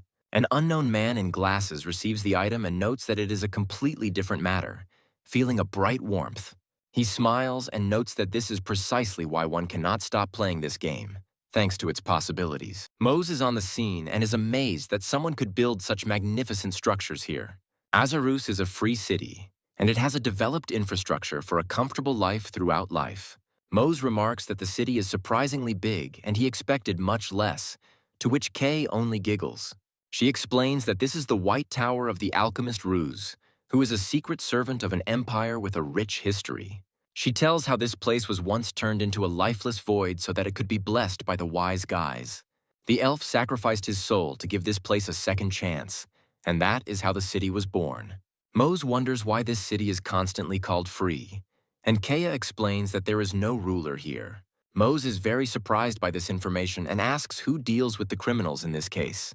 Kia says that power here belongs to a conglomerate, which includes a representative of each race. She also says that this is why you can hear a lot of different opinions from different races in the city. Mose is impressed by this idea of freedom and inclusivity, noting that it is through this that justice can be achieved. He adds that not long ago, this game was his chance to escape poverty, and he went through many difficulties. However, now the game begins to seem to him like something much bigger than he initially imagined. Much time later, he can boast that these months were not wasted. He even made new friends and completed his first team quest without joining the ranks of an elite organization. Despite the grueling training, it helped him meet some nice characters. Mose reflects on how fortunate he is to have built relationships with wonderful people. He understands that this is why he made an important decision for himself in the last battle with Lydorn. Mose firmly declares to himself that he is obliged to protect those dear to him at any cost, even at the cost of his own life. Suddenly, his thoughts are interrupted by the ringing voice of Kay, who loudly calls him by name. Kia asks him what he's thinking about, and Mose becomes embarrassed, explaining that it's nothing. Kay immediately grabs his hand and remarks that this is just great, as she wants to show him a lot of things. Mose obediently follows her, at first surprised by the girl's incredible assertiveness. Looking at her smile, he swore that he would always protect her and would not be afraid of anything. After a while, they are transported to a tavern where they can relax and have a good time. Mose and Kay clink glasses with giant mugs filled with a specific drink. Mose tries the treat and comments that it is incredibly delicious, to which Kaya smiles and nods. After a while, some dwarf comes up to them and says that he hasn't seen Kaya for a long time and greets her. Kia greets a dwarf named Lorad cheerfully and notes that they really haven't spoken for a long time. She immediately shows it to Mose and explains that it has the biggest ears in the whole city. After this, she compliments him, noting that he could become a singer thanks to his voice. Mose extends his hand and says it's nice to meet him, and Lorad notes that the feeling is mutual. After taking a closer look, Lorad notices with surprise that there is another swordsman in front of him. He asks him if he is one of those fighters and wonders what brought him to the city. Kia explains that they are not here for work, but simply on vacation, and Lorad immediately apologizes to them. Kia says that everything is fine, because many people think that the Eternals come only to stir up problems. Lorad explains that he thought they were there on business, and Kia asks what he means. Lorad lays out a piece of paper with a black ball lying on it, and the heroes ask what it is. Lorad explains that this thing is called Vanitnik, and it is a prohibited substance that is absorbed through the skin. He adds that in this city it has become too easy to get, and even children can find a small portion. Kia notes that the city elders had banned such things and could not allow them to spread. Lorad says they should know that many immortals have arrived in the city and have changed it significantly. According to him, new factories are being developed here, and everything was fine until a certain point. He notes that he doesn't know when it started, but Vanitnik started being sold in every bar. Lorad also explains that those behind this are probably nearby when suddenly the doors open. Immediately after this, several people come inside who look like real bandits and don't hide it. Kay and Mose immediately notice how much their comrade's appearance has changed, trying to figure out the reason. Lorad quietly explains that these guys are the ones who are selling the poison he just showed them. He notes that they have their own guild and a large factory, and apparently they produce the drug in these factories. Mosey takes a closer look at these people and realizes that they are far from being NPCs who carry out evil orders. Almost instantly, he realizes that these are players taking advantage of their immortal status. Kia cautiously approaches Lorad with a question about the name of the guild these people belong to. Lorad reports that they call their guild the Pickup Artists. Although it is a rather strange name, they move to the habitat of this guild, which is a large club. Despite the entertaining atmosphere, there are actually some dark things going on here. The employees approach the director of the enterprise and inform him that only 3 half-elves will be working today's shift. The director notes that this is unacceptable, since he ordered that at least 5 be obtained. One of his comrades comes inside and reports that today's guests apparently came from Valum. The villains ponder this information and note that 3 half-elves is still not bad. After this, he smiles nastily and says that this arrangement suits him perfectly. He adds that he will take them at night and order them to be brought here so that there is not a single scratch on them. Immediately after the boy runs out of the office, another thug enters and addresses the principal.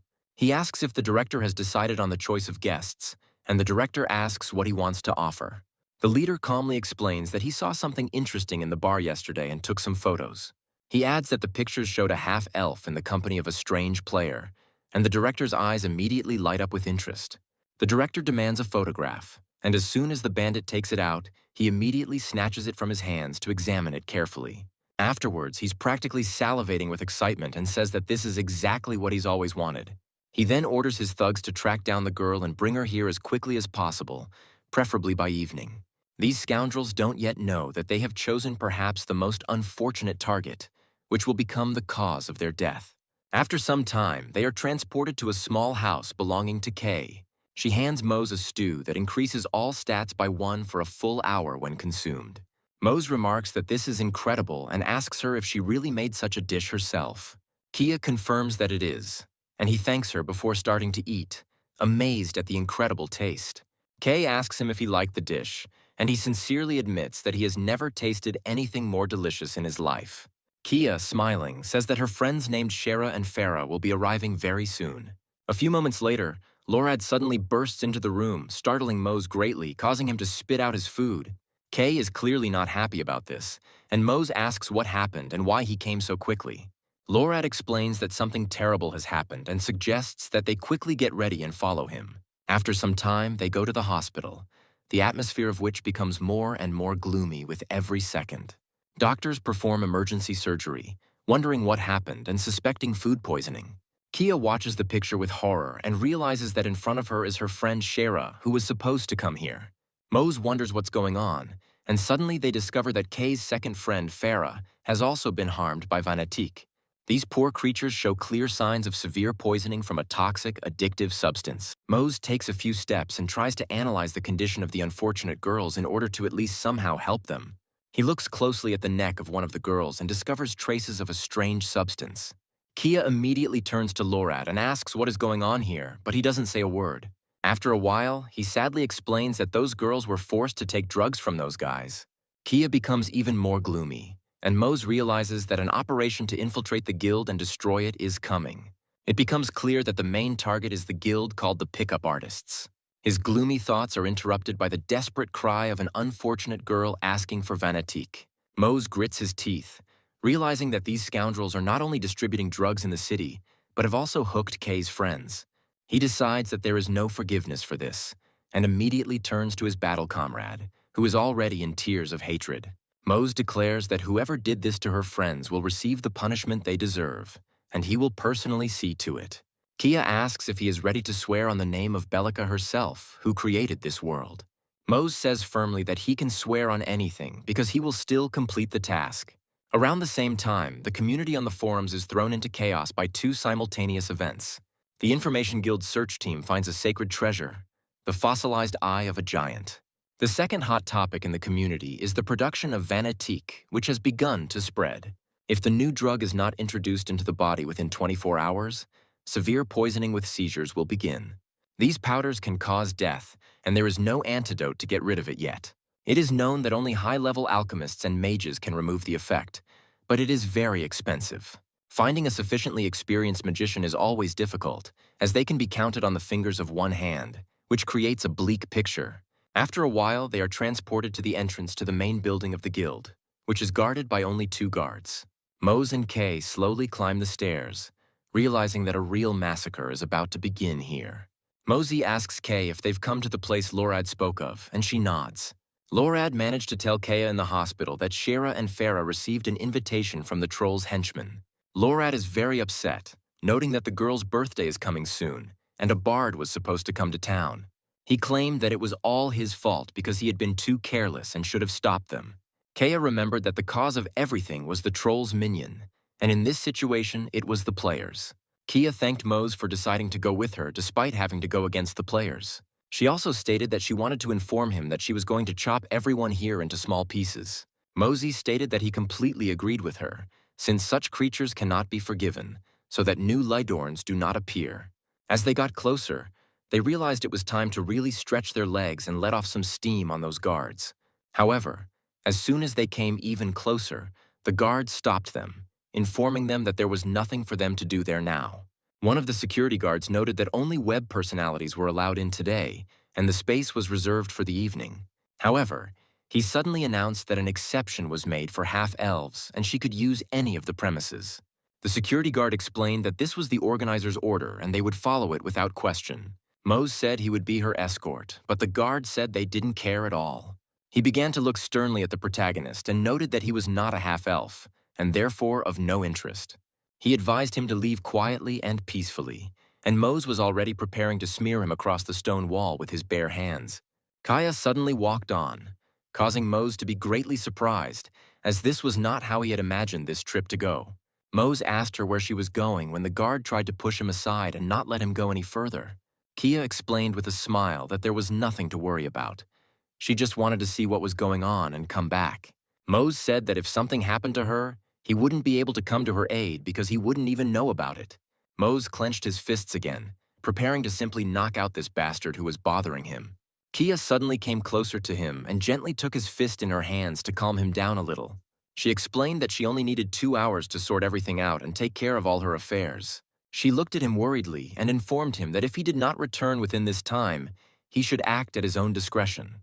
Mose looked back at her with mutual surprise and realized that he would hardly be able to stop her with words. Despite his desire to go with her, he knew perfectly well that it would be ineffective. After this, he carefully shook her hand and informed her that in that case he agreed to follow her plan. Kia made characteristic gestures, explaining that the truth is revealed only to the blade. Mose returned her greeting and repeated the quote word for word. Kia turned and headed inside, explaining that she would meet him again soon. After she stepped inside, the doors behind her slowly closed with a characteristic stone rumble. Mose thought about how he was itching to turn everything upside down, but he had to wait patiently. Kia went inside and looked around carefully, when suddenly one of the criminals noticed her. The atmosphere in this terrible place remained just as cheerful, despite the creatures that lived there. Kia continued to examine the place to figure out where the person in charge of production was. She made a mental note that as soon as she found those who did this to Shara and Farah, she would finish them off. Suddenly, one of the thugs appeared behind her and asked if she had come here alone. He greeted her politely, but had no idea that Kia had already fully analyzed him for danger. Kia pretended to be a simpleton, despite the fact that she understood that this was the same bandit she had seen before. The bandit decided to immediately approach her closer, noting that if she didn't mind, he was ready to show her everything. Kia thought that one more wrong move and someone would be left without an arm for the rest of their miserable life. However, she decided that now was not the best time for this and smiled, noting that it was a very sweet offer. She gradually looked around, trying not to reveal her true intentions, and decided that this was great. Meanwhile, Mose continued to wait for his moment a few dozen meters from the tower. He paced back and forth, wondering how much longer he would have to remain in this place. Suddenly, he heard Kay's voice and immediately turned towards her, noting that he had waited for her. He asked if she was okay, and she explained that her ears were a little numb, but otherwise everything was fine. Kia pointed her finger at the space behind her and announced that the young man had agreed to talk. The bandit asked them if they had any idea who they were dealing with and ordered them to let him go immediately.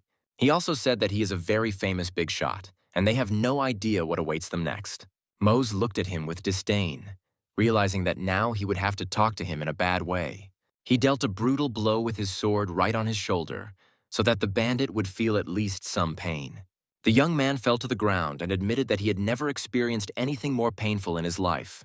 Mose noted that he better tell the truth about what happened here, otherwise real hell awaits him. The bandit gnashed his teeth in unbearable pain and realized that he would have to cooperate to survive. He began to bow and admitted that he was guilty and would never repeat it again. After that, the bandit showed him the drug and asked if they were its producers. The bandit looked at Mose's shining sword and confirmed that everything was exactly as he said. Mose immediately read his intentions, noting that he could clearly see the eye movement and understood his idea.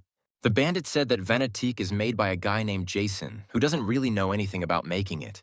They asked if Jason was the same player, and the bandit confirmed that he was. He also stated that this alchemist works for Sofo, and Mose realized that he knew this name, because he was the director of the N-Tech company. Kia noted that this is one of the player groups that Lorad recently spoke about. The bandit said that he told them everything he knew and added that if this became known, they would finish him off. He asked them to be merciful and give him the opportunity to escape from here. Kia turned around and noted that they had found out everything they wanted, so they should leave this biotrash here. Mose agreed with her, then slowly walked off to the side and the bandit watched them. He thought that it was the end for them all, since the bandit remembered them well and would now find them and finish them off. Mose suddenly stopped and noted that this guy probably had some bad deeds behind him. After this, he stated that in order to prevent the scoundrel from thinking about the place, he would nevertheless deal with him right now. Coming closer to him, he said that there was nothing personal in it, and he simply had to answer for his sins. The bandit tried to beg them, but all requests were absolutely in vain. After that, they were transported back to the guild's headquarters to continue watching the story. Sofa wondered where his comrade had gone, noting that as soon as he had been released, he had immediately run away. The director said that there was no need to worry, since soon everything they wanted would belong to them.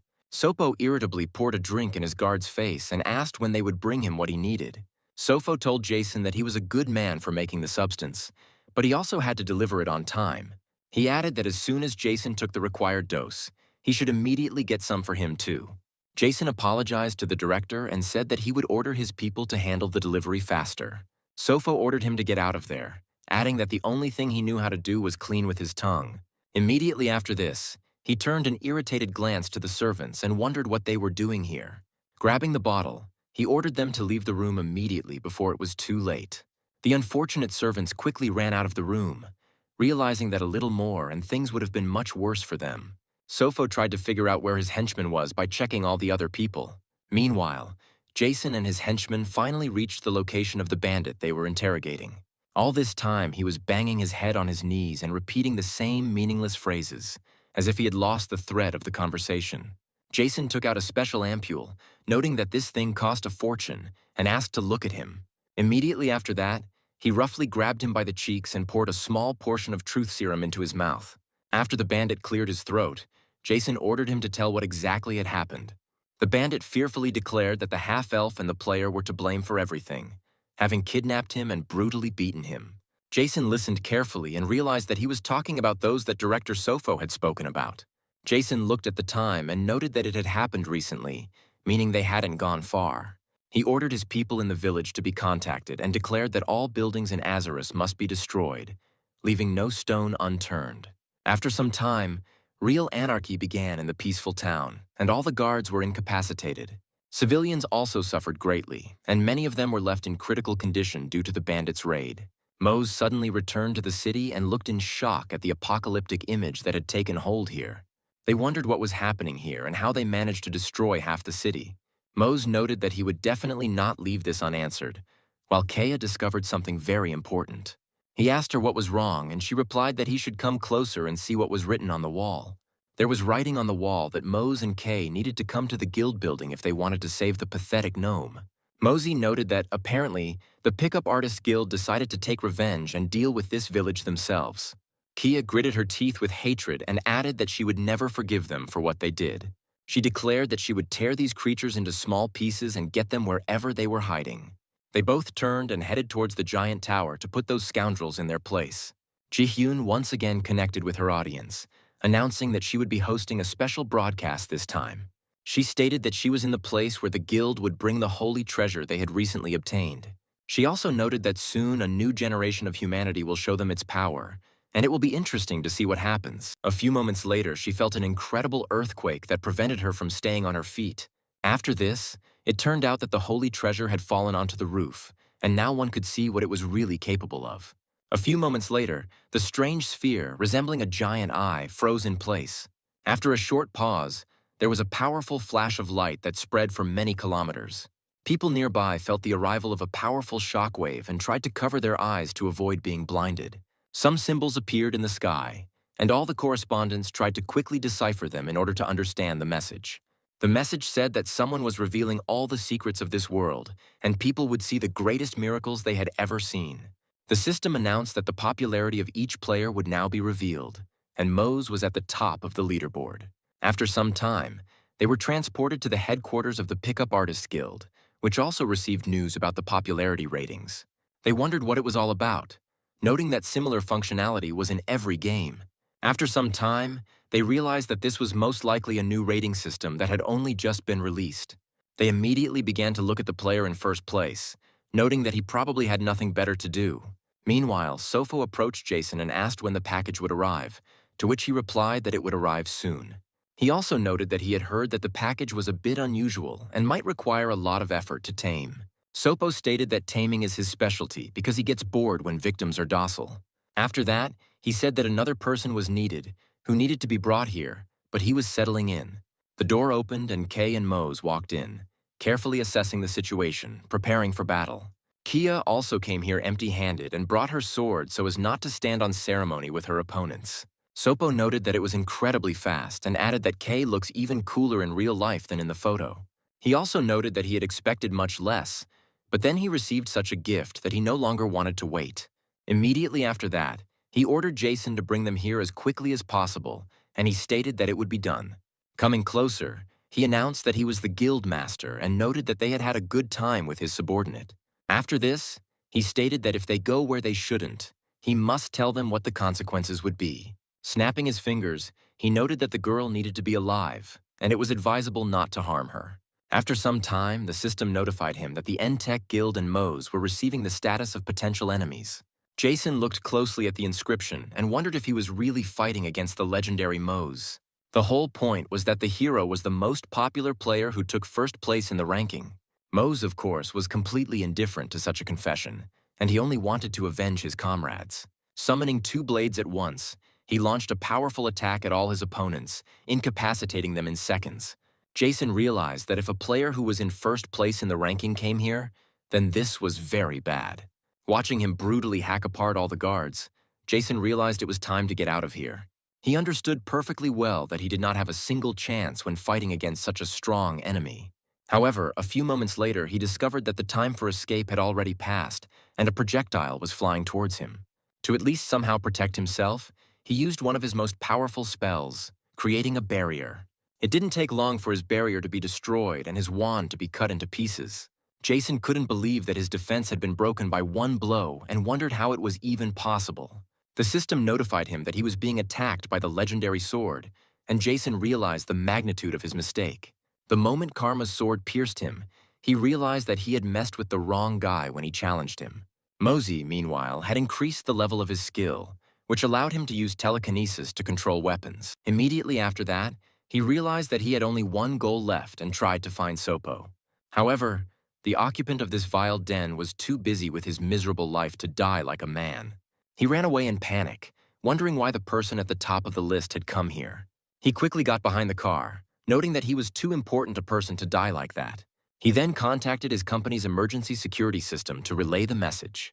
He tried to assemble an emergency team of bodyguards right away, adding that he needed everyone he had. He said that he was coming to them right now, and if they didn't have time to prepare, he would rip their heads off. After a while, his security team quickly arrived at the house and he greeted them. Everyone bowed their heads before the director and declared that they were ready to carry out any of his orders. The head bodyguard noted that the director woke them up in the middle of the night, despite the fact that there seemed to be no reason for this. He asked if something had happened already or if there were drug problems again, and Sofo told him to shut up. The senior bodyguard noted that this could not continue for long, because if the president found out, problems would arise. Sofo lost his temper and said that if he didn't shut up right now, there would be much bigger problems. The bodyguard asked if he knew that the Information Guild had announced the need to destroy the pickup artists. Sopo said that it was not worth talking about it now, since the company was on the verge of collapse for other reasons. He added that he should solve this problem on his own and stop mentoring him. He also ordered the door to be opened so that he could escape from there in time. After some time, he opened a heavy door with several locks and disappeared to a safe place. He noted that anyone who tried to enter here needed to be stopped, and the bodyguard stated that he would do so. After some time, he found a special decoration and noted that it was made just for such occasions. This item turned out to be an earring that allows you to activate the body strength skill and gives many bonuses. After some time, Mose and Kea reached the headquarters where Sopo had been located all this time. The senior bodyguards approached them and informed them that they had to stop immediately and leave that place. Other guards came out with them and stated that they would not go any further under any circumstances.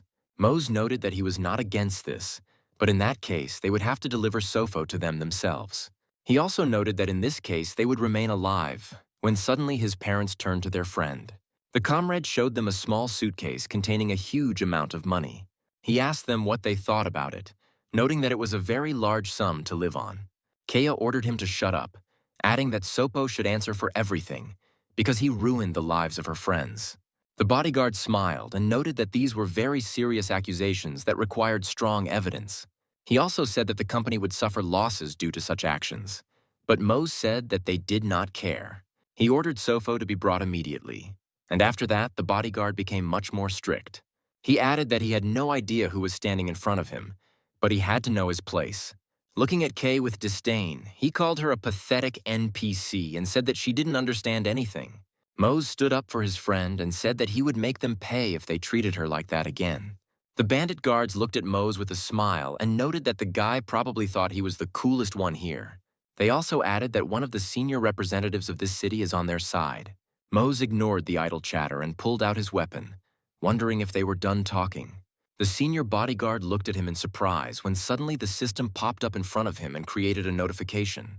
Seeing that Mose had declared war on them, he asked with a smile whether they had to fight with two people. He wanted to ask who they thought he was, but his comrade was killed almost instantly. Kia rushed forward and cut through several opponents who stood in her way. Kia looked menacingly at her future victims and declared that she had made an oath to the god of blades. Pausing for a moment, she announced that she would kill absolutely every one of them, and if not, her soul would burn. She has significantly improved her level recently and has now achieved the new title of Flash. The senior bodyguard still did not have enough reflexes to respond to these blows. Kia neutralized several of his comrades and realized that it was time to deal with the main enemy. Mose also quickly cut down the opponents who dared to challenge him and approach the elders. The bandit looked at them in surprise and declared that this was some kind of misunderstanding and everything needed to be resolved differently. He advised them not to get involved in anything they couldn't handle, as they would greatly regret their decision. Mose ignored his warning again and delivered a powerful blow straight to the unprotected body. Looking at him rudely, the bandit noted that this is exactly what he does when someone dares to cross his path.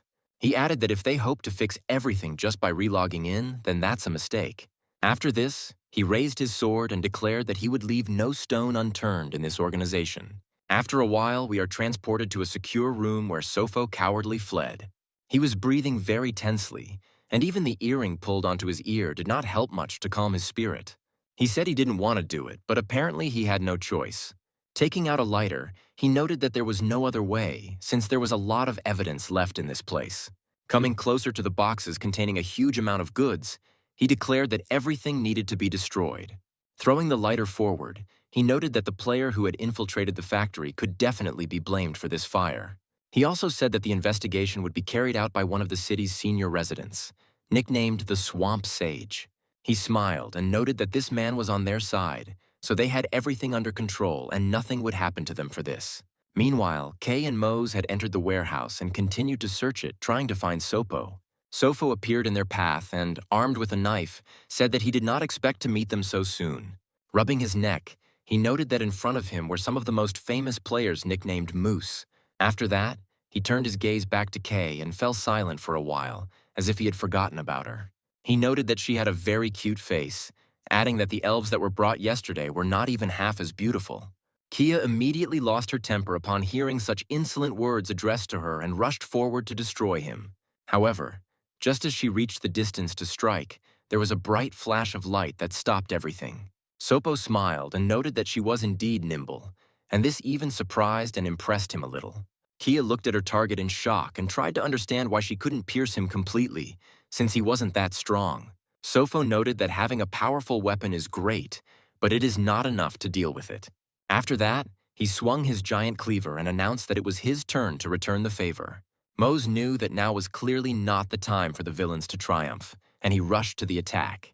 With one powerful movement, he interrupted Sofo's attack and dealt him a fatal blow.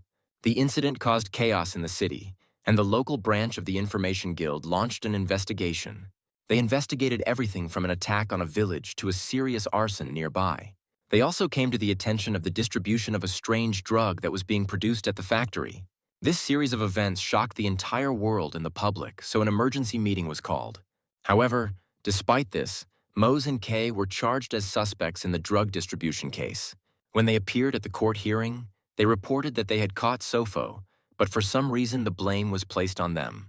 People noted that first it is necessary to find the channels through which drugs are distributed and stop them. After some time, one of the jurors intervened, banging her gavel on the table and demanding immediate silence. She announced that the elder would now speak. The venerable elder noted that he would like to hear from all sides before making a final decision. He added that now the Swamp Elder will ask all his questions first. The Swamp Elder looked at the heroes with undisguised contempt and sternness, as if he knew something about them. Mose wondered why he was acting like this when the Swamp Elder was ordering him to begin. He suddenly asked them if they had any connection to a small guild called the Pickup Artists. Kia noted that she did not understand what they were talking about, and the Elder stated that they had set fire to the publication on their orders. The Swamp Elder noted that if his memory serves him correctly, Mose and Kay were swordsmen. People, having heard this information, immediately began to whisper to each other, trying to understand the essence of what was happening. Mosey said that they were swordsmen, but that didn't mean they came here to carry out missions. The Swamp Elder explained that they usually act secretly, and this time they were supposed to commit arson. Kaya was outraged by such assumptions and stated that it was absolutely untrue and seemed like speculation. The Swamp Elder noted that he had not expected anything else, since for them this mission was supposed to be secret. After this, he suggested that the two swordsmen were tasked by the Pickup Artists to set fire to the factory, and Mose was surprised by this statement. However, a few moments later, he remembered the words of the senior bodyguard that they had their own man in court. Looking at the Elder, he assumed that it was probably he who was acting in the interests of this office. The Swamp Elder said that the villagers were attacked, but no one knows who is behind it. Residents located here reported that all witnesses point to the Pickup Artists Guild. The Swamp Elder continued with his absurd speculations, noting that they had hired the two to start the fire. He suggested that the pickup artists were grooming Vanetic and needed someone who could distract the public's attention. Kia noted that the elder should not boldly insult the swordsman, as they would not tolerate such accusations. The swamp elder stated that the swordsmen hide behind their secrecy even if it threatens their reputation. After this, he noted that the scoundrels will be able to deny the accusations only because they have no evidence. Despite the obvious absurdity of what was happening, the swamp elder demanded that they be brought before a tribunal. Mose looked around and wondered what was going on here and why they were being sentenced. He tried to understand how this was possible and how deep the corruption had gone in this city council. Suddenly, a thin man entered the room and calmly noted that they really had no evidence. After that, he said that he had only heard some fragments, and if they discussed it among themselves, it did not mean anything. The handsome young man noted that he was in a hurry to get here because the situation was serious and a highly qualified researcher was needed. Mosey took a closer look at this man named Zeke and discovered that he was level 211. Zeke stated that he was the platinum head of the Information Guild and that he had looked into the case in more detail while he was on his way here. He noted that the case is very complex and requires a thorough investigation unless there are pressing reasons for haste. Mose noted that the atmosphere in the courtroom instantly changed, and everything was said briefly and to the point. He was still impressed by the man's level, as well as his position in the guild, which was not so easy to earn. He assumed that it was unlikely that this was an ordinary person, but it was unclear why he still decided to help them. The swamp elder noted that they have absolutely everything to deliver a guilty verdict. Zeke stated that in that case, he would be very happy to get acquainted with the evidence of the prosecution. The swamp elder wondered if the words of these accused did not automatically confirm their guilt. Zeke asked if they were on vacation, and Kea noted that they had finished their work and gotten some rest. Zeke asked why they were at the factory when the fire broke out, as it was a dubious vacation. Kia reported that a close friend of hers had been affected by a recent drug spree, so she began her investigation. She also added that, according to their information, the head of NTech was covering for the pickup artists, which is why they went after Sofo. She also stated that they learned about the fire and arrived there to rescue those who still remained. Zeke asked if they had any evidence, but Kea sadly noted that it had all burned. The swamp elder noted that they had no evidence, which meant it was all a fabrication, and they could be put in jail. Zeke suddenly turned to the junior officer and advised him to shut up a bit so as not to interfere with the proceedings. After this, he said that the matter was serious, so one should not make hasty conclusions. He noted that, at the request of his superiors, he contacted a special investigator, but for some reason the investigation was not carried out. After this, he ordered to start all over again and interrogate the swordsman in detail to find out everything. The swamp elder began to get nervous, while the other villagers noted that this sounded logical.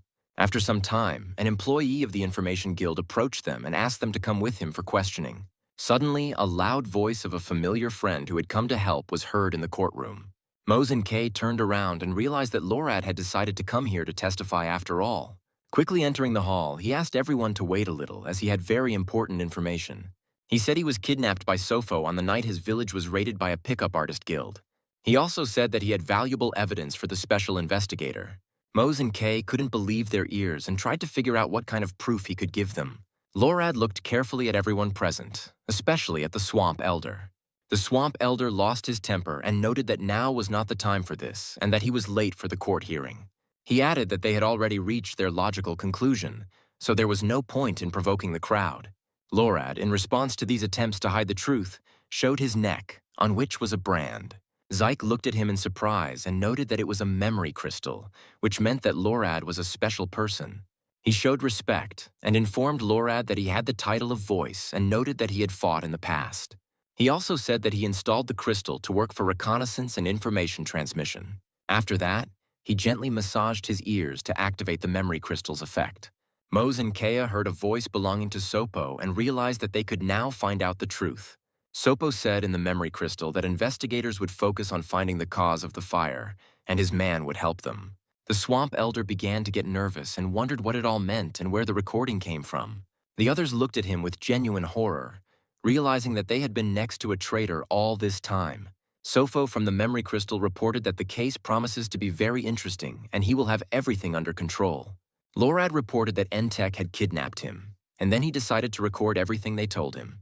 He also said that his kidnapping was revenge on the part of the corporation for starting the investigation. Lorad specifically emphasized that if he had not escaped, he would have burned alive in the fire started by Sofo. Zyke became very angry and declared that this was not the way to go and took out a small handkerchief. He angrily accused the elder of deciding to deceive the special investigator and destroy the beautiful city. The swamp elder tried to justify himself, but it was too late, and Zeke decided to take action. He landed right next to the corrupt elder to ask him a few clarifying questions. He said that 52,000 people have suffered from drug addiction, 110 of whom have already died. Zyke wondered if it really meant that the elder was involved in this drug trafficking and facilitated it. Leaning closer, he noted that he would do everything possible to put him behind bars as soon as possible. He also promised that all those involved, including military knights and guards, would be sent there with him. Finally, after this, he turned around angrily so that everyone could see that he was extremely determined. Mose and Kay were surprised at how easily this man's character could change, because he had just been calm. Zyke suddenly became softer and smiled, looking at the heroes, realizing that they were not to blame for this situation. After this, he jumped down and apologized for his behavior, noting that he did not immediately recognize the heroes of this city. He then cleared his throat thoroughly to announce his final verdict on the case. He announced that, on behalf of all the elders, he was closing the proceedings since the whole essence was already clear. He noted that the main blame for the production of the poison should be borne by the Entech Company and the Pickup Artists Guild. He added that the veracity of the swordswoman's words was proven, and all charges against her were dropped. He also stated that based on her testimony, he declares Kay and Mose to be heroes who helped correct the situation. Mosey suddenly felt an incredible surge of power and was very surprised that NPCs could even do such a thing. His level has increased many times, and he has received a title that increases stats as if it were a unique effect. Smiling, he realized that he had completed a series of seemingly simple missions, but the result was amazing. Following the incident, an article appeared on the forum in the Incidents and Occurrences section, also known as IIP. The article featured the company Entech, and it immediately shot to the top of the news cycle, becoming a hot topic. This happened because it said that it was Mose who exposed these scoundrels, being a popular player. The article was so popular that the site crashed and news of the feat spread throughout the game. Mose, meanwhile, addressed the townspeople and reported that they had always been extremely kind to him. The town elder noted that the residents should be grateful to him, since they were in his debt. They also apologized for treating him poorly, despite Mose's obvious good deeds. As an apology, they decided to prepare a small gift for him, consisting of a valuable artifact. They noted that such an artifact, since ancient times, could only be possessed by elders who deserved it. They added that although the item was related to the swamp elder, this did not in any way diminish its value. This magic stone, when used, can transport the player to the Olenotri location, and Mose was very happy about this.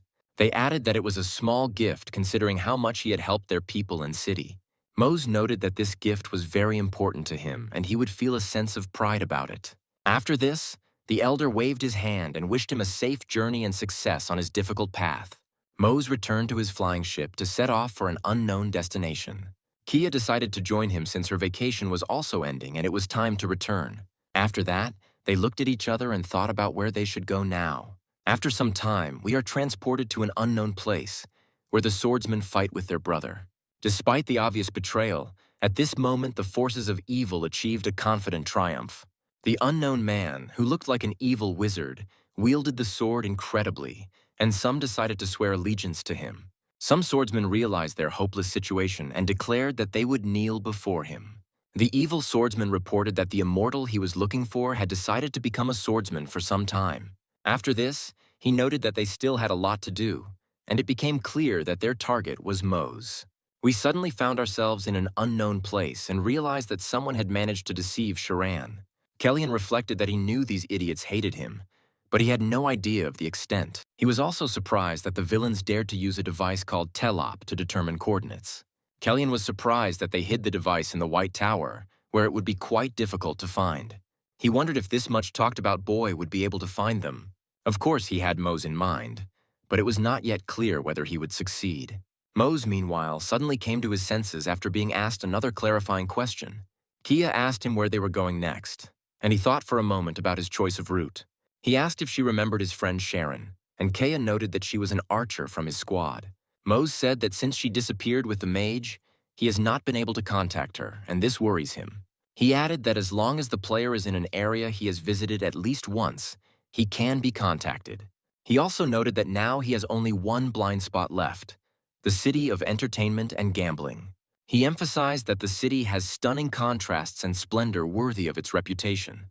However, if you go down a little lower, you can immediately notice the opposite side, completely opposite to the external splendor.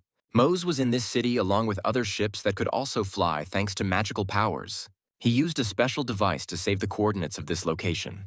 He noted that the ships here were so luxurious that even the skyway looked rather drab in comparison.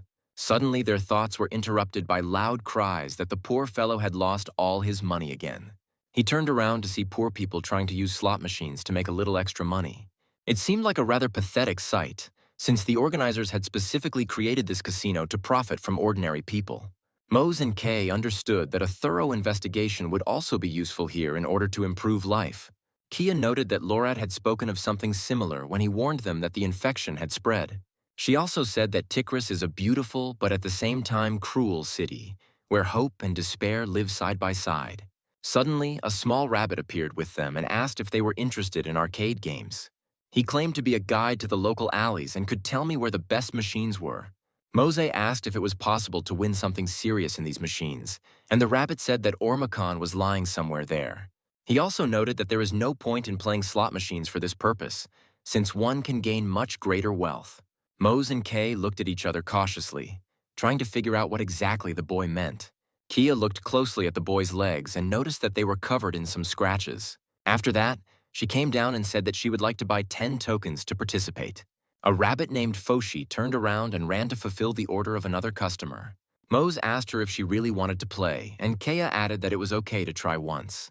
She also noted that it appears that Limpu's children are being exploited here, and this needs to be investigated. Mose was surprised by her attentiveness and realized that she had noticed something that he had missed. Kia added that there were no alternatives for them, because if you were a Limpu, you couldn't really count on anything. Foshi, meanwhile, quickly returned to Kea, hoping that he would be paid good money for his services. He handed her all the tokens and said that he hoped the lady would have a good day. Foshi was about to leave when Mose stopped him and said that he had something for him. As soon as the kid turned around, Mose handed him a gold coin, noting that it was his tip. Foshi was immediately delighted and asked why he was given such a generous gift for no reason. Mose explained that it was for his kind heart and expressed hope that he would not lose it and use it wisely. Foshi immediately beamed with happiness because no one had ever been so kind to him. He said that with this money he would finally be able to pay for his little brother's treatment and help him get back on his feet. After that, he turned around and ran away happily, hoping that no one would rob him along the way. Mose, meanwhile, turned to his partner and said that it was time to deal with this. He chuckled and noted that he first needed to check if he had luck in his inventory and head to the gaming district.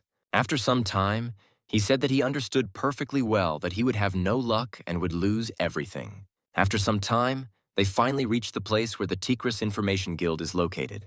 The manager greeted them and reminded them that they had recently contacted them on various issues. The girl also noted that she had already prepared everything and would move them to the designated room. Mosey and Kay looked down in surprise and noticed a portal opening next to them. The portal activated quite quickly, and the heroes only had to wait for the procedure to complete. As soon as they entered the appointed room, they heard a voice that rejoiced at their arrival. He held out his hand, on one finger of which were 2 rings of different metals. The young man turned out to be the head of the city's information guild. His name was Vireen. He asked if they had come to find someone suitable for their tasks. Mosey and Kaeya said that they wanted to find the immortal mage and immortal archer who had disappeared here. Viren noted that this is a rather rare case, but there is information about one White Tower student who is suitable. He thought for a moment and said that the only person who came to mind was a young man named Kellyan. He added that the White Tower initially welcomed immortals, but the situation changed dramatically over time. He also noted that Kellyan had dropped his status as a player and started behaving like everyone else. Viren assured that despite this, many mages hated him, and Mose wondered why. Viren suddenly announced that he could very well find out where Kellyan was now, but he needed a favor in return. Mose and Kay looked at him indignantly, trying to figure out if they had heard any strange demands. Kia noted that the guild is generally committed to disseminating information freely. Viren explained that this information was too special and he would be extremely grateful if they could get some help. Mose nodded reluctantly and said that in that case they would listen to him and ask him to tell them what he wanted. Viren stated that there was a mountain nearby called Malak, which was of great value. He added that its summit is crowned by ancient ruins known as the Pass of Olives. Viren suddenly turned his gaze to Mose and said that he must destroy all the ghosts that lived there. Mosey looked at him in surprise, and the informant noted that all they needed was a sword, and they wouldn't even need magic. He also noted that all preparations have already been completed, and all that is needed is to demonstrate all of one's skills and abilities. After some time, Mose and Kaeya wondered why the head of the Information Guild had given them such conditions. Kia stated that they couldn't waste time on this, so they needed to come up with a workaround. Mose asked rather nonchalantly what would be the harm if they did agree to it. He added that it was more interesting than going back and just returning to the duties of swordsman. Kia interrupted him with a loud scream to get his attention. Mose looked at her with fear and asked what was wrong, trying to understand the nature of her anger. Kea noted that she and Sharon are actually friends, and that Mose is only so attached to her because he is immortal. Mose paused for a moment to reflect and realized that he had indeed said too much. He realized that he was not talking to someone random, but to Kia, for whom this world was real, and not some kind of game. The gap between Mose's normal personality and his alter ego in this game became increasingly unbridgeable. Kea stated that she believes he is at least a little different from other immortals due to his personality. She reminded him that he was one of the few who truly empathized with ordinary creatures. However, she noted that he was still immortal, which meant that he could easily one day adopt the attitude of the majority. Kia said she wanted him to remain the Mose she once met. Mose nodded sadly, realizing that he needed to act more dignified in front of his fellow soldier. After that, his head started to shine, and he admitted that it was stupid of him to say such a thing. After that, he took her hand to squeeze it properly and expressed his gratitude for her help. He also made her a promise to remain the same as she was used to seeing him. After some time, they reached another block that might be of interest to them. Kia looked around and suddenly noticed something strange that immediately caught her attention. She found Foshi standing somewhere in the corner, looking rather rumpled for some reason. Kia came closer to him and said hello, noting that it was high time for him to return home. However, looking at his face, she discovered that he was all wounded, as if someone had been kicking him for a long time. She immediately dropped to her knees and asked what had happened to him, while the boy tried to speak. Mose reassured him that he could tell them what happened and that they wouldn't torture him. Foshi was still hesitant, and they asked him who dared to do such a thing to his face.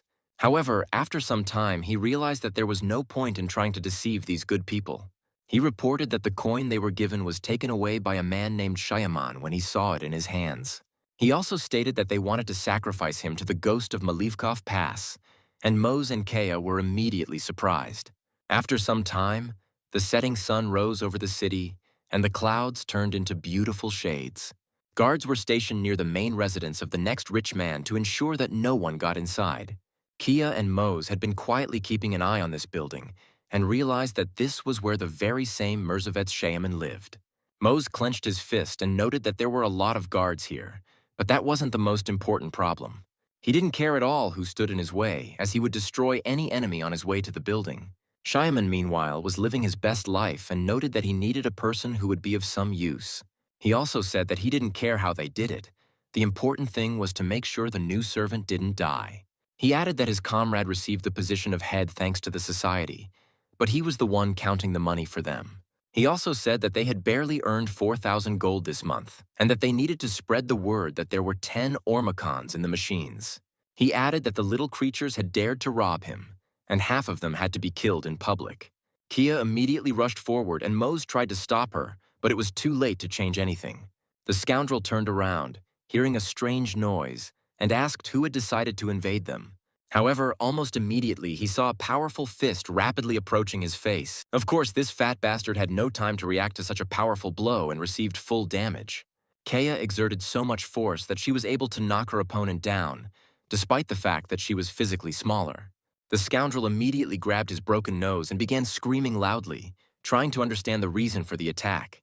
He tried to call the guards for help, but Kea noted with a smile that he had realized it too late. She added that there was not a single guard left conscious now, as she had already taken care of them. She also stated that all the guys who once helped him were now either asleep or had wasted their energy licking their wounds. After this, she began to beat him brutally, and Mose made the tactically correct decision not to interfere. Afterwards, she noted that she needed to let off some steam, and Mose said he was glad she felt better. She then looked over what was left of the villain and said that it was time to have a proper talk. Coming closer to him, they said that he should tell them about what was happening at Olive Pass. Shyman, irritated and offended, asked why they thought he would open his mouth at all after what had happened. Kia noted that she knew at least several dozen more ways to loosen his tongue. Shyman realized that it was better not to joke with this girl, and noted that there was a gambling place there. He added that people played with ghosts on this pass, and Mose asked how that was possible. He stated that there was a society of silver cats, which included the city's nobility who had access to the necromancer. He added that the necromancer sent a powerful ghost to Olive Pass and staged gladiatorial fights there. He also stated that no one had yet been able to defeat this ghost, and no one had even lasted 3 minutes against it. Kia asked how many people he had sent there, probably to their deaths for the sake of gold. Shyman noted that tomorrow everything will be different, since a powerful ghost will come with Russia. Mose said it was now clear how this was connected to the Information Guild they had recently interacted with. He added that, apparently, the Information Guild is in cahoots with these scoundrels and is interested in gambling. Shyman began to ask for forgiveness and stated that he would do anything if they did not kill him. Mose stopped his comrade and noted that in this case there was no point in getting her hands dirty with him. Mose states that this man has already lost everything and that he will be finished anyway when people find out that there are no Ormacons in his machines. From his point of view, as soon as this news becomes public, he begins to be judged by deceived citizens. After this, he says with a smile that it is time to start completing the task. Then he reflects on how the scoundrel Viren will regret several more times that he dragged him into this mess. She goes to a huge library, which was built even before the city itself, to restore her memory. This secret place, as he notes, can only be reached with the help of special magical stones created from the Avec tree. Mose asks her if she wants to go there, but she immediately becomes shy and refuses. She states that the stone was given only to him, and that as a resident of Ascarus, she wishes to follow his laws. However, she asks him if she can ask him for a favor and have him find a book for her. Mose asks her what book exactly she wants, and she tells her that she wants a book called The Minstrel of Kaffair. Moments later, a portal opens in this mysterious place, heralding the arrival of Mose. Mose quickly passes through the portal and looks around, trying to study this place in as much detail as possible. He is immediately impressed by the scale of this majestic building, and he understands that it is very beautiful here. Almost immediately, he receives a system notification that he has discovered a secret quest and a new task. According to this quest, you need to find the diary of the great blacksmith Lavager, who forged those very 11 swords. Mose happily says that in that case he will go and complete this quest right now. He states that the library search needs to be used and calls for a special assistant who should be here. However, contrary to his expectations, no one answers him, and he is left only in a rather soft but deafening silence. He wonders in surprise whether he will have to go through each book himself to find the diary.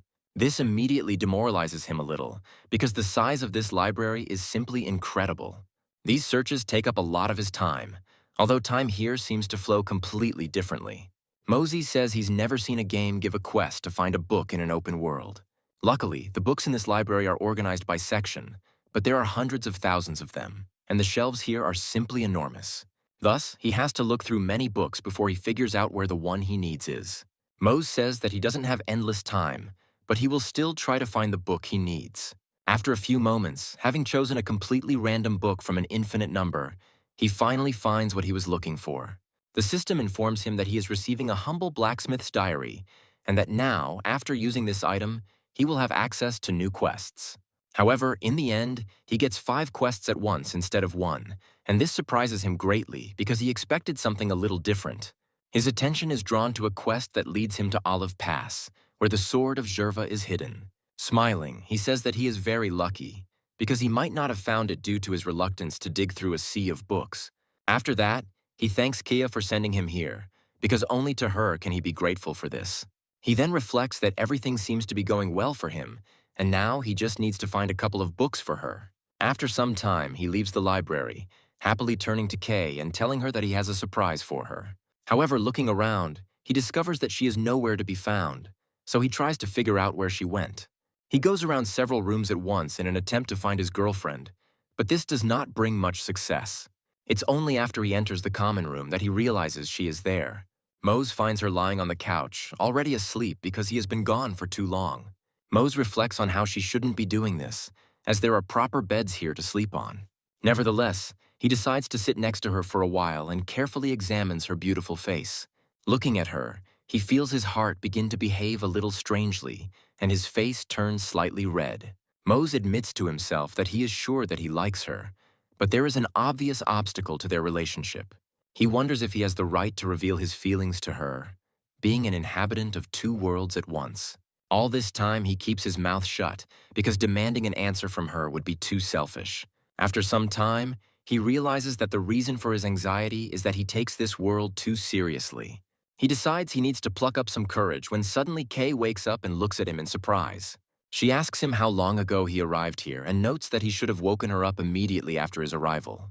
Mose states that he just walked in and hands her a book, which immediately brings genuine joy to her. Kaya says that this is the first time she's held it in her hands, and Mose suggests that she must really love this book. She begins to smile very sincerely and sweetly, after which she thanks the hero for such help. She grins and declares that she is very glad that they are the best friends in the world. He says that the sun is setting, which means it's time to move out.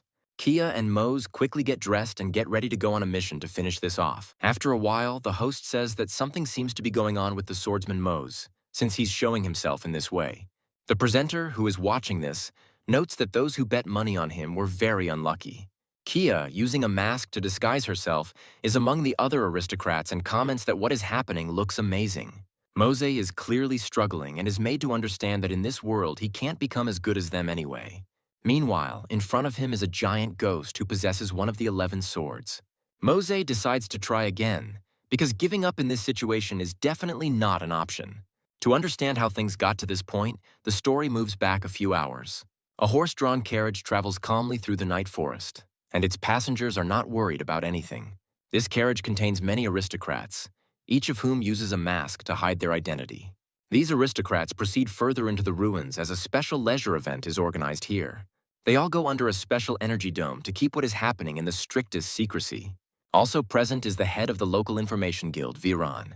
Mosey and Kay watch him closely, thinking about how only those wearing a cat mask are allowed inside. Mose smiles as he says that it looks like all the guests have come here to place their bets. Kay needs to get a mask to get inside and blend in with the crowd, and this becomes a bit of a problem for her. She calmly lies in wait for an unsuspecting guest who decides to go into the forest to smoke. His fate turns out to be quite unenviable, since few people can remain conscious after a powerful blow from a fist. After she knocks him out, their plan is for her to simply change into his clothes. Mosey declares that after this she must put a whole 100 ormacons on him to stir up the crowd's interest. Kia asks him in surprise where they got such a large sum of money to bet on it. Kia asks him if they even have that kind of money and if they can pull off this bet. Moose says that this is a very good decision because he definitely does not lose this fight. Kay is impressed by Mose's incredible self-confidence and confidence and is even speechless for a while. However, after a while, a smile spreads across her face and she says that she is confident of his victory. Mosey asks her to just trust him and adds that there is always a way to win if this place really is ruins. After some time, the disguised Varan tries his best to pretend that he sees Mose for the first time. He asks him if he is the same person about whom so many legends and rumors have been circulating lately. Mose decides to play along and says that this is indeed the case, after which he simply says his name. Varan tells him that he can come in, noting that the participants must leave in order of queue. Once inside, he discovers that the ruins have been converted into a makeshift amphitheater. Kia also manages to sneak in here to watch this carnage and make a very big bet. Viran says he sees incredible passion and a desire to enjoy the show in the eyes of his audience. He declares that this night will see a duel the likes of which these walls have never seen, despite their long history. He tells us that in the left corner is the Olive Pass champion, who already has 31 victories to his credit. Viran solemnly says that the evil spirit Sumen has never suffered a single defeat and always emerges victorious. He states that it is one of the most powerful spirits in the Silver Cat's possession, created from the soul of a swordsman. After a dramatic pause to heighten the tension, he announces that it is time to welcome the second participant. He states that this participant is the Immortal, who knows no fear and takes shooting lessons at Black Spire. Mosey watches this and wonders if the other fighters here are also regular players. He muses that they might be coming here to make a killing, but this battle certainly won't be an easy one given the spirit's reputation. As soon as the leader announces the start of the battle, the archer does not waste time and immediately makes several shots. However, his opponent easily deflects the arrows using his sword, which moves very quickly. After a few more moments, the spirit decides to use a skill that takes a long time to learn. He launches his sword forward and begins to control it telekinetically with incredible precision. Mosey takes a closer look at the Revenant's weapon and realizes it's one of those engraved blades. The poor archer is shocked, and Varan begins to mock him, saying that this is the best sight. A few moments later, the sword flies towards him at incredible speed, and the archer has no time to dodge. He receives serious damage and flies to the side, unable to withstand the incredible weight of the blade. Mose understands that this is a very predictable development of events, but he still feels sorry for his colleague. Varan, in turn, begins to mock the archer and says that he is deceiving the crowd's expectations. The fighter falls to the ground and his body begins to gradually disappear, sending him into a long process of revival. Varan says that once again the evil spirit wins, without even using 10% of its power. The aristocrats wonder what is happening to this stupid boy who goes up against a real giant. Others start laughing and saying that they knew this boy would lose, but he loses faster than expected. Varan says that only 4 Ormacons are placed on him, noting that this is too little. Kia observes these aristocrats and realizes that they are people who are already bored with the ordinary joys of life. Varan, meanwhile, says that it seems that the evil spirit finally has a worthy opponent.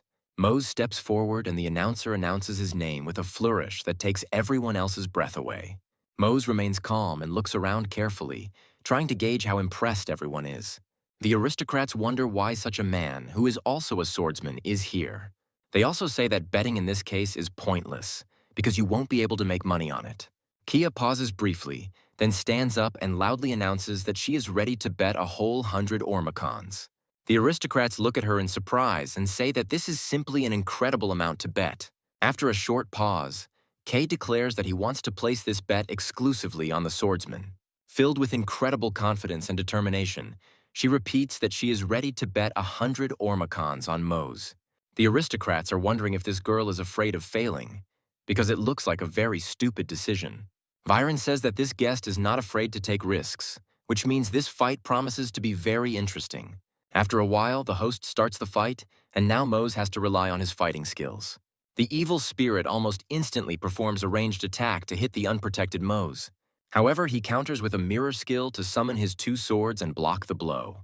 Viren is surprised to hear that Mose uses a similar skill and his swords can also float.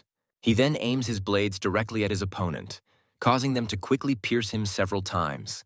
However, once these swords pass through the ghost, it becomes clear that he is using incorporeality. He also quickly finds himself behind the main character, causing Mose to be very surprised by such incredible agility. The evil spirit doesn't wait a single second and immediately delivers a powerful attack right into Mose's back to knock him down. Mose realizes that this ghost is immune to physical attacks and is only surviving thanks to its decoration. Meanwhile, the ghost continues to quickly maneuver and tries to hit Mose with the next blows. Mose responds with mirror measures, hoping that he will be able to do something with his blades. This battle looks absolutely incredible, considering that neither opponent gets close to each other. Mose muses that only Karma and Sharma can stop their brother, who is also attacking from a distance. However, these swords are designed primarily for thrusting attacks, and he cannot adequately parry slashing attacks. Mose realizes that to do this he needs to turn to his patron, who uses special skills for help. This skill allows you to encase any object in a sphere, and in this case it can work with the spirit bound to the sword. However, it is not clear from the start how feasible this idea is, so it needs to be tested first. Mose, however, understands that in order to even get close to the enemy, he needs to wear him down considerably. While thinking about this, he takes several blows, causing him to be thrown to the side, but he remains on his feet. Mose looks closely at his opponent again and realizes that he needs to somehow break the distance and touch him. Viren begins to mock him, wondering if the great swordsman has decided to give in to weakness. He also says that he feels very sorry for the aristocrat who decides to bet money on him. Mose reflects that right now he should focus not on the ghost, but on the sword it holds. He then summons his blades, and the ghost responds with mirrored measures in the hopes of deflecting his blow. The ghost looks at Mose carefully and delivers a quick slashing attack to force him to dodge. This sword takes an unusual trajectory to deflect Moses' blow and wound him at the same time. Mosey doesn't have time to react in time and receives a powerful cut right in the chest area. Blood begins to gush from his body, but he still has enough strength to stay on his feet. Kia quickly jumps up from her seat and realizes that she needs to do something to help him. Meanwhile, the spirit already assumes that he has succeeded in winning and raises his hand up. Thus, he commands his sword to finish what it started, and the blade is sent towards Mose to pierce him. Mosey muses that this is a very reliable way to stop Zerva, even though it will be quite painful. The thing is, his plan is to not resist this blow and let the sword pierce his body. The blow turns out to be exactly as painful as he imagines, but suddenly the sword begins to stop. Mose decides to take advantage of this moment and mentally wraps his hand around this blade. After this, he uses the skill Lucky Destruction to initiate the capture procedure. There is a bright flash, after which the sword begins to gradually disappear, as does its effect on Mose's wound. After the bright flash of light dissipates, everyone discovers that Mose is still standing. The evil spirit suddenly begins to talk to the protagonist and says that he is grateful to him for freeing him. After this, the ghost begins to cry tears of blood, and his body gradually deteriorates.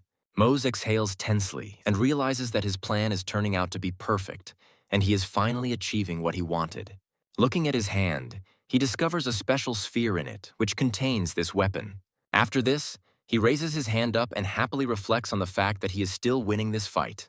Viren says it's incredible that Mose is beating the undisputed champion who has never lost. The aristocrats clutch their heads and cannot believe that they are spending so much money and that all their funds are disappearing. Viren happily turns to the pleased aristocrat and says that he completely forgot to congratulate her. He states that the person who bets 100 will receive 231 Ormacon as a reward as a win. Viren reflects that he expected such large stakes, but that this money will still circulate within society.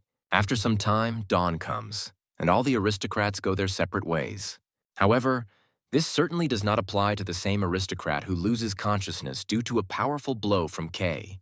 Viren finds him during a random walk and wonders what a community member is doing there. After this, he assumes that the person who bets such a large amount is an imposter. Unable to cope with his incredible anger, he says that he will get to this scoundrel and take revenge on him. Meanwhile, Kaya returns to the ship and happily places the bag on the table, saying that this is their winnings. She also emphasizes that she was very worried and asks him about what kind of magic he uses in battle. Mose says it was a pretty risky gamble and that if it hadn't worked, it would have been the end of him. Kia says that since everything worked out for them, they could go to the slot machines. But Mose stops her. Looking at this money, he says that the last thing in the world he would want to do is get involved in such a thing again.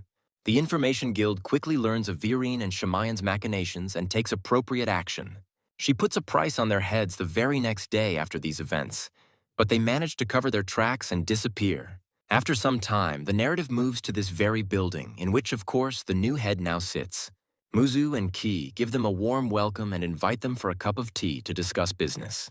Before them appears the new golden head of the Tigris Information Guild, named Ryron. He asks them what exactly they want to know, since they come here and also help solve the problem.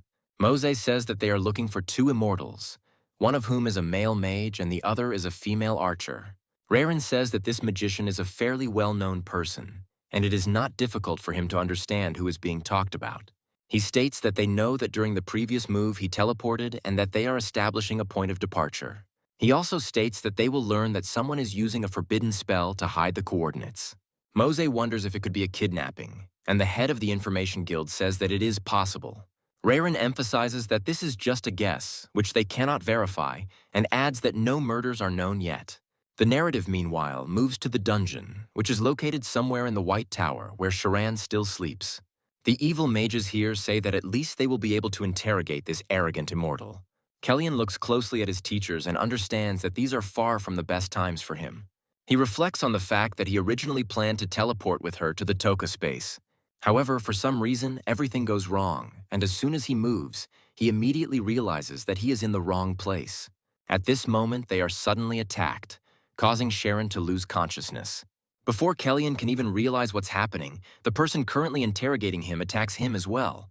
Kellyan calls him Hospite and tells him that he should stop. Then he won't tell about the teleporter being used here. Hospite looks at him with irritation and wonders if he is really going to pretend and not say anything.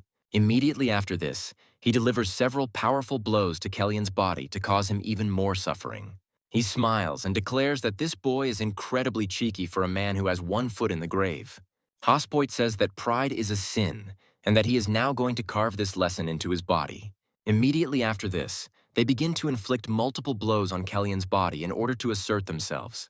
Such pathetic individuals, as noted, are never capable of anything serious, so they are left to content themselves with such actions. Kellyan bravely endures all these blows, despite the fact that each of them is painful. After his body starts bleeding profusely, they stop for a moment and exchange cowardly glances. Hospoit is asked whether he leaves the prisoner alive, and he declares that they are dealing with a magician who is also immortal. Kellyan muses that, unfortunately, he can't log out, even though it would be logical to do so. After this, he turns to his former colleagues and says that they are becoming pathetic lackeys of Hospoit. He accuses them of always trying to keep up with him because they themselves turn out to be pathetic nobodies. He reminds them that they are studying the same curriculum, but they cannot succeed because of their laziness and stupidity. He states that they even dare to mock him only because he is one of the immortals. He angrily accuses them of dishonoring the name of the White Tower with their rather miserable existence. Hospoit says that these are very beautiful words, but they do not change the situation in any way. He says that they have to spend a whole year paying attention to his antics in front of teachers while he talks their ear off. He also states that if the commission had known that he was immortal, he would never have received the title of magician. Hospoit slaps him across the face and declares that it was his existence that tarnished the name of this tower and that it must be rectified immediately. Smiling, he says that the time has finally come to tell him about their grand plan.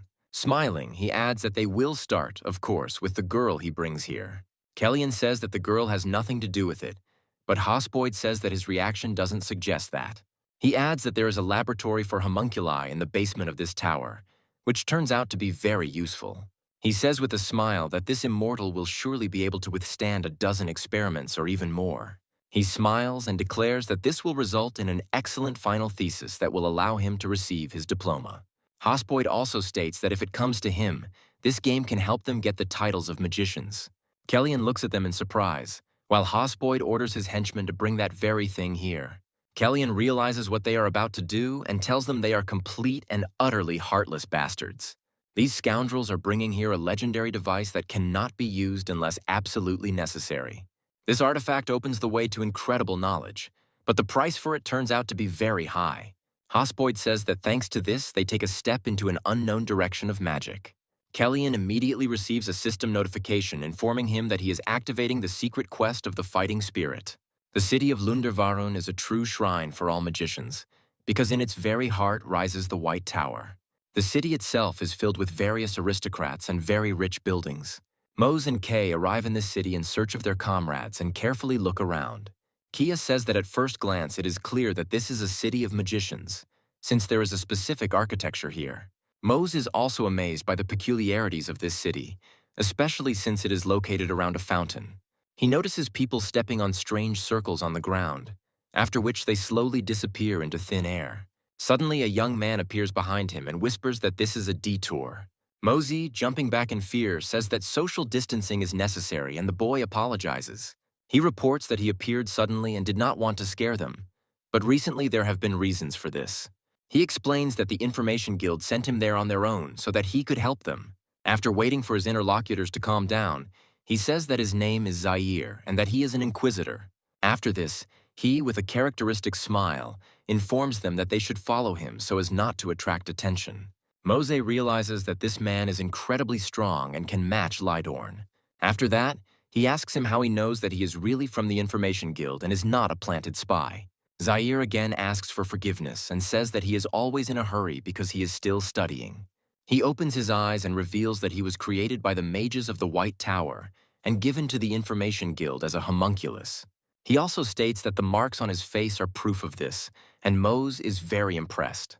Zaire says that artificially creating life is very difficult, but the mages from the White Tower are capable of it. He explains that the city was founded by magic because its residents and visitors can freely use portals. These bypasses are part of the city's infrastructure, which is why there are so few crowds of people here. Zaire says that he knows everything about this and is ready to be a guide in order to dispel their doubts. Mosey and Kyoya follow him and quickly reach one of these portals to test them. Zaire says it's time to hit the road, and they move to the Information Guild. Right in front of the guild entrance, there is one of the portals that lights up blue and materializes heroes. Zaire informs them that they now need to follow him, as the Golden Guild leader is already waiting for them. Mose and Kay walk inside and are amazed at how artfully and designerly the rooms are decorated. The guild leader confirms that there was an incident of teleportation inside the tower. Mose says that it was thought impossible to get there, and the guild leader confirms that this is indeed the case.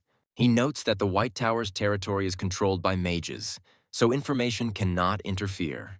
Zaire leans carefully towards the heroes and says that this looks very similar to the Swordsman's Shrine and other organizations. He states that unfortunately, there is no other way to get into the White Tower except by passing the trial of the mages. Immediately after this, the head of the Information Guild announces that this is where his powers end. Zaire sits down across from Mose and Kay and states that there is actually something else that can be done to get there. Zaire says that money opens all doors, and this is true even for the White Tower. Mose approaches Zaire and asks why the guild leader said it was impossible to get in. Zaire replies that in the territory of the magicians, this is indeed extremely difficult. After that, he shows them his crystal balls and says that he is here to help them get in there unofficially. After some time, he contacts his colleague named Raiden and says that he has a request. He adds that he would like to introduce one person to the magician and do it fairly quickly.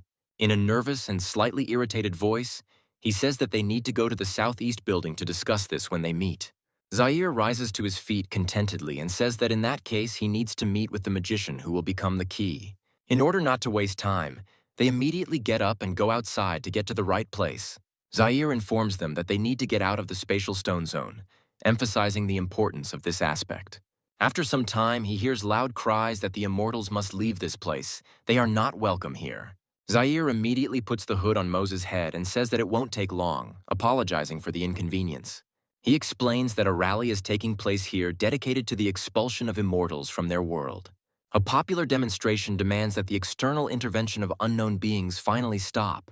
Mose looks at the people in surprise, and Zaire calmly says that these are the Lidornovites who decided to protest. Mose watches the demonstration closely and is even a little shocked by its scale. Zaire states that they follow the will of the late prince, and their strength grows every day due to specific circumstances. According to the Information Guild, he has approximately 3 million followers, and this number is constantly growing due to the crimes of the immortals. Mozu is informed that he is an immortal who killed this very prince, so it is better to hide his face. Zaire recommends going to another place before they run into trouble, as it will be difficult to resolve. Mose understands that he did not commit any actions, but there will still be many people who defame his race. They immediately change several turns to quickly get to the right place. Kay asks him if everything is okay, to which he replies that everything is fine, although he feels a little nauseous. Zaire remains calm and takes out the crystal ball again to contact his comrade. He turns to Raiden and asks how things are, to which he responds very nervously.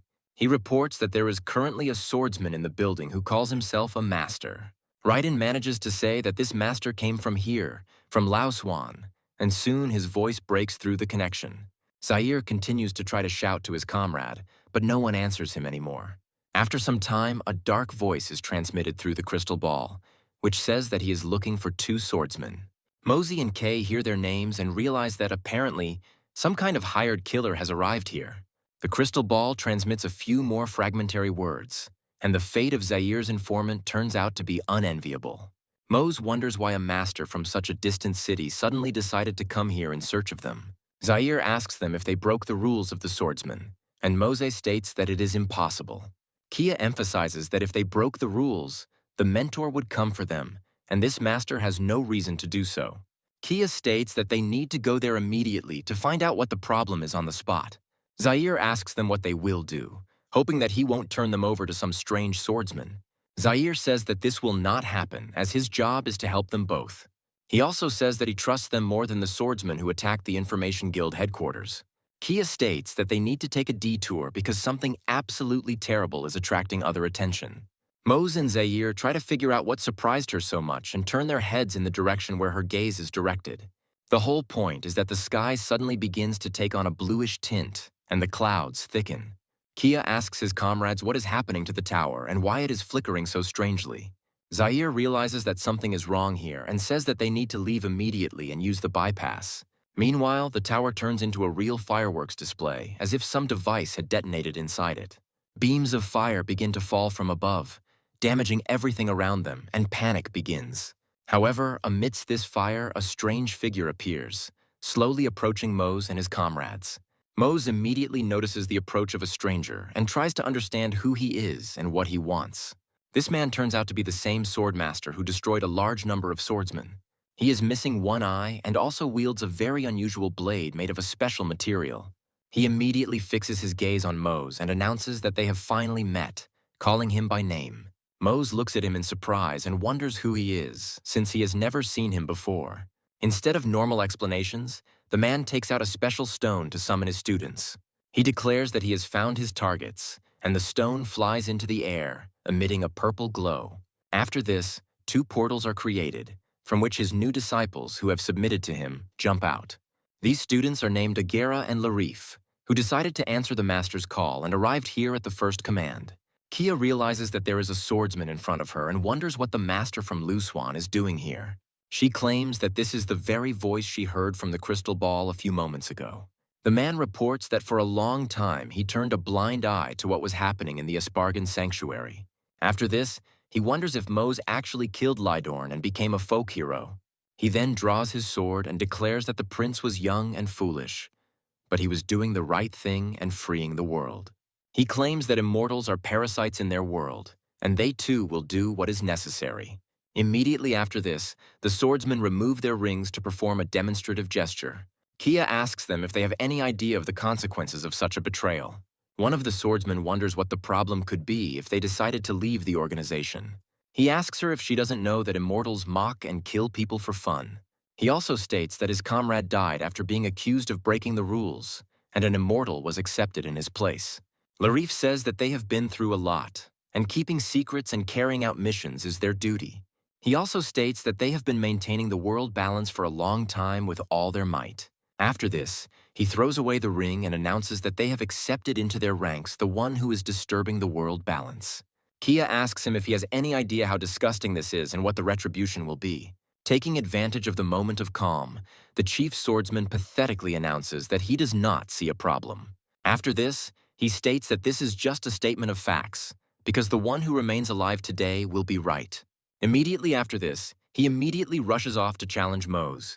Mosey is amazed at his opponent's incredible speed, as he has never seen anything like it before. However, his reaction is developed to a sufficient level, so he decides to summon his swords. At the last second, he blocks the blow, but has no idea how great his opponent's strength is. He immediately begins to feel the incredible pressure that is placed on him by one blow. After this, he takes off and flies to the side, crashing into the wall. Mose clears his throat and realizes that if this had happened in the real world, he would probably have been crushed to a pulp. Kay looks at his friend with fear and asks if he is okay. After this, she tries to gather her strength, since she also has an enemy. Agera decides to challenge him and uses a blade style called Showdown to enter the fight. Kay dodges the subsequent attacks as he is too slow to hit her. However, he is clearly a serious opponent, so she decides to break her distance. Agera boasts and declares that this is far from all that he can do. He puts his weapon forward and decides to use the Aura Strike skill to reach her. However, Zaire comes to her defense in time, creating a special magical barrier that blocks the attack. Agera looks at the homunculi in surprise and notes that he feels like a pathetic bastard for siding with them. Larif orders his comrade to step aside so he can deal with this scoundrel. He thrusts the knife into the ground and several spikes emerge from the ground. Zaire reacts too late to this attack and only manages to partially dodge the line of attack. Thus, one of the spikes hits him directly in the head, causing significant injury and bleeding. Mose and Kay immediately run to their comrade, hoping that he has not been fatally wounded. Zaire immediately turns to them seriously and tells them that they are in a very difficult situation. He states that the 3 of them could defeat these 2 idiots, as they are interfering with each other. After that, he turns his gaze to the chief swordsman and says that they will never defeat him here. He calmly explains that they need to get out of here and do it as quickly as possible. He notes that their magic only delays them for a second, but that's enough time for them to escape without leaving a trace. He adds that he will have a chance to create a passage for them, but there is one small nuance. He reports that his eye has been damaged, so it will take 3 minutes to cast the spell. He explains that once everything is ready, they should try to keep the main swordsman at bay. After that, He suggests freezing it, and they will run through the passage as fast as they can. Kia asks if they can do it, because if they don't make it in half a second, they're done for. Meanwhile, the swordsman simultaneously moves forward and notes that Zaire is doing quite well for a homunculus. He claims that the White Tower scientists are not sitting idle and are actually doing their homework. Mose suddenly feels an earthquake and realizes that the city is starting to shake. Bright energy beams begin to emanate from the tower, creating strange seals right in the sky. This spectacle turns out to be so amazing that it attracts the attention of everyone around for a while. Mosey asks his opponent if this is really his doing, and he says that he has nothing to do with the affairs of magicians. However, he immediately says that the outbreak, like everything bad in this world, most likely occurred because of the immortals. Mose wonders why he has such a strange attitude towards immortals, suspecting a personal grudge. The swordsman is incredibly surprised to ask such a question and is speechless for a while.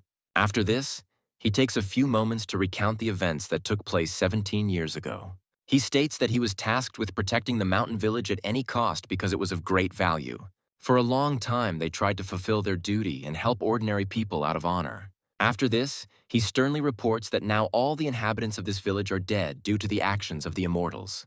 He explains that the immortals decided to turn this place into a base for their guild and drove the inhabitants into the mountains. He also claims that he saw it personally, but for some reason did not have time to do anything to prevent the injustice. He argues that swordsmen should destroy immortals, not accept them into their ranks, and then Kay stands up for Mose. With her body, she shows that she will not allow her friend to be attacked in front of her. She decides to talk to the people and tells them that they are absolutely right that the immortals are dangerous. She recalls that with the advent of the immortals, problems came into the world that were previously unknown. She also states that it can't be denied, but the immortal they pointed the gun at is Mose. She tells them that he fights evil and protects the inhabitants of this world more than anyone else. She accuses her former colleagues of being blinded by anger and unwilling to look into the situation. Suddenly, the black swordsman declares that there is nothing more meaningless than fighting for ideology. After this, he abruptly changes his point of view and says that only the one who survives will be right. It becomes clear that he simply wants to kill the immortals, and everything else is just convenient excuses that he does not believe in. Mosey and Kay understand that they won't be able to negotiate with him, so they accept his challenge, since they have nowhere to run. They both rush to attack, hoping to delay him for at least a few minutes. The swordsman waits patiently for them to get close enough for him to repel them. At a certain moment, he makes a slight movement with his blade and quickly knocks down the attack. Kia put all her strength into a dash and subsequent attack and finds herself in an awkward position. The swordsman was expecting just this and prepared for a powerful counterattack. Mosey realizes that the situation is critical, so he uses his telekinesis skill again. This time, he attacks not directly at the swordsman, but nearby, in order to break his concentration. However, this hardly surprises the swordsman, and he only jumps back. Immediately after this, he returns the sword, changes his stance, and prepares to strike with a different style. He also looks menacingly at his opponents, hinting that they would be better off stepping aside. Gradually, he accumulates more strength, and it becomes clear that if he draws the blade, an explosion will follow. Mose watches him in surprise and tries to understand why he suddenly changed his stance. Zaire understands the possible consequences perfectly well and orders his comrades to step aside. It finally dawns on Kay that this man has a completely different style of sword fighting. The one-eyed swordsman states that he is using the 7th move skill called Feather. After this, the swordsman slowly draws his sword, which creates a bright flash, and the air around him begins to rise. Then a giant black sphere appears and destroys everything in the area. This sphere is so destructive that it even destroys houses that fall within its area of effect. Kaya manages to run to the side, but the sphere expands quite quickly and begins to destroy her cloak. At the last moment, she still manages to make a sharp jerk and jump, after which she lands on her feet. Kaya lands a bit awkwardly, but her bones remain intact and her vital organs are undamaged. Meanwhile, Mose and Zaire watch what is happening and realize that they have never seen such a skill before. Kia also tries to get up quickly to prepare for the next round of a tough battle. Gradually, the sphere begins to dissolve into thin air, and it quickly becomes clear that this is not the end. However, before the swordsman can make his next move, a magical seal appears in front of his head. Zaire managed to use a spell to freeze him for half a second, and the timer started. Mosey and Kia rush forward to evacuate and escape. These portals attract them with bright flashes, and safety is almost in their hands. Mosey, having reached the portal, reflects on the fact that there is only a little time left and he will make it in time. At the last moment, he manages to turn around and sees that Zaire has received fatal damage and died instantly. The swordsman managed to escape from his control and is now cutting up everyone who comes into his hands. This time his target is Kea, who was a little slower and didn't manage to reach the portal. Mose realizes that she needs to immediately cancel her evacuation plans and go to the aid of her ally. After a few moments, the unpleasant sound of an iron blade passing through bodies is heard. Bright red blood spills across the snow-white pavement, creating a very unpleasant contrast. Mose manages to shield his friend with his own body, despite his health level dropping to 3%. Kay looks at his comrade with fear and wonders how this is even possible. Mose immediately pushes her aside so that she doesn't waste precious time.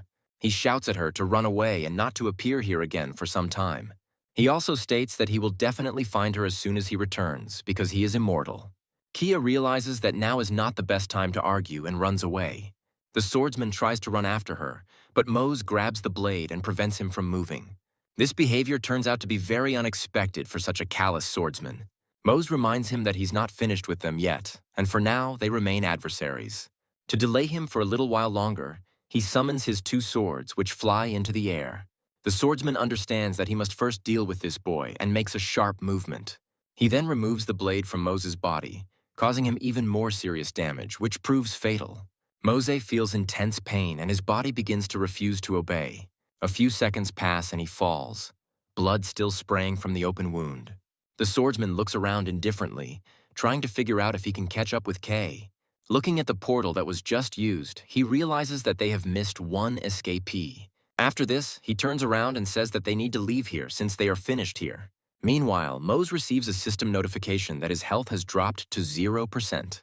This is his first death in his entire career, so he will have to face the unpleasant consequences. In this game, the death of a character results in a penalty that prevents the player from logging into the game for 7 days.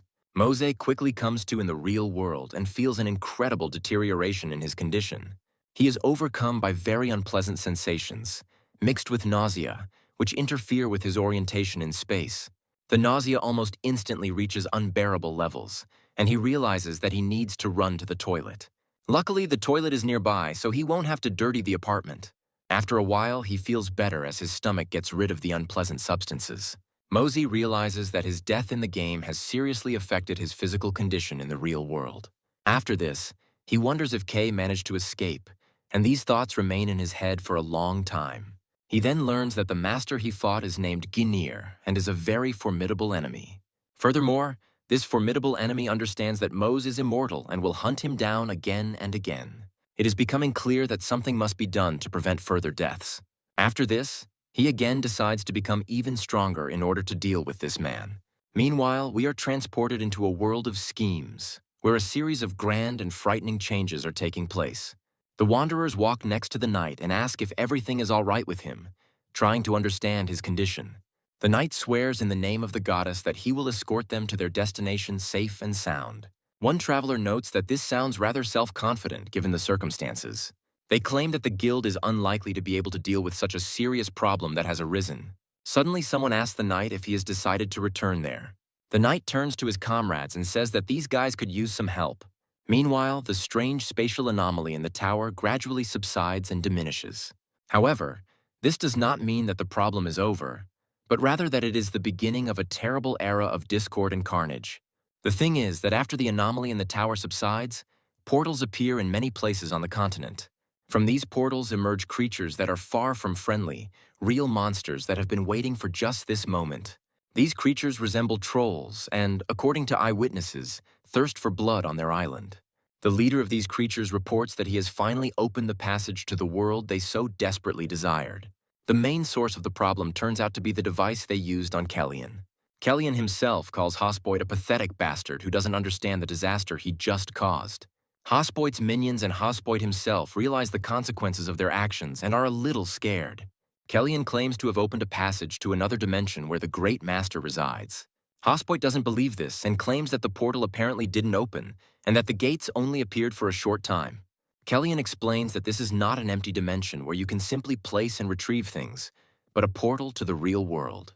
Hospoid cannot believe his own incompetence and grabs his wand, ordering Kellyan to shut up. Kellyan claims that he succeeded, so there is no point in discussing the rough edges of the experiment. Kellyan realizes he's had enough and charges in to knock out Hospoth. He manages to knock the wand out of Hospoid's hands, which falls onto the stone floor and bounces off. Kellyan quickly lunges for the wand to intercept it and gain a tactical advantage. He takes aim at Hospoid and uses several spells to strike. Hospoid doesn't have time to react and receives a powerful charge of energy right to the chin. This is enough to make him lose consciousness, and Kellyan calls him a pathetic worm. After this, Kellyan claims that the boys will not be able to compete with what came from another dimension. However, now he is more concerned about someone else who has been next to him all this time. We are talking about Sharan, who was unconscious all this time and was never able to wake up. Kellyan approaches her and asks if she's okay, realizing that she's still unconscious. It becomes clear that a special spell was cast on her, and he decides to awaken her antidote. After reading special prayers, he lifts her sleep state and she comes to her senses. Sharan wonders in surprise if she had been unconscious for that long. Kellyan asks if she's okay, and the girl admits that she doesn't understand how they got here. Kellyan apologizes and explains that a lot of time has passed since then, and he will tell her everything later. An earthquake starts, and Kellyan says they need to get out of here as quickly as possible. After that, he grabs her hand and says that there is no time, so they need to hurry. Sharan quickly comes to her senses and tries to understand what is happening here and what happened before she passed out. She remembers the mage's name and realizes that she met him during the battle with Lindor. She remembers that at the last moment he came to her aid to teleport her. She thanks him, but he says that now is not the time, since because of him they fell into the clutches of the enemy. He claims she was unconscious for nearly 10 in-game days, and Sharan notes that this is nearly impossible. Kellyan explains that the teleporter she used was fake and led them here. After this, he claims that he knows how to get out of here and shows a special arch. He asks her if she's afraid of heights, and Sharan nervously asks why he brought this up now. Kellyan picks her up and says that he is very sorry that everything is turning out this way, but now there is no other choice. After this, he rushes towards the wall with a confidence that many would envy. Sharan looks ahead in fear and notices that there is no visible portal, so it seems like they will just crash into each other. For a second, she becomes scared, because it looks extremely dangerous. However, it turns out that this is a hidden portal that can transport them to another location. Sharan closes her eyes and hopes to be carried away, feeling the breath of wind. After this, she carefully opens her eyes to see if she is okay and where she is. It becomes clear why Kellyan asked about the fear of heights, because they are now flying down. Sharan starts screaming and claims that they are falling down and will simply crash. Even though Kellyan has lost a lot of strength, he still has enough mana left to float. This way, he lands softly on the ground without getting injured and also touches Sharan. He explains that they teleported to another location that is relatively safe. He states that he would like to tell her a lot, but now it is better to say goodbye, since she needs to leave the game. Sharan confirms that this is indeed the case, since she has not been in contact for 3 days and they are probably looking for her. Sharan turns to leave, but he stops her, saying that he would like to say something. He states that he was making sure nothing happened to her, and if something did happen, they could contact her. Handing over the crystal ball, he says he would be glad to meet her and apologizes for dragging her into this. Immediately after this, he turns around and quickly walks away, as if he has a plan of where to go. Sharan looks after him in surprise and tries to understand what it was. She's a little confused by his kindness and wonders why he keeps apologizing for what happened. Meanwhile, we are transported to a place near the city where portals continue to open. The leader once again declares that the passage to the world they so desired has finally opened. He claims that they were born to conquer other worlds and colonize them for their own purposes. He informs that most of them have been given a new task and a new goal to accomplish. After these words, the strange creature pauses briefly to give weight to his words. After this, it menacingly declares that they must subjugate another world and sacrifice it to their goddess. Following him, a huge number of other creatures with blue skin enter the land. Their leader creates 2 giant blades that can destroy entire squads of lightly armored fighters. After this, he commands his legion, which arrives at high speed to go forward. A global quest to destroy 1,500,000 enemies is created, and the action is moved to the surrounding area. The justice forces that arrived here number only 300 people, which greatly upsets their leader. One of the chiefs informs his colleague from the Imperial Army that their 300 men are stronger than the enemy army. The Imperial commander points out that they have homunculi at their disposal, which are essentially weapons as well. His colleague reminds him that this weapon is created by magic, and recommends remembering who started this incident. The wizard claims that all they could find out was that since the portal opened, many scavengers had come to them. He admits that he himself wonders whether the problem is really that serious. After this, he reports that there is no point in disputing orders, when suddenly he hears cries of an enemy attack. The first thing they are attacked by is a large number of scavengers, which are vile four-legged creatures. The Imperial commander orders his troops to move forward to take the first blow. The vanguard army is armed with spears to meet the enemy from a distance. With their incredibly sharp and deadly weapons thrust forward, they destroy defenseless opponents.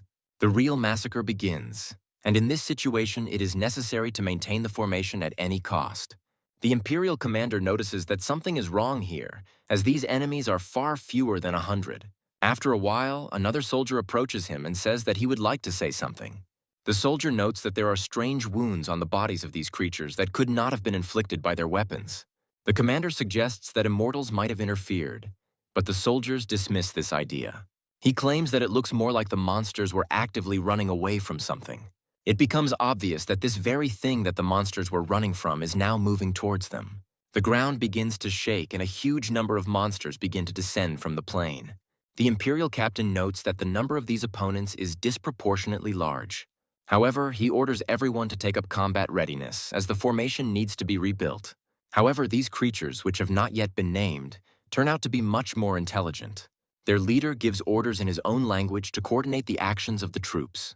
He orders the otherworldly barbarians to destroy everyone they meet on their way. Meanwhile, the Imperial Guard changes formation so that the rested soldiers can bypass the vanguard. The captain also orders the homunculi to build a barricade to slow down the enemy's advance. The otherworldly barbarians rush into the attack as if they had no regard for their own lives. Most of them immediately run into giant spears, but this does not stop them. Soldiers on the front lines note that their strikes have no effect. Each otherworldly barbarian who receives a seemingly fatal wound does not die, but is only briefly stunned. Soon, each of these warriors experiences a surge of strength and begins to feel even stronger. Thus, the front wave of the Empire's defense is crushed without any particular problems. The barbarians break through the defenses and destroy everyone they can reach. Mages at the back of the line try to use their power to stop the enemy's advance. They use the Star Rain skill to deal massive damage to their enemies. However, despite this, it would be premature to claim that the tactics were definitely successful. A significant portion of creatures that have suffered serious damage quickly heal their wounds. The Imperial soldiers wonder what these creatures are and note that there are too many of them. Suddenly, the otherworldly barbarians turn around, hearing a strange noise approaching from the side. The Imperial soldiers do the same, realizing that another force is eager to join the fight. A guild of players comes to the aid of humanity. Seeing this battle as an advantage for themselves, they immediately intervene to properly farm new mobs they haven't encountered before. The commander grinds his teeth and irritably thinks that the presence of immortals is indispensable. The whole point is that they are absolutely fearless in the face of mortal danger, because they do not risk anything. However, when there is a real threat of defeat for the Imperial army, their assistance proves extremely useful. Despite the wounded pride of the fighters, it is much better to live to old age than to die for no reason. After some time, another squad of otherworldly barbarians appears in the vicinity. A group of travelers, who have been walking together the whole time, notices a threat and realizes they need to hide. However, they have nothing to fear, since there is a guy nearby who looks like a player or a high-level NPC. He reads a prayer and dons armor to gain attack and defense boosts. After some time, he reaches a squad of otherworldly barbarians and wonders where they came from. Watching them closely, he reveals that their lives may be the key to resolving this conflict. After this, he apologizes to them and informs them that, unfortunately, he is not ready to offer them mercy. After some time, the system informs him that 1.5 million of these creatures must be destroyed. He reflects that he doesn't know where they came from, but they certainly pose a threat to this world. After this, he expresses regret that he has to say this, but they are all forced to die by his hand. The otherworldly barbarians do not take him seriously and realize that he is much stronger than some pathetic knight. They also claim that he is nothing but dust underfoot and speaks too much for a future corpse. However, suddenly the knight flies up despite being dressed in heavy armor. A few moments later, he decides to launch a powerful attack from the air. The otherworldly barbarian archer doesn't have time to react and receives a lethal dose of lead directly to the head. The paladin understands that in order to finish off this scoundrel, he needs to turn the mace clockwise. Immediately after this, he rushes into the attack to deal with the other monsters. In a very short time, he manages to brutally destroy several otherworldly barbarians at once. The remaining monsters watch him and note that this fighter's strength corresponds to the level of 1,000 seals. They also suggest reporting it to the leader and wonder what these 1,000 seals mean. After thinking for a moment, he guesses that this is a rank designation and tightens his grip on the weapon. After this, he states that they will not have to leave this place, as he will kill every creature on the way. Meanwhile, the robbers continue to fight the otherworldly barbarians, hoping to receive a good reward. Some of them point out that it is better to wait for other guilds to join rather than start a war. After some time, one of the warriors reports that the otherworldly barbarians have decided to return again. Their leader explains that the enemy's numbers have decreased slightly, and he's already started to warm up. However, he orders everyone to maintain combat discipline and stick to the same tactics. He adds that it is necessary to stop this threat and, most importantly, not to lose anyone if possible. However, after a few moments, they see a very strange structure in front of them, which changes their plans. The guild leader wonders what this structure is and how these people were able to bring it here. The whole point is that from the outside, it might have seemed like a giant stone wall was approaching them. The commander notes that this is some kind of madness and orders the use of reconnaissance crystals for a better view. One of the scout archers uses a crystal to rise into the air and scan everything around. The crystal quickly does its job and displays the image to all other players. The players understand that these creatures are planning to break through to the gates in order to hold there. However, they notice that the back wall is somehow lower than the others, which seems strange to them. However, they decide not to delve into this too deeply and attribute it to the stupid behavior of the mobs. They do not come to the conclusion that the world of the scheme works on the principles of strategy against programmed crowds of mobs. The squad leader sends a message to the other captains that they will take command of the troops on the left. He points out that the archers need to be concentrated in the rear, and does the same with the mages as the wall approaches. These walls are created with the help of mysterious magic, so they do not need to be dragged, but move on their own. Players discover that the wall is actually much larger than they thought, and this can create problems. Meanwhile, the wall is getting closer and closer, but no one is trying to open it to get out from under its protection. Over time, the situation becomes dangerous and strange, as it seems that the wall can outsmart the players. The warriors watch the wall approach and wonder what these creatures' plans are. After a while, it becomes clear that this is a tactical trick, as black smoke comes out of the wall. A few moments later, reinforcements emerge from behind this smoke and are dropped directly onto the defenders. The archers, who thought they were safe all this time, are caught off guard. Other players also understand that they are in for a very difficult fight at close range. Not all players yet realize that the world of the scheme operates according to the rules of the real world, and not according to the rules of the game. This battle will be legendary and will go down in world history as one of the bloodiest and most brutal. However, he briefly deviates to be transported to a flying ship that belongs to Mose. Since the owner is not on the ship, someone has to look after it, and Kay takes on this responsibility. Even though Mose is immortal, Kay is still deeply distressed by his disappearance. The tree fairy in command of the ship asks her if everything is all right. Kia, having partially calmed down, discovers that Elsha has decided to visit her. She wonders if Kay grieves for his master, despite him being immortal. Kaya looks around carefully and says that her master is ready to die for her. She also begins to reproach herself for the fact that at that moment all she could do was run away. Elsha reminds her that the master is immortal and will overcome death for her sake and quickly return. Kia explains that's why she wasn't shocked by the deaths of his comrades, but his death is different. Hearing this, the local fairy falls silent for a while to analyze everything properly. Afterwards, she says that this only speaks to how important Mose is to her. Kia understands that the tree fairy means it, but they find the strength to answer directly. After this, she states that she would like to someday convey to him the words written in the last chapters of this book. Pressing her to her chest, she says that when he comes back, she will definitely tell him this.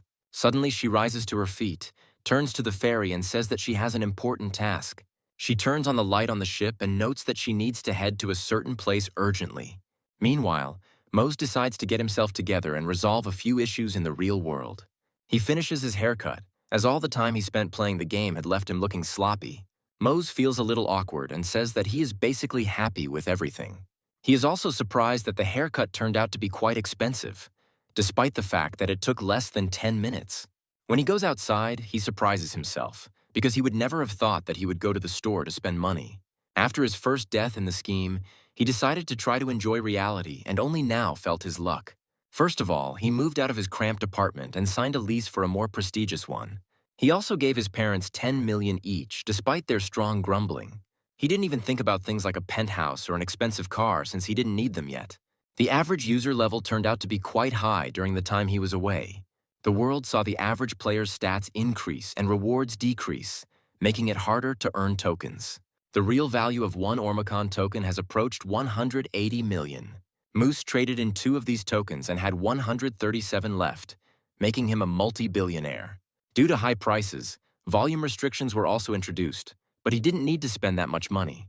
That's why he decided not to withdraw his remaining tokens and save them for better times. Suddenly, one of his real-life friends tried to call him to talk. He was very surprised that Mose finally picked up the phone and shared his excitement about the move. Mose replied happily to his comrade and reported that his father's affairs had been going very well lately. However, he is in no hurry to invite friends to his housewarming party, since he doesn't even have a refrigerator yet. He became so engrossed in the world of the scheme that he forgot about everything else, and the sense of reality gradually returned. He suggests that perhaps his death in the game was even a little beneficial to the reality he returned to. However, after some time, he hears a discussion of the news regarding the completion of quests in the scheme. Some report that over 12,000 otherworldly barbarians have been destroyed so far.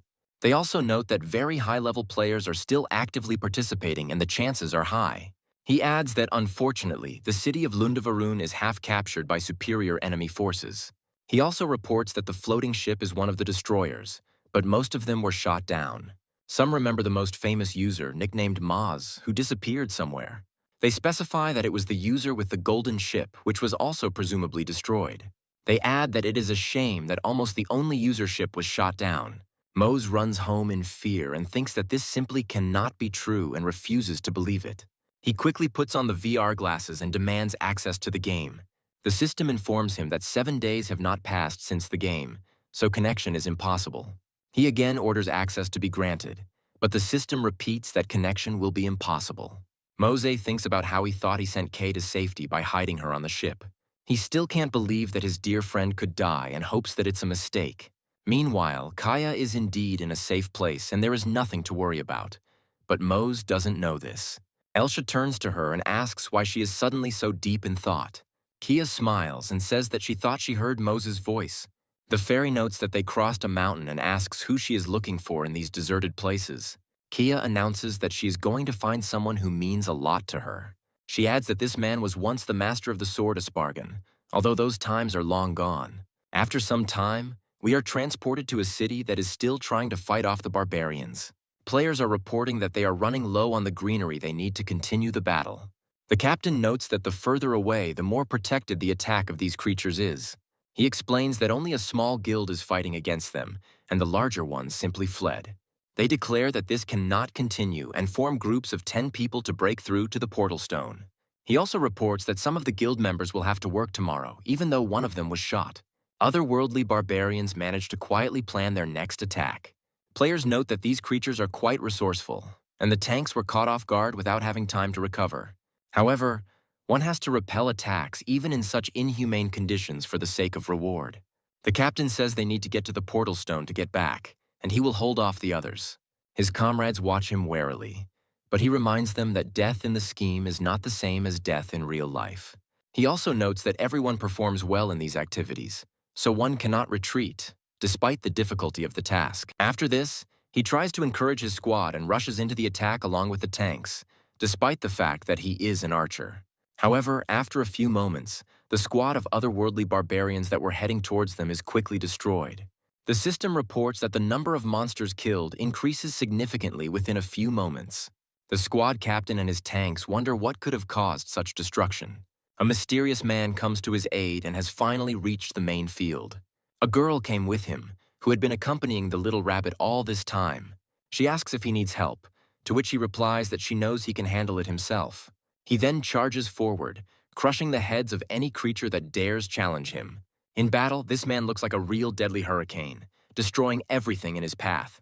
His fighting skills are at an unmatched level, and he is definitely a top player. The squad captain watches this and tries to figure out who this player is with such power. They ask his friend about his level, and she tells them that this paladin is level 84. She adds that if you add in equipment bonuses and buffs, his level is actually around 200. The guild captain reflects on how, after level 60, the difference in stats increases significantly with each level. Thus, a person at the 200th level is actually equal in strength to the gods. Looking at the successes of this paladin, one can assume that it is unlikely that there will be anyone equal to him. Enemies constantly attack him, but they do not suspect that they are within the radius of his deadly ability. The guild captain understands that a person like him can never compare to this monster. All this time, his actions are being watched, and it is noted that if the left guild gets a share, it will be bad.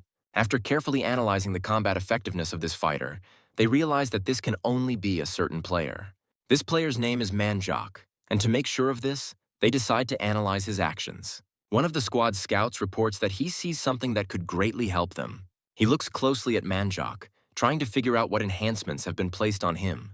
A few moments later, he informs his comrades that the buffs placed on him will soon expire. Meanwhile, the otherworldly barbarians begin to retreat, realizing that they cannot cope with such an enemy. Players note that they truly thought they would die here and are surprised that they managed to survive. Manhwa stands still when suddenly one of the squad captains approaches him, wanting to talk to him a little. He sincerely thanks him and informs him that after completing the quest, he will give him their share. He refuses, but the captain says that if it weren't for him, they would have been destroyed long ago. Manhwa praises his dedication and notes that his guild fought without hesitation. The captain says he is shocked by the words and tries to figure out whether the person in front of him is a user or an NPC. Suddenly, he asks if he is a member of any guild or organization.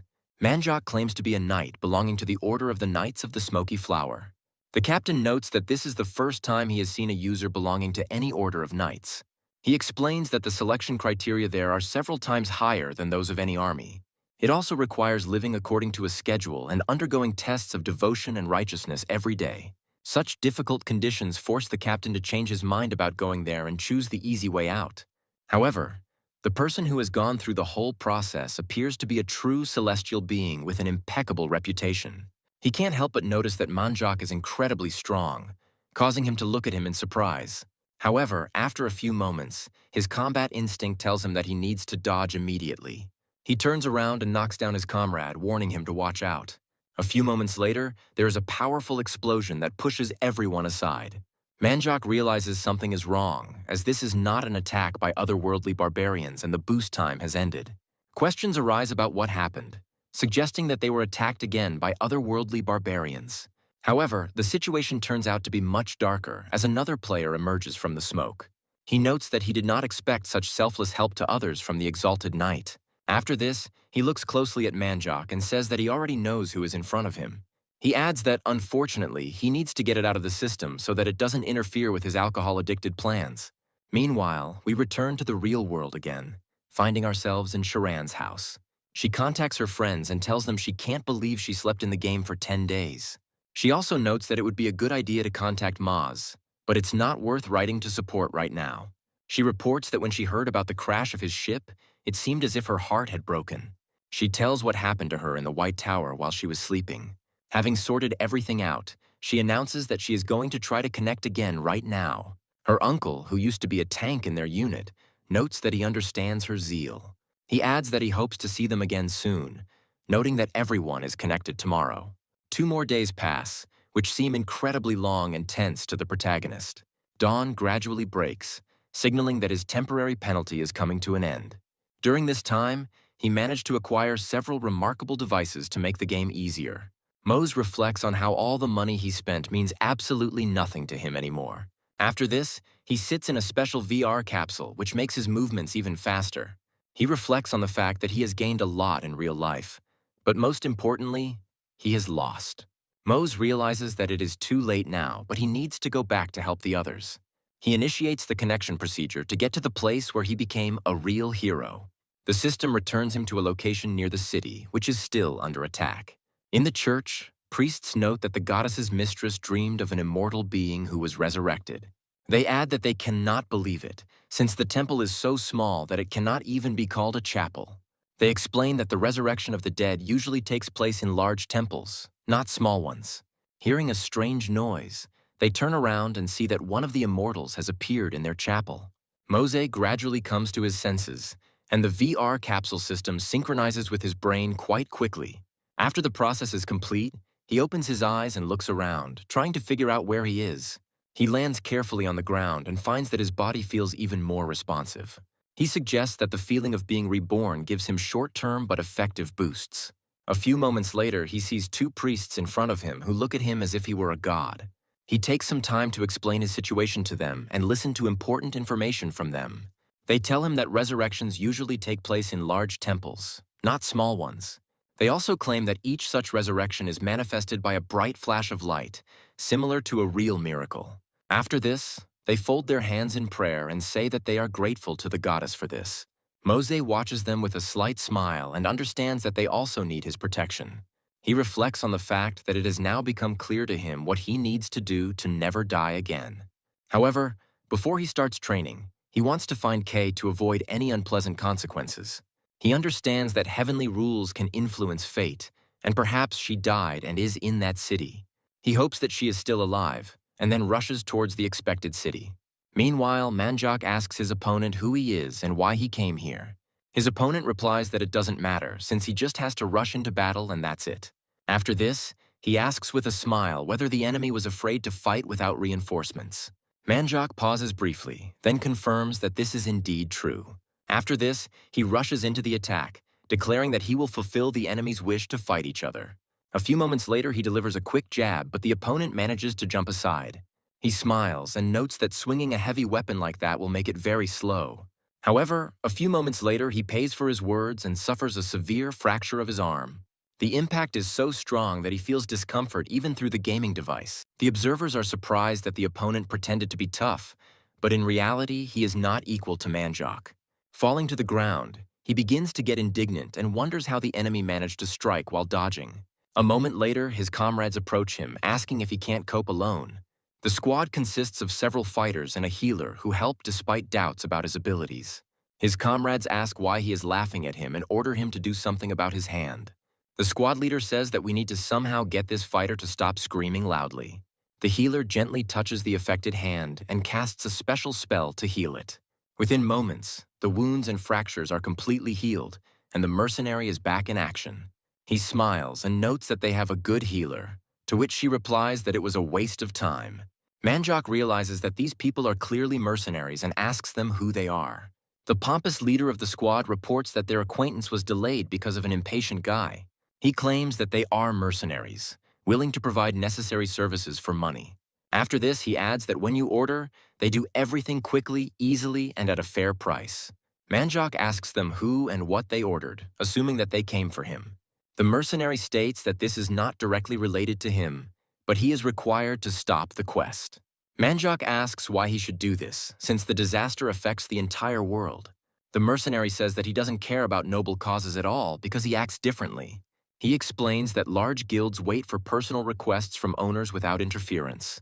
From his point of view, the appearance of Manjak, who dealt with the problem on his own, interferes with their plans. Manjak notes that the catastrophe can be overcome now, without dragging it out over time. Other players realize they are in big trouble against serious enemies.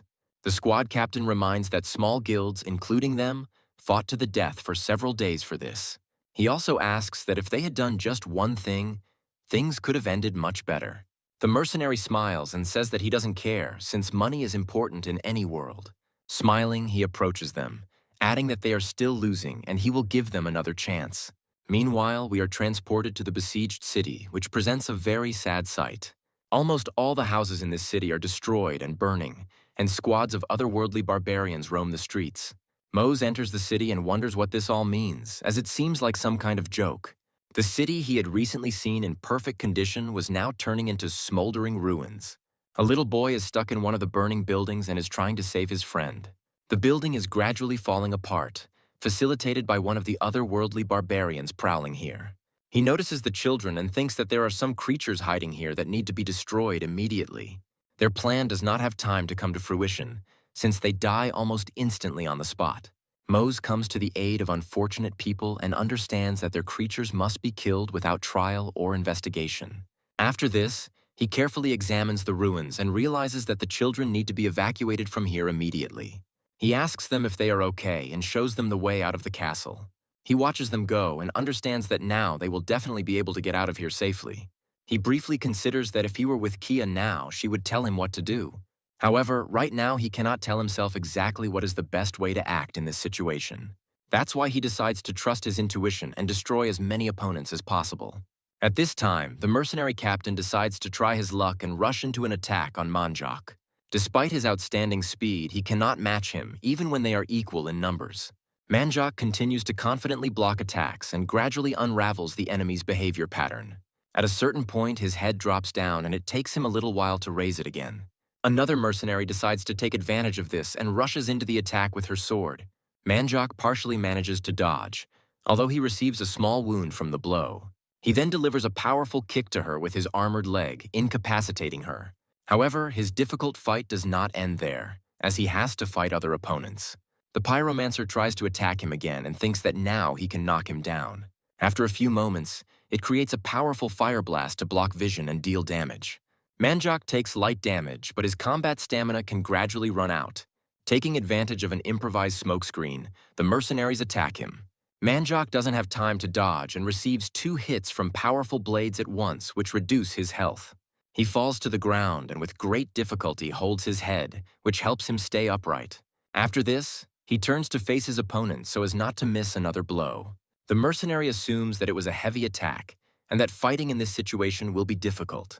Manjak lets go of thoughts about difficulties, realizing that for a knight, fighting is possible even without weapons. After this, he waits for the mercenary to come closer and grabs him by the armor to prevent him from returning.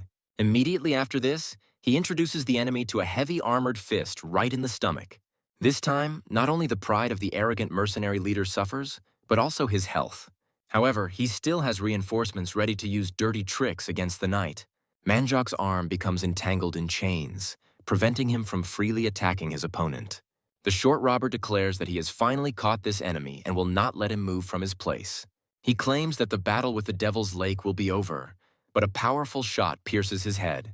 A few moments later, the system kicks him out of the game due to him receiving fatal damage. The guild captain understands that he cannot simply stand by while someone tries to kill a comrade. He says he won't let the damn cowards play unfairly. He adds that he doesn't need to worry about his sister and Limpo, as they have already been evacuated. He asks if his comrade is okay, after which he discovers a serious wound on his arm. Manjak notes that a series of attacks will not help now and recommends getting out since he will be their target. However, the leader of the mercenaries says that one of his comrades was killed, and now it is a personal matter. He states that he should have left earlier, but now he will make sure that they both log out of the system. Manjak says he appreciates the offer, but refrains from such risky actions. All the mercenaries try to attack at the same time and declare that there is no need to waste time, but to simply finish off the enemy. Manjak and his comrades take defensive stances, preparing to repel the attacks of their opponents. A few moments later, they receive a notification that someone has carried out a real massacre of barbarians. The number of creatures killed quickly increases, and this forces them to change their tactics a little. Manjak and the guild captain receive the notification and are surprised who was able to destroy so many creatures. The mercenary says that first we need to stop the one who is killing the creatures, and then attack Manjak. The mercenary nods and turns to Manjak, who understands where this is all heading. He states that he is lucky and hopes that next time they don't run into each other like this. The guild captain asks why they are running away and advises them to leave the place as quickly as possible. Manjak feels his strength gradually leaving him and he can hardly hold on to his weapon. The captain of the small guild runs to him and asks if everything is okay, wondering what happened. Manjak says he's not sure who to thank, but they are indeed lucky. He notes that he should thank only Mose, who continued to destroy the creatures and went out into the open field. The system warning appears before his eyes again, informing him that he has activated Solar Rampage. All this time, memories of Kay and how he first met her keep popping up in his head. He remembers that she declared that she would be his partner, but that did not mean that she recognized him as a true swordsman. Gradually, he remembers that she began to recognize his skills and was pleased with his persistence. Mose also recalls how they managed to pull off that interesting auction story.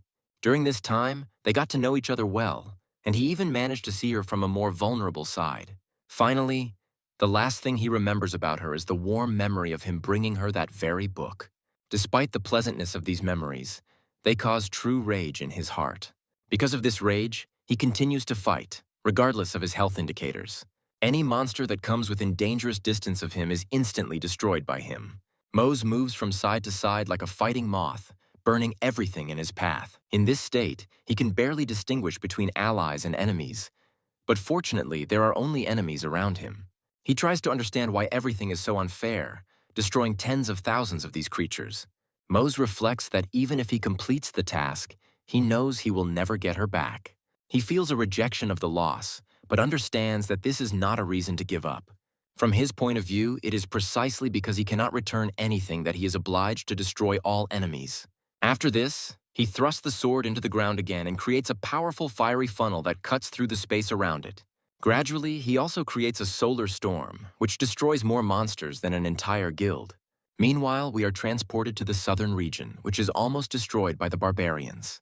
Players receive notifications about an increased number of killed barbarians and try to figure out who is doing it. They realize that the monsters are dying at a rate of 500 per second, and they can't believe their eyes. They try to connect to the broadcast from the battle site and realize that the guild is not to blame for everything. They note with horror that there is only one player there, who destroys everything that comes near him. Speculation quickly spreads among players about who this person is and why he is so powerful. Some smart players realize it could be Mose, who still holds the top spot. They report that they are seeing him for the first time, emphasizing that they have never encountered such fire skills before. Small guilds understand that now is not the time to admire, and they realize that they cannot stand still. The appearance of such a hero significantly raises the morale of the soldiers, and they rush into the attack to continue his work. Meanwhile, Mose continues to think about how to destroy as many of these creatures as possible. His sword periodically catches fire as the number of enemies killed is too great. If things continue at this rate, his fiery attacks will cause gigantic fires. However, unfortunately or fortunately, his physical body has limits, and his strength is gradually running out. Mose struggles to stay on his feet, feeling as if his whole body is on fire. The system informs him that the skill he uses due to rage constantly deals damage. Of course, this significantly improves its characteristics, but it will not be able to burn forever. The flames are so powerful that even the regenerative properties of the equipment do not allow it to ignore the damage. Mose wonders how much longer he can hold out before he dies again. Looking at the approaching enemies, he confidently tells himself that he will not be afraid and will not retreat. He understands that even if he dies, he will have time to destroy all enemies before his health drops to 0. After this, he again rushes into the attack, significantly increasing the number of killed individuals and sowing terror among them. With every second, the enemy's losses grow exponentially. However, this does not mean that they are ready to surrender right now, and they try to shoot him. Mose doesn't have time to dodge the powerful projectile, and it hits him right in the back. He realizes that he has been hit, and despite the fact that his armor is not penetrated, his health drops to 12%. However, this is still not enough to break his fighting spirit and fierce determination. He decides to use the Solar Storm skill again to push back the enemies. Flames rise rapidly upwards along with the ashes of fallen enemies. After some time, the entire battlefield turns into giant craters along with many bodies. Mose senses that his strength and health reserves are critically low. Looking at the approaching enemies, he understands that even if he falls here, it will not change anything. He assumes that all this is for the sake of meeting his beloved, for whom he returned here. After a while, the sky above him becomes even darker, as if something is approaching. The otherworldly barbarians first notice a giant ship floating in the air and heading towards them. After this, rather short and thin figures armed with swords descend from it. Due to the speed of the fall, it is impossible to see who it is, but the barbarians assume that they are targeting them. Just a second after landing, an unknown figure destroys them with one powerful blow of his sword. This technique proves to be incredibly effective, as well as extremely bloody and brutal. The figure, who has just dealt with many enemies, notes that Mose is causing a lot of trouble. It turns out to be a strange dwarf, who, apparently, is the elder that Kea was looking for. Mose reflects on how a familiar dwarf always greets him from the moment he opens his eyes after moving. He reflects on the fact that the everyday life in the real world to which he must return is still waiting for him. He notes that there is no point in continuing life in a vicious circle now that Kay is no longer with him.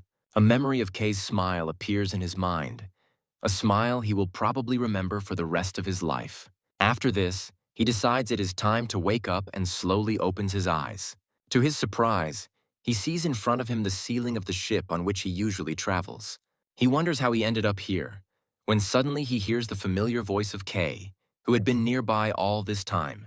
There are tears of joy on her face, and she says that he has finally woken up.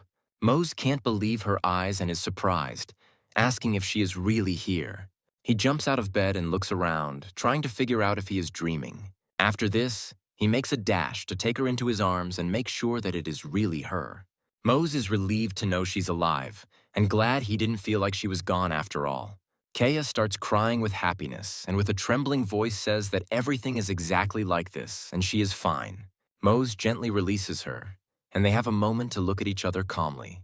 After a while, Kay starts to smile looking at his face. She asks him why he looks so strange and what happened to his face. Mose tries to explain, saying that all this time he was worried that something bad could happen to her. After this, he calms down and says that he missed her very much during his absence.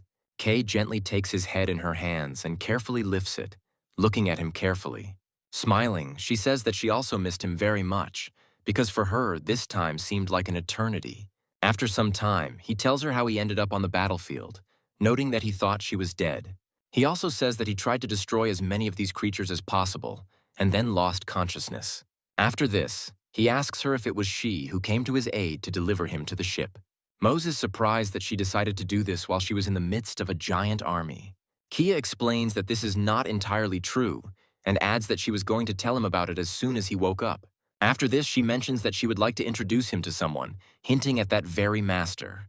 While he was unconscious, his tasks were almost entirely completed with the help of caring players in large guilds. The barbarians didn't stand a chance, as the players they had to fight were immortal. No matter how fierce the waves were, in 21 weeks all the immortals would return to fight again. The future was predetermined, and so, having lost half of its army, the barbarian army decided to flee. However, at the moment, Mose is doing other things to improve his fighting skills. All this time, he was being beaten mercilessly with a hard stick while he fought with a real sword. These training sessions were conducted by a mentor whom Kaya had found, and who was very attentive to the training. Mose tried to at least do something against this mentor, but he couldn't keep up with his attacks. At a certain point, he takes so much damage from the wand that he simply falls to his knees.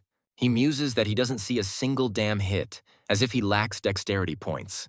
The man Kay invited as his new teacher was named Gant, and he was a retired swordmaster. However, according to Kay, he willingly joined them when he learned that his best student had turned to the dark side. Ganta's best student, the one he was most proud of, was Ginir, which explains his level of power. It was Gant who saved Mose from that battlefield, almost instantly slaughtering several squads of barbarians. However, Mose now has reason to believe that this teacher is going to kill him with a stick. Gant declares that Mose has no time to take a break and delivers a powerful punch to him. Mose is thrown aside, unable to withstand the incredible force of the master's blow. Kia stands next to the gym and flinches in fear every time Mose collides with the walls or doors. Mose takes serious damage, but still has the strength to get up. His thoughts are tormented by the question of how one can achieve such incredible results with an ordinary stick. Gant is level 260, so even a simple pencil in his hands turns into a deadly weapon. Gant notes that he observed Mose while he was fighting against the otherworldly barbarians. He also adds that during the battle, Mose's body was burning, but he did not pay any attention to it. Gant asks if he was fighting to stay alive or if he was acting for other reasons. After a pause, the master asks if Mose is afraid of death, being immortal. Mose thinks for a moment and admits that he hadn't really worried about it before. Looking down, he realizes that he truly is not afraid of death in this world. Gant sums it up for him and says that he is not afraid of her because he is immortal. After this, he notes that the one who values his life will always be a stronger fighter. From his point of view, if an immortal does not value his life, he may die again, but will not become stronger. Gant takes a few steps forward in his determined attack, and Mose knows he has to act. There is a thought in his head that if he dies, he will have to miss another 21 days. That's why he grabs his weapon and rushes forward, hoping to inflict at least some damage on Gant. However, he miscalculates the balance of power, and the old man easily trips him, causing him to lose his balance. Mose falls to the ground and lies there for a while, trying to recover from such an intense fight. Gant notes that he understands perfectly well what Mose was just thinking about and the reason for his concern. He adds that what really worries Mose most is what will happen while he is gone from this world. Gant notes that he has no intention of contributing to Mose's senseless death, as it certainly isn't worth it. After this, he turns and leaves, explaining that this will be the end of their lesson, at least for now. Mose falls to his knees and states that he needs another chance, asking Gant for wisdom to show him the way. Gant stops and gives Mose a cold, stern look, calling him immortal again. He takes a good look at Mose and notices that the determination in his eyes isn't actually that bad. Gant also states that the reason Mose boarded that ship was far from just because of Ganir. He says that he lives in a mountain range that is not far from this city, but it is very difficult to get to. Gant claims that this was certainly not entirely impossible due to the characteristics of the ship, but that it was not an easy feat for Key. He explains that he saw Kea take this dangerous route to get to him and became curious to know her motive. He wonders where this child's genuine sadness over the death of an immortal comes from. Gant asks Mose carefully how much the weight of his death can even remotely compare to the grief of this child. Mose speculates that the first death for immortals serves as a starting point for the creation of overconfidence. Mose realizes that this NPC is an ordinary person who has completely grasped the essence of all players. He further bows his knee before the incredible wisdom of this being. Gant notes that Kay is afraid to see himself constantly coming face to face with death. He also points out that this could lead Mose to take life lightly and lose touch with reality. Gant assumes that this moment will inevitably come, as it is logical for any immortal being. After this, he hints that in the end, Mose might kill her with his own hands. After a while, Kea hears the door to the hall, which she had been guarding the whole time, suddenly open. She immediately thanks Master Gant and asks him how the lesson went and how Mose is feeling. Gant tells her to go inside, adding that he is absolutely sure that Mose needs her now. Kay looks into the hall and sees that Mose is completely exhausted from training and has received a lot of injuries. She asks him if he's okay, but quickly realizes he's been in serious trouble. After a while, she bandages his wound and asks what it was like to be hit by the Master. Mose says that so far he feels like he just can't find the answers to the questions the Master is asking. Kay smiles and notes that this is logical, because it would be quite strange if he understood everything right away. After this, she places her palms on his hand and tells him that he does not need to rush to find the answer. Mose pauses for a moment and looks straight at her face, thinking about how the Master knew everything. It also becomes clear that Kea understood perfectly well that Mose had a very difficult fate. Despite the discrepancy between the two worlds, Kea still didn't want to let him go, and Mose is grateful to her for that. After some time, they are transported to the magical city where the energy emission originally occurred. Inside this tower, there is a secret conference room where magic professors have gathered. Professors express dissatisfaction and question whether they understand the seriousness of the threat. They also say they cannot prevent the consequences of this incident because it is too large in scale. One of the professors is Urindal Darien, who is also the father of Hospoit, a renowned mage. Darien notes that as long as they take proper care of the reversal bowl, it can still be fixed. The reversal bowl is a device that has magical powers to see the past. Darien understands that this cup never lies, so his son's guilt is absolutely obvious and has already been proven. However, he proposes to manipulate this cup in order to shift the blame onto the immortals and gain profit. He adds that he must tell his son about this in any case, so he will have to take his leave. The magic professors are left alone with each other and try to figure out how to get out of the situation without losses. They assume that there is some truth in Darien's words, since shifting the blame onto the immortals will not be so difficult. They add that this is an excellent idea, because they will simultaneously eliminate the greatest humiliation of their academy. Their conversations are overheard by one of the magicians, who has been behind closed doors the whole time. After a while, the doors suddenly open, and the professors immediately fall silent so as not to give themselves away. However, this magician turns out to be a random messenger who apologizes for the intrusion. The professors ask him how he dares to interfere, but he states that it is very urgent news. He adds that while they are talking, the prince is on his way to the White Tower, which frightens all the professors. They note that in this case, it is not the time for something like this, and they need to urgently change their plans. After this, they disconnect from the magical gathering and leave the messenger to sort out his thoughts. Realizing that there is no one else here, he exhales tensely and understands that he can stop worrying. The shadow release wears off and he falls to his knees, trying to regain his strength. His appearance also begins to change back to what it was originally. Kellyan notes with irritation that the words he said were pretty close to the truth. Even though he is the victim in this situation, all blame will be directed at him. So he had to gather evidence on his own, and he prepared a shadow potion. No one could expect that anyone would dare to use this potion in the White Tower, as its use is prohibited. But since the scheme was practically this man's second life, he had no other choice. After a while, we are transported to the central hall of the White Tower, where numerous professors have gathered. Darien notices the crowd and wonders why there are so many people here. He is informed that information has been received that His Highness is heading to the White Tower. The elderly mage explains that he assumes the prince wants to get to the bottom of the situation due to the seriousness of the incident. Darien looks at him in surprise and wonders why the prince decided to return so suddenly. Although in reality he understands that this is not such a bad incident, because it will be a good opportunity. He plans to publish the evidence in a way that makes it look like it's the work of an immortal and play it out here. He also expects that in return for his investigative work, he will receive a promotion and new rewards. He is already beginning to imagine himself as a future member of the imperial family, who will jump over several levels of the ladder at once. Darien notes that it would be a good idea to show the cup of change to His Highness, and the professor agrees with him. Darien slyly suggests that in that case he will bring something, and hopes that his son has already figured it out.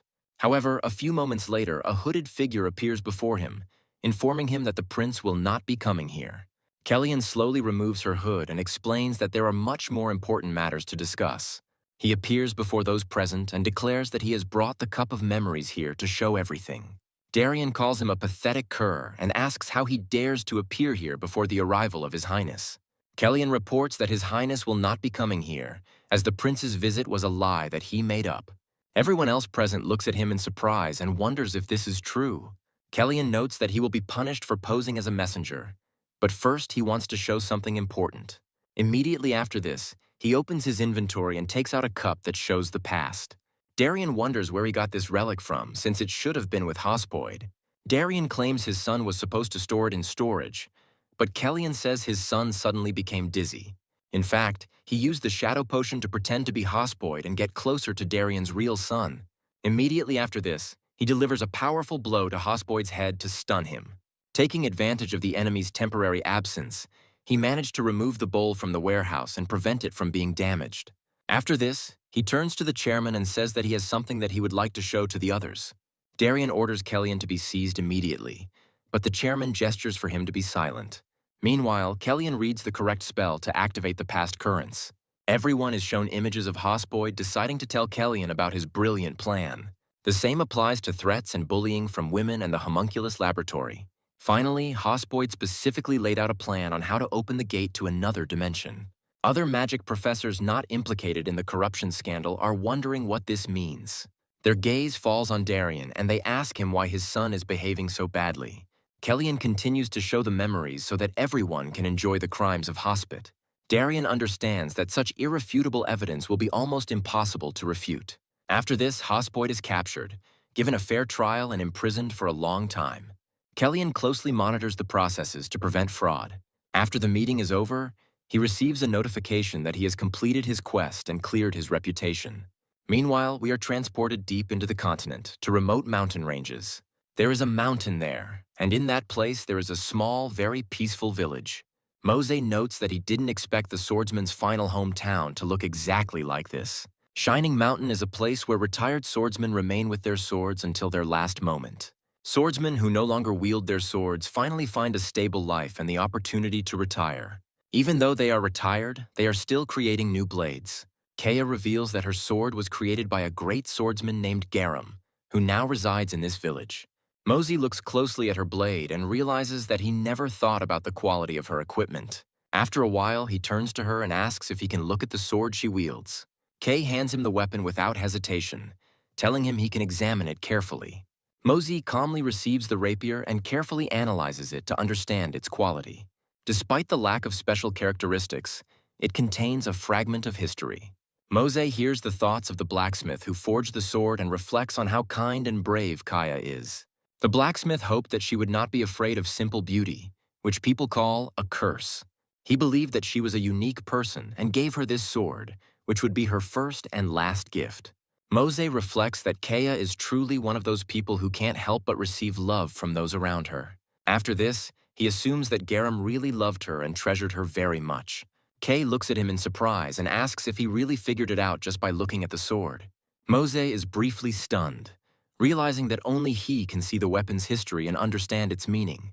After thinking for a while, he notes that this sword is too good to have been created without warm feelings. After some time, the main fairy approaches them and says that she wants to discuss something with them. She happily says that it was a long journey, but they finally reach their destination.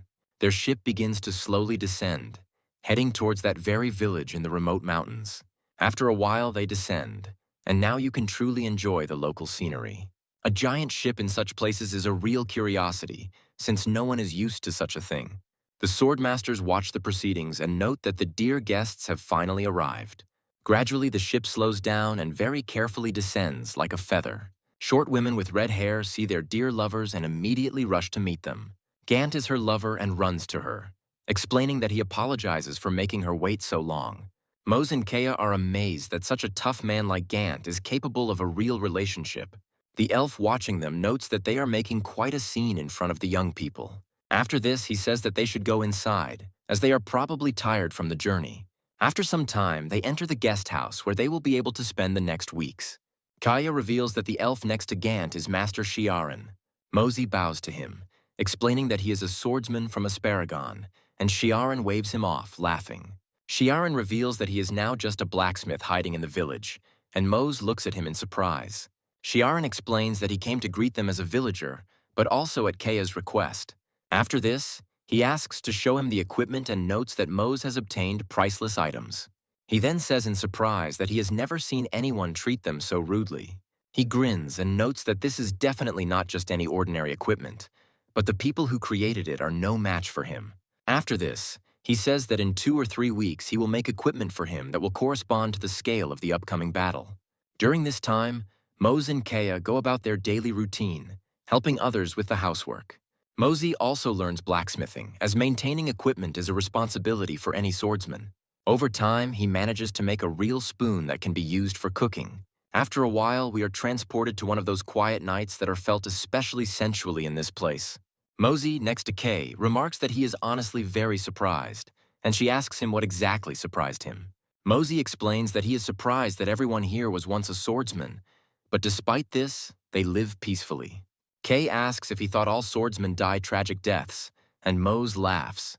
Kia adds that she doesn't blame him, since there is little information about them, and the participants are very few and scattered. After this, she notes that, in the end, they are all ordinary people with their own needs. She also adds that they desperately continue to live despite having to fight for survival. She also states that if they survive long enough, they will be able to age normally and return to normal life. From her point of view, living in urban areas is not an option, since a difficult past will inevitably affect a person. Kia enthusiastically recounts how she, too, initially experienced complex emotions when she first arrived here. However, she later notes that over time, this place became a source of hope for her. She adds that she hoped to live a normal life, too, if she had lived to see the end of it. Mose is very impressed with what this formidable warrior, who has trained her entire life to kill, wants. Kia talks about things that were given to her naturally, since she was born in another world. However, over the years, she clung to her dream to survive, and was constantly forced to kill. What she was striving for, despite the discrimination, was just an ordinary life. Mose realizes that this is a wonderful dream, and decides to help her make it come true by any means necessary. He turns to her and says that she will definitely find the life she dreams of. He explains that no one else can tell her how to live this life, and he will make sure that everything is exactly that way. He also adds that if she wants to live a normal life, she can do so at any time. Kea says that when she came here alone, she felt like it was just a dream and that she was imagining things. She notes that, given the current situation, such a life is the furthest thing from her mind. Smiling, she says that now she promises to survive, because with him by her side, her dream becomes closer. Mose empathizes with her true feelings. As for him, life here is still risk-free. After this, he carefully touches her face and says that he too will live until the very end. Mose promised her that he would never die and leave her here, and at that moment the weight of his life seems almost unbearable. He understands that there will never be a second death, and now we are transported to distant places. Several swordsmen report that yesterday traitors appeared again in the Pantheon and killed 2 more comrades. They wonder if there are now no more swordsmen left but traitors. They note that ultimately the master is the leader of the rebellion, who kills his own. One of the swordsmen reports that some have already gone over to the traitors' side and the situation is getting worse. His friend replies that he should keep it to himself, and that the most negative predictions are best left for later. They continue to run away to convey information to their pantheon and warn the others. They note that there are only a few traitors, so they need to hurry. However, suddenly one of the comrades is decapitated by an unexpected blow from nowhere. The surviving swordsman looks around in fear to understand from which side the blow was struck. However, before he can counterattack, another blade pierces his body. This wound proves too severe to continue fighting or fleeing. Falling to the ground in front of the traitor, he tries to understand how they were able to be discovered. He adds that these routes were completely secret, and only the relevant guild had access to the information. Ganir notes that it doesn't matter whether the routes were top secret or not, information can still be extracted. He emphasizes that there is nothing that will not eventually yield to overwhelming force. Larif says that even for a remote information guild, this place is too teeming with scoundrels. After this, he also notes that the apartments here are too modest, and it would be better to ask for better conditions. He approaches the unfortunate creature and says that in the next life, perhaps it would be worth behaving better. He even laughs at them a little, explaining that asking for mercy is useless because everyone here has already died. However, he decides to have some fun and asks why he shouldn't get it tattooed. After this, he smiles and declares that this strange creature has indeed proven that it can work effectively. He also notes that the dead elf only revealed one piece of important information. The whole point is that this unfortunate man was used for torture to beat information out of his friends. Larif states that the people from the Information Guild are truly inhumane and behave terribly. He wonders how they can only communicate 1 or 2 pieces of information despite trying. Guilds value information more than the lives of their princes, or to put the life of one above the general idea. Larif, however, says that he would like to play a little longer, but he needs to finish everything before the pests arrive. After this, he declares that he will kill him with 1 blow to grant him a quick death. Meanwhile, we are transported back to the village where Mose is currently undergoing a test. He goes out for another training session with Master Gant, but this time he is better prepared. Gant once again takes out his signature twig, which he uses to test the students for worthiness. He declares that it is time to test whether he is afraid of immortal death or has remained the same. He notes that Moses' attitude has changed a bit, perhaps due to the baby, and Mose is starting to feel shy. After this, he makes a characteristic move and says that if he has become better, he must prove it. Right after that, he quickly closes the distance to deliver a powerful blow to the face with his wand. Mose reflects that, frankly, he still has no idea what to do. This time, however, his movements are a little more precise, although they are still not without their flaws. These shortcomings prevent him from effectively defending against Great Master Gant. Gant continues to confidently dominate the fight and actively dodge all attacks. Gant notes that if he attacks in this situation, it means he is still not in his right mind. As punishment for another misbehavior, he delivers a powerful blow with a twig. Kia and Sharon watch the training and realize that it is a real rookie beating. Gant again knocked the protagonist to his knees and incapacitated him for a while. However, despite this, his determination has not faded, and he understands that he must fight no matter what. Gant immediately notices this and realizes that it is time for another piece of wisdom to be spoken to give him strength. He asks the protagonist to imagine what he will lose if he dies again, since he will not return soon. Mose realizes there is too much at stake, even though his physical condition is not in jeopardy. For a while, he immerses himself in the memories of the past battle and understands that he cannot give up. From his point of view, if he died, Ganir would surely kill everyone around him since he would have enough time. However, unlike Mose, all of his comrades will not be able to resurrect from the damage they receive. His grief will be immeasurable, and even if he beats Ganir into a bloody pulp, Kay will not be resurrected after his revival. Realizing that there were things that needed to be protected more than one's own life, a change occurred in his character. Initially, the system does not convert experience points into numbers, and the player's experience is reflected abstractly. The changes that occurred significantly heightened Moses' senses and increased his combat reflexes. In a sense, this led to another epiphany that took his skills to a new level. Gant watches this closely and asks if he feels anything different now. Without waiting for an answer, He declares that he will test it in practice and rushes into the attack. Mose continues to stand in place with his eyes closed to let the enemy get closer. However, now he finally feels the frightening image of the approaching stick that is about to strike him. Now he sees it much faster than before and manages to raise his sword in time to block the blow.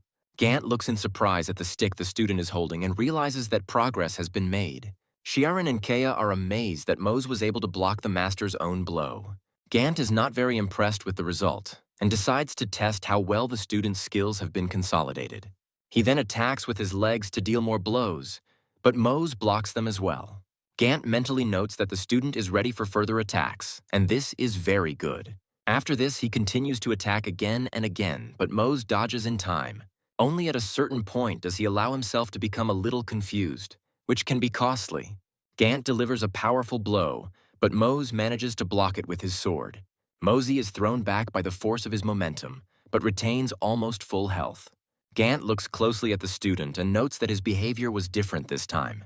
He also notes that Mose didn't allow himself to be hit even once, which he considers very commendable. This training proves sufficient for Mose to earn the right to be called by his name, rather than his race. After some time, he goes with the master to conduct a training session on practicing ball striking. Mose watches his trainer and is amazed at how well he feels the blade's movement. Gant is so strong that he manages to cut even the thickest stones with his blade. He states that those who have transcended the boundaries of ball possession often find enlightenment in observing fundamental art. He asks Mose if he learned anything from what he just observed. Mose, having received the quest, reflects that now he will have to overcome the boundaries of ball possession. Gant muses that Ginir is undoubtedly the strongest master and that it is impossible to surpass him. However, from Gant's point of view, if he can carry out the best attack, the situation will turn out favorably. The thing is that the efficiency of ball control in a straight line is unrivaled, even though it is incredibly difficult. Everything that happens after he strikes a single blow depends entirely on him. Mose spends most of his time in measuring training to gain this skill. Meanwhile, Kei continues to watch him, but is often completely alone. During one of these training sessions, she falls asleep and discovers that there is no one around except her and Mose. She peers out from behind the bushes cautiously and notices that for some reason Mose is acting very strange. If you look closely, it becomes clear that he is absolutely motionless. All this time, he stood in front of a large stone, on which traces of previous attempts to hit him were visible. However, this time he decided to concentrate as much as possible to execute the strike perfectly. In this case, the attempt was definitely successful as his blows passed through the stone. After this, he lands to assess how seriously the stone is damaged. To his surprise, the boulders shatter into small pieces, as if they were made of plasticine. Mose receives a system notification that he has acquired the straight ball handling skill and is now stronger. Kia happily shouts his name and runs out of the bushes, not embarrassed that she was watching him. After this, she throws herself into his arms, saying that he finally did it and expressing her happiness for him. Gant interrupts this sweet scene, grumpily noting that he is already here. He also states that it is too early to be proud, as this skill does not guarantee victory. Mose and Kei listen to him attentively, when suddenly they feel that the crystal balls begin to vibrate strangely. They are contacted by Master Robin, who has been absent for a very long time, as if she had fallen through the earth. She says she is pleased to see that everyone here is alive and safe. They ask her why she decided to call, and she adds that they can probably guess what it is. After that, she reveals that Ginir is far from the only one who is causing a stir among the swordsmen right now. She claims that in addition to him, 2 more artificial swordsmen rebelled, thereby causing unrest. She adds that the swordsmen who joined them share anti-game views and took part in the rebellion. Mose realizes that if skirmishes between swordsmen have become commonplace, it would explain why they were attacked. Also weighing heavily on his heart is the fact that he is the cause of this rebellion. Master Robin reports that the mission has already begun, but she only just announced it officially. She confidently addresses the heroes and says that they must destroy the traitors. Mose nods briefly after hearing the order, after which he is given the quest to kill all the traitors. Mose also notes that they were left with 2 masters against them because of Luswan. He recalls that he had once met warriors from this city, but that was a long time ago. This warrior's name was Kalor, and they met during a mission in Garnas. Mose approaches Master Robin and asks about the fate of this swordsman, and receives the answer that he has already become a master. Mose is very surprised to hear the news, saying that he didn't expect to be able to move up the career ladder so quickly. However, in reality, he was in contact with many strong personalities at the time, so he did not notice that his level was high. Master Robin notes that the young man has recently acquired a title, and this is unlikely to shake him. She adds that now all that remains is to hope that he is safe. There is indeed something to worry about, as this master is in a difficult situation. She discovers that more traitors have come for his soul, hoping to finish him off. One of them states that even if he is a new master, he is still a difficult opponent. Mose understands that the safety of these people must be ensured, so the task must be completed quickly. He then summons a sword, which turns into a bracelet to minimize future summoning times. After this, his equipment also changes, having been noticeably improved after the blacksmith's work. Mose muses that the armor is incredibly light and believes it to be the work of the finest swordsmith among swordsmen. He also notes that the main armor is coated with a new ore that is much stronger than the original plate. The blacksmith says it is the best gift he could ever give and is proud of it. Mose asks the master why they decided to go so far for them. The master adds that he heard that Gant has some connection to Ganir, but he has nothing to do with it. The blacksmith says that perhaps he is right and this gift is intended more for Gant than for them, but it does not matter. He states that he wants to help him in the fight as much as possible, because this is the only way to atone for the guilt for the student. After some time, the time comes to collect the last things to set off on an expedition. Sheeran watches the preparations closely and notes that Mose looks quite impressive. Mose thanks the blacksmith and states that he really is the best at what he does and he feels great.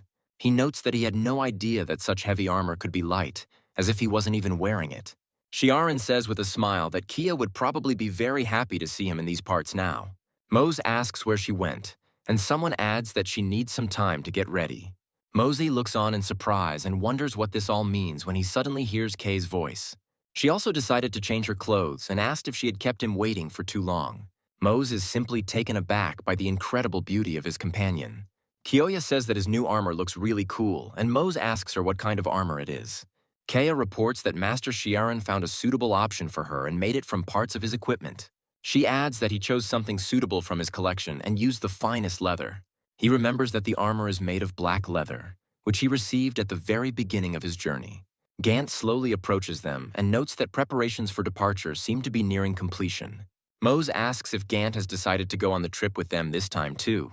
Gant explains that he has business in the capital that he must take care of and asks what the problem is. Mose and Kaya say goodbye to the rest of the villagers, noting that they would be happy to return here again. Meanwhile, Gant says goodbye to his beloved and says that they will definitely see each other again.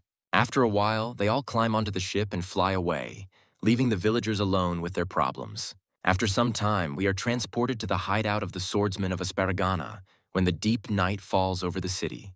It's quite quiet in this shelter now, but that doesn't mean it's safe. Master Robin realizes that they have most likely come for him, so he prepares to repel the attack. He reflects that he had encountered Ganir a long time ago. He recalls that when he first became a swordsman, Ganir was already a respected elder and taught him a lot. He recalls how the villagers thanked them for protecting the village. It was a very warm memory that he would always remember as they worked together back then. Ganir had always been a rather silent person, but such gratitude even melted his heart. Master Robin wonders if it mattered that he recruited Mose. He turns to the man who quietly entered the room and asks if it affected Ginir. The dark silhouette doesn't move, but Master Robin believes that she's probably thinking about it too. After this, he turns to a swordswoman named Yoren, who is one of those who led the rebellion. Yoren says he has no idea and suggests he ask Ginir himself. She asks if he feels guilty, but Master Robin states that he has never regretted his decision. Yoren asks how he can kill the immortal if he decides to follow the path of heresy. Master Robin says that now is not the time to think about it, since he has not betrayed anyone, unlike them. Goran states that she really likes how some things, including Robin himself, don't change at all. After this, she charges again, but Master Robin quickly blocks her attack with a counterattack. From the outside, it seems that nothing is happening in the sanctuary, but in fact, the battle is only escalating. A few moments later, a powerful explosion occurs, destroying several walls. Master Robin jumps aside, and it becomes clear that he was not badly hurt in the fight. He sternly notes that Yoren is also true to himself and is behaving as ignorantly as ever. He asks her if she's going to destroy the sanctuary, but she does not answer. A few moments later, the battle continues and many explosions occur again. Yorin makes a sharp dash to quickly close the distance with Master Robin. Her self-confidence makes her take aggressive actions, but this suits her style. Master Robin has a more controlled fighting style and keeps a close eye on her. He prefers to act cautiously and catch his opponent in a mistake. However, despite Yorin's aggressive recklessness, she is still a very formidable opponent. Master Robin realizes that now might be the right moment to strike. After this, he takes careful aim and rushes forward at incredible speed. At a certain point, she makes an acrobatic jump to jump over him. She also realizes that this is a good moment for a powerful attack on his back. She uses her sword aura skill to send out multiple energy waves forward. Master Robin quickly delivers several punches to knock the energy waves off course. A small piece still reaches his body, and he manages to put up his shoulder pad to defend himself. After a few moments, he steps aside and notices that the shoulder pad has received serious damage. Yorin notes that he is still as reckless as ever and tried to block the move with his hand. After this, she states that she can try to block another blow with her hands. After a short pause, she uses her 7th move skill, called Feather. Master Robin understands that a very serious skill is about to be used, and begins to feel the wind flow. After this, he pauses briefly to punch through the sphere and observe the skill's effects. Using precise, extreme movements, he lunges forward to deliver a serious blow. The destruction proves incredible, and the shelter begins to gradually collapse. After the sphere ceases to function, only Yorin's motionless silhouette becomes visible.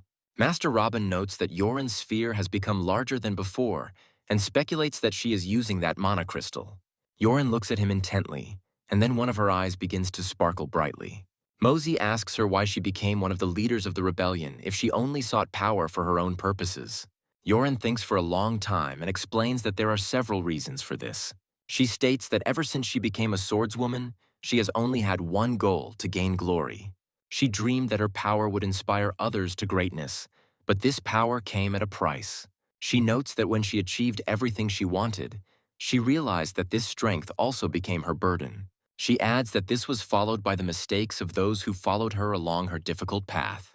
Clutching the blade, she says that he knows very well how many young and foolish swordsmen lose their lives. She menacingly declares that everything they did now doesn't matter, because he has accepted the immortal into the ranks of the swordsmen. After this, she orders him to draw his sword again to accept her challenge to a duel. Master Robin grips his sword tightly, which begins to glow slightly from the tension. Yorin states his name and title, declaring that he will fight for a sacred purpose. Meanwhile, on another part of the continent, another duel between swordsmen is unfolding.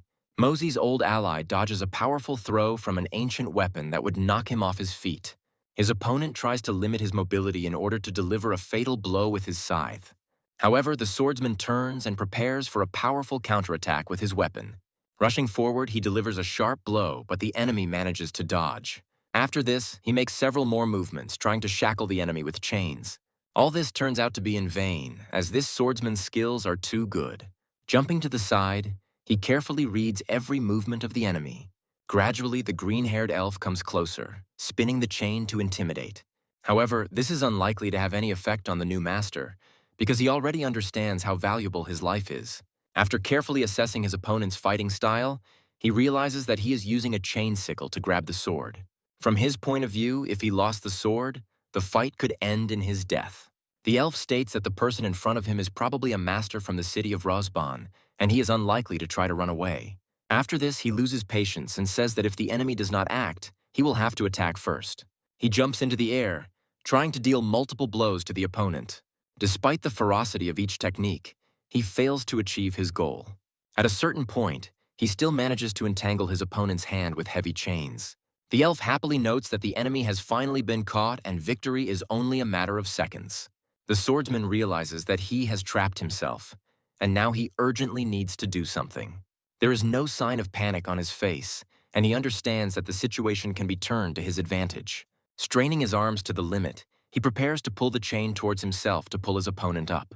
Meanwhile, he continues to celebrate his victory, realizing that he has immobilized the enemy's right hand. After this, he realizes that with a slight movement, he can hit his opponent on the head to end the fight. He pulls himself closer to the enemy and jumps into the air using the strength of his arms. He raises his sword high to finish off his opponent with deft movements.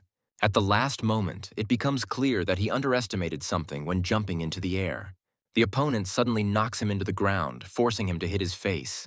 This blow has a serious impact, and the elf immediately feels much worse.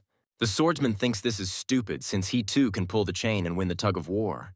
The green-haired elf jumps to the side and looks furiously at his opponent, realizing that it is too early to rejoice. He calls his opponent a bastard who will pay for his actions. The swordsman understands that it is too early to relax, and he grips his sword tighter. After this, they rush at each other together to carry out a series of powerful blows. The swordsman thinks it wise to switch to the sword, so that he will at least die as a swordsman.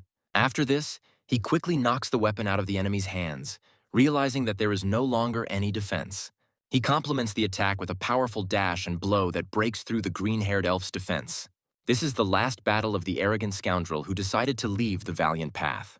After this, the swordsman removes the sword from the enemy's body to finally get rid of him. He states that using a chain as a weapon is the way of a pathetic traitor, not a swordsman. Yoren continues his battle with Master Robin, hoping to make a difference. Master Robin, in turn, takes a fighting stance and prepares to continue the fight.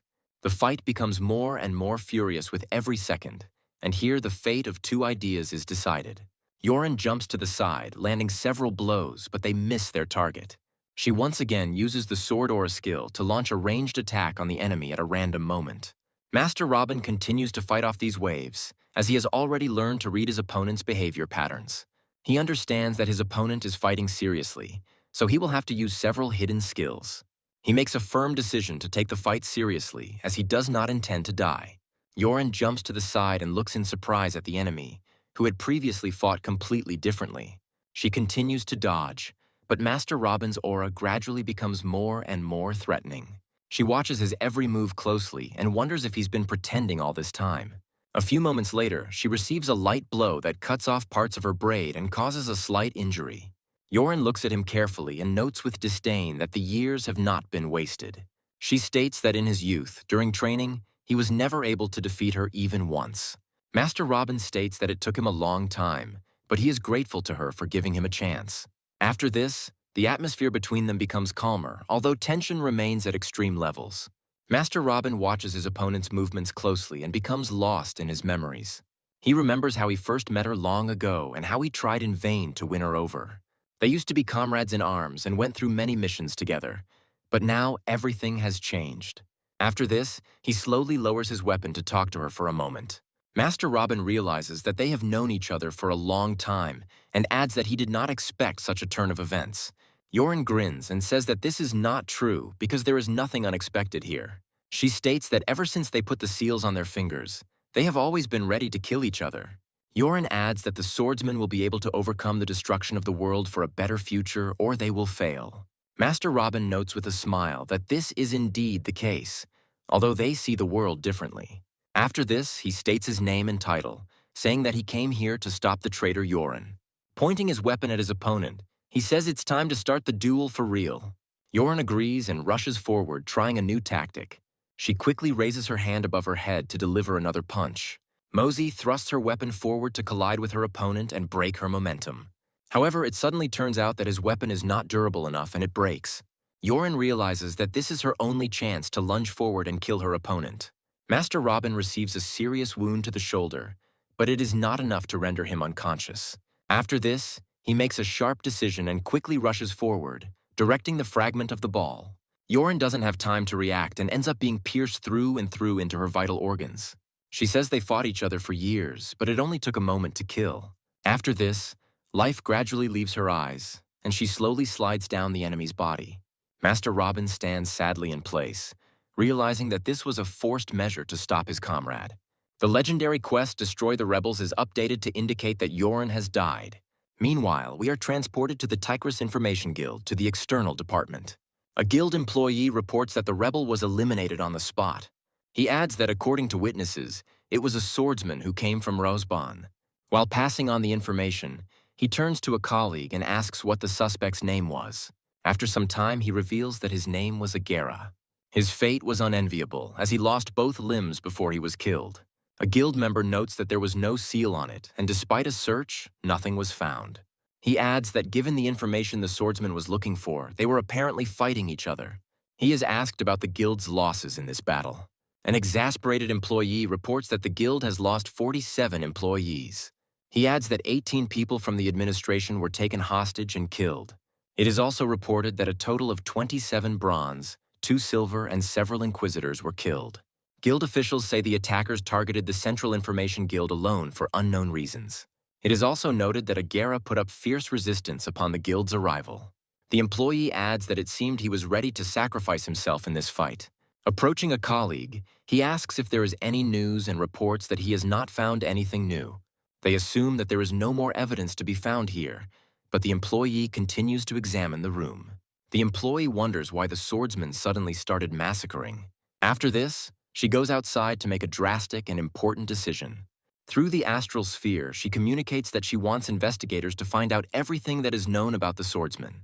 Meanwhile, we are transported to Asparagana Square, where the heroes have arrived in search of new targets. Kaya asks where Master Gant went, and Mose states that he said he needed to go somewhere. He wonders if Master Robin has told him anything new, and Kay notes that the swordsmen are being followed. She adds that traitors use the gel to find someone who shares Ginir's ideology. She also states that the guild has likely already established systematic surveillance of the area. Mose wonders if it's related to the system, but his senses become heightened after he leaves the mountain. After a few moments, he suddenly freezes in place, and his face becomes as collected as possible. He turns to Kay and warns her to be on guard, as they have unexpected guests. Kay's gaze shifts to where Mose is looking and immediately understands what he means. She finds this strange, since there are too many people here to commit a massacre. However, Larif's silhouette quickly stands out among the crowd. Mosey looks closely at the man and realizes that they have met him before when they saw Ginir. As if that weren't enough, a young girl appears next to him, also wearing a swordsman's cloak. Together they look at the heroes with a sly and insidious gaze, as if confident of their victory. Seeing Kaya, the girl suddenly perks up and becomes joyful. A moment later, she makes a sharp lunge and draws her sword to deliver a fatal blow to the head. Kay steps aside as the reckless girl unleashes a powerful but futile attack. The heroes watch what is happening in surprise and wonder what is going on here. Mosey turns to Kaya and tries to help her, when suddenly one of the opponents shouts sharply at him to get his attention. He asks if his name is Mose, then takes a few steps towards him. Then he takes out a pebble and asks to transfer it to Langera. The ally happily does the same, but asks that the portal open to Darmont Hill. Immediately after this, they disappear into portals, leaving the heroes with a difficult choice. Leaning towards each other, they nod and understand that there is no other choice but to stop these people. Each of them chooses their own portal and jumps there to reach their opponent and stop them. Before this, they clap each other's hands, wishing each other good luck.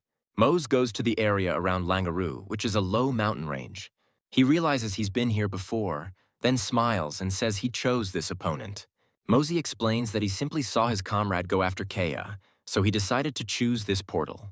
The opponent replies that it doesn't matter, since it is a great honor for him. He then states that his name is Zeriv, and adds that he hopes that the immortal will reveal himself fully. Mose nods briefly and says that he will make him regret what he said. Their fight starts off calmly, with them exchanging blows to test each other's strengths.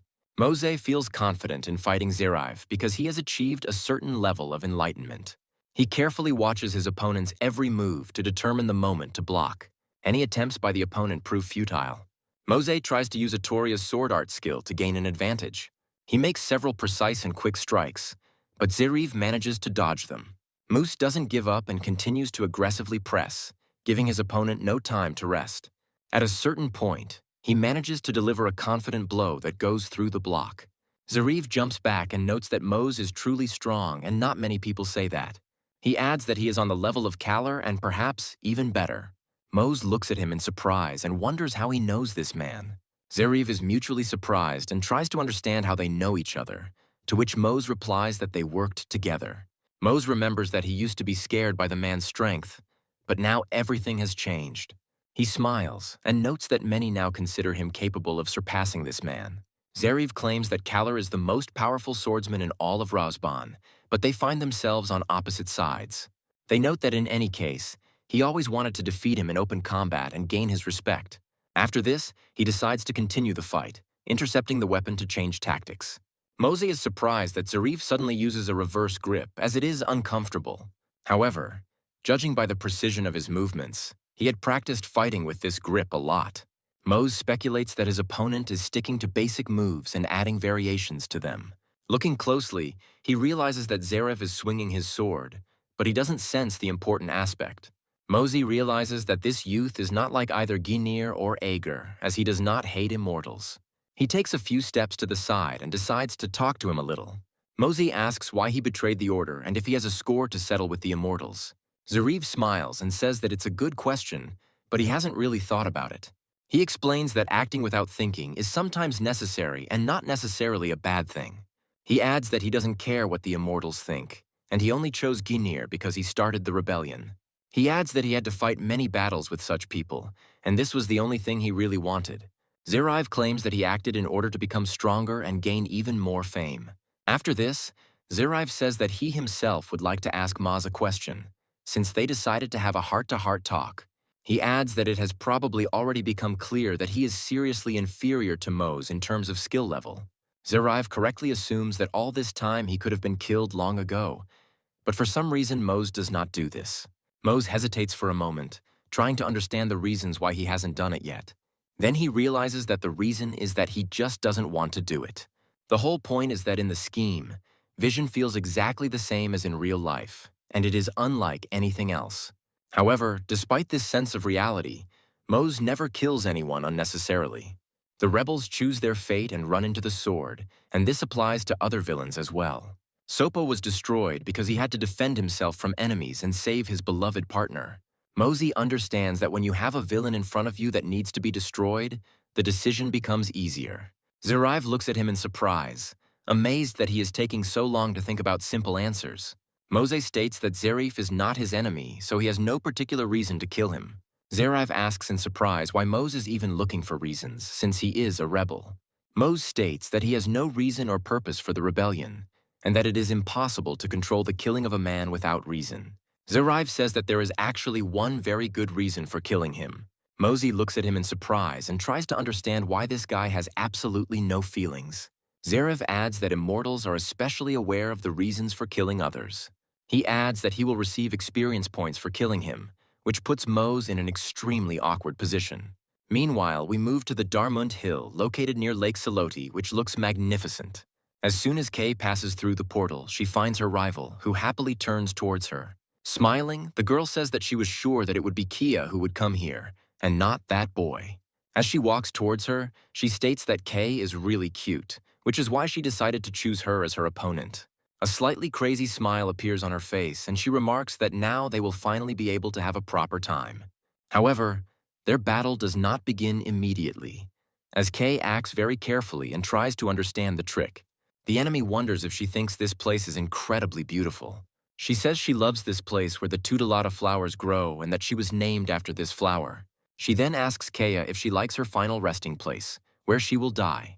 Kia looks around and notes that the place is really beautiful and it would be nice to live here. Carefully touching the flower with the blade, she says that she is forced to disappoint her. Pointing her blade towards her rival, Kea declares that the name Tud will be forgotten in these fields, and only flowers will remain. Tutelata laughs sincerely and covers her mouth with her hand so as not to look indecent. After this, she suddenly jumps towards Kay and says that this was the worst joke she has ever heard. However, suddenly, instead of hitting her, for some reason she gently kisses her on the lips. Kay immediately jumps back and starts blushing at the unintentional close contact. A little confusion gives way to mild anger, and Kay wonders what that was. Tutelata continues to giggle and explains that she only did it because she is cute. After that, she rushes forward and says that she would like to stroke her head again, like a cat. Kay realizes that this time it's serious and jumps up to get back into the fight. At the same moment, she tries to attack with a sharp blow of the rapier, hoping to injure her opponent. Tutelata notices the blow in advance and dashes to the side to avoid the blow and gain an advantage. After this, the intense battle continues, but so far no one can emerge victorious. Kay jumps to the side and performs a characteristic move to stabilize himself. Tutelata does the same to take a little rest and prepare for the next round. Continuing to carefully analyze her opponent, Kay notices that she is charging up a special attack. Kia suddenly lunges forward, charging her sword with wind power, which accelerates her movements. Tutelata realizes that she miscalculated a little and tries to block the flying blows. After a few moments, she's thrown back, but she remains on her feet. Almost immediately, she begins to feel a strange sensation in one of her feet. Kia manages to grab her opponent during the rebound and takes off one of her shoes. She grins and notes that it looks like her opponent will need sturdier shoes. Tutelata covers her face and says that the shoes were expensive and now she will make Kia pay for them. After this, Tutelata furiously runs towards Kay to attack her. Kia expected this move and turns around preemptively, which gives her an advantage. However, the girl's pressure proves too strong to carry out a counterattack. Tutelata notes that Kay dodges too easily, which is starting to irritate her. After this, she jumps aside and declares that it will now be impossible to return. Concentrating all of her internal energy, Tutelata uses her seventh movement skill to create the first sphere. Kay looks at her opponent in surprise and notes that she can also use this difficult skill. The sphere gradually spreads, seeking to destroy everything in its path. Kia jumps to the side to avoid being hit by the already active sphere. After the skill ends, Kay asks her rival why she is destroying the place she loves. Tutelata explains that there is nothing unusual about this and that there is no need to regret this place. She adds irritably that the trees that grow here still grow back. After this, she jumps forward and creates a sword aura in the air, firing several projectiles. Kay performs a series of jumps to avoid serious damage. She looks at her opponent in surprise and notes that she has already released 4 blades at once. Pausing briefly, Kay notes that it looks like an unusual sword that someone has modified. Tutelata smiles and says that she must have a very trained eye to spot things like this. She explains that she modified the sword herself to make it perfect for Razban's school of swordsmanship. Smiling, she states that this is a good reason to be careful. She then grips the sword tighter and says that there really isn't much point to it. Continuing to attack, she warns that caution will not help you survive. Kaya continues to dodge, but the onslaught of energy cuts intensifies. At some point, she suffers a serious injury to her leg, which reduces her mobility. Tutelata smiles, realizing that her opponent has a chance to continue her series of attacks. Several more energy cuts fly towards Kay. Despite being wounded, Kay continues to turn around and tries to figure out what to do next. Tutelata gradually increases the speed of her attacks and asks if she is tired of running away yet. Kia understands that there is no way to dodge this and tries to parry the blows with quick lunges of the sword. However, despite this, she receives light damage that passes through the block. This also applies to her shoulders, face, and other parts of the body that she does not have time to protect. Kaya ponders that her opponent is releasing too much aura with each swing of her sword. She realizes that it is impossible to parry, as Tutelata constantly uses mana, but hardly gets tired. Kaya realizes that this is a completely unusual swordswoman in front of her, and perhaps one of the best in Rosebon. Tutelata looks at her rival with a smile and notices that she is already very tired, as she is breathing heavily. After this, she notes that fighting with her is no longer fun since Kay does not resist, and wants to ask a question. After a pause, Tutelata abruptly asks if Kaya is dating an immortal. Kia feels awkward and doesn't know what to answer to this strange question. She tries to mumble something, but Tutelata quickly understands and says that it is not necessary. Tutelata adds that she was simply curious, because why else would she keep an immortal as an ally? Kia says there's no need for a special reason for this, as Mose is her ally and an Asparagana swordsman. Tutelata immediately states that the fact that he is a swordsman is a problem. She claims that swordsmen are supposed to maintain balance in the world, and that is why immortals should never be one. Tutelata emphasizes that with the appearance of the immortals, they trampled their people, took away their jobs, and killed people. The girl angrily declares that all they do is sow chaos and are not capable of anything else. Kia says that this is a misconception, since absolutely all people did such things even before the arrival of the immortals. Tutelata argues that there is still truth in this, since immortals can die, and this changes a lot. She reminds us that these people are cruel and reckless, and that they also become stronger much faster than ordinary people. In her opinion, the existence of immortals destroys the world, and they all need to be destroyed, although it is unclear how to kill an immortal. Kia states that this is not true, as there are immortals who work hard and sacrifice themselves. Tutelata replies that only a person who really has something to lose can sacrifice himself. Kia explains that Mose sacrificed his life for her and never hesitated for a second. Tutelata notes that this is, of course, commendable, but he soon resurrects anyway. Kia says that he really came back to life, but that doesn't change anything. Kia reminds them that the death process is no different for them simply because they are immortal. In her opinion, immortals feel pain just like ordinary people, and the torments of death are also very unpleasant for them. Kia remembered well the moment when Mose decisively shielded her from the sword strike with his body. Therefore, she says that the fact of immortality does not diminish the value of the sacrifice. Tutelada is worried and says that she has heard enough and there is no point in continuing the conversation. She states that because of the immortals, many more people have died, and these people will not return. While enraged, Tutelada flies into the air to deliver a series of powerful blows. Kia continues to try to parry the energy cuts, but her performance is getting worse. Several shells hit the ground, causing a powerful column of dust that blocks visibility. Kia ponders, as nothing can be seen through the dust, and decides not to move so as not to provoke the enemy. However, in reality, Kay realizes that this is a serious mistake, since the dust makes it impossible to see the nearest projectile. The projectile passes straight through Kay's body, causing her extreme damage, making her unable to move and causing pain. She coughs, feeling the blood rushing to her mouth, and knows that in a little while she will die. Tutelada watches her opponent closely and understands that her attack was successful. She happily reflects that she has finally wounded Kay and it is time to finish her off. She adds that it was incredibly stupid of her to try to sacrifice herself for an immortal. She also notes that she should have given up while she still had the chance. Tutelada charges his sword to release more energy waves. She states that as a reward for a good fight, she hits Kay quickly and doesn't make her suffer for long. The shells hit the spot where Kaya had just been, raising even more dust and obscuring visibility. She remains in this place for some time and receives new wounds. Gradually, the battlefield becomes quiet, leaving only the quietly descending smoke after a series of powerful blows. Tutelada mentally wonders whether she managed to destroy her rival or whether she needs to finish her off. She takes a few steps towards the smoking area, trying to figure out where Kay's body is. Once the smoke clears, she discovers that where Kaya was, there is only a pool of blood left. Tutelada is frightened and wondering where Kaya went since she was just here. She understands that she has definitely hit her opponent, but for some reason her opponent's body simply disappeared. Meanwhile, the water behind Tutelada begins to part very easily, as if someone is approaching. Kia suddenly jumps out of the water, deciding to show her true and deceptive maneuver. Tutelada turns towards her opponent and understands that she will hardly be able to dodge. Kay takes aim for the final attack, combining it with a dash.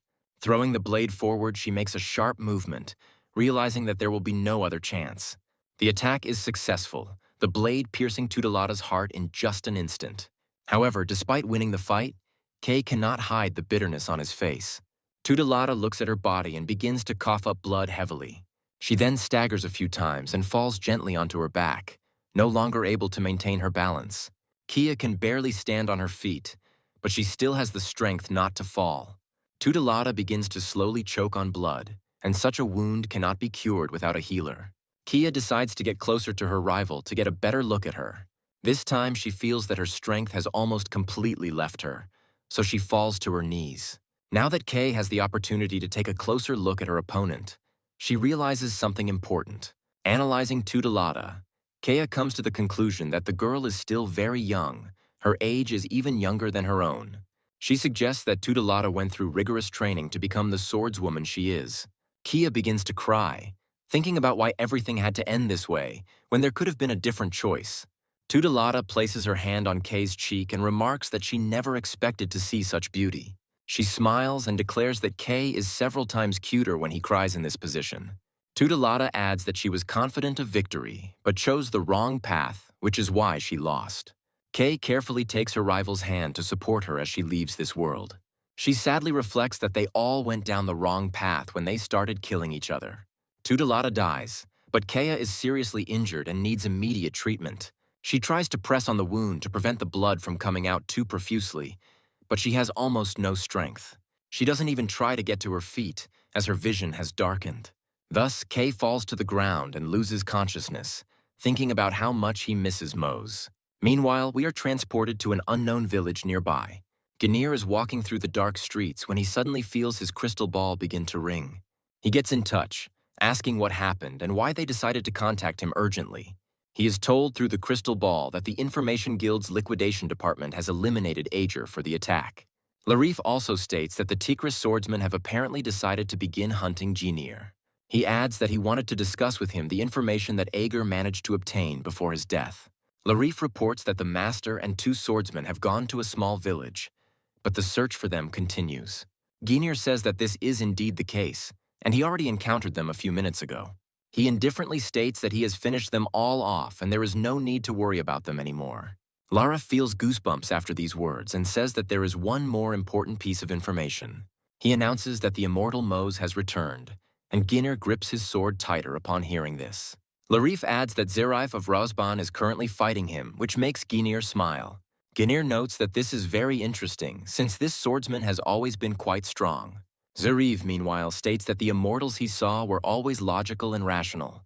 He emphasizes that he always liked it because they understood what each fight would give.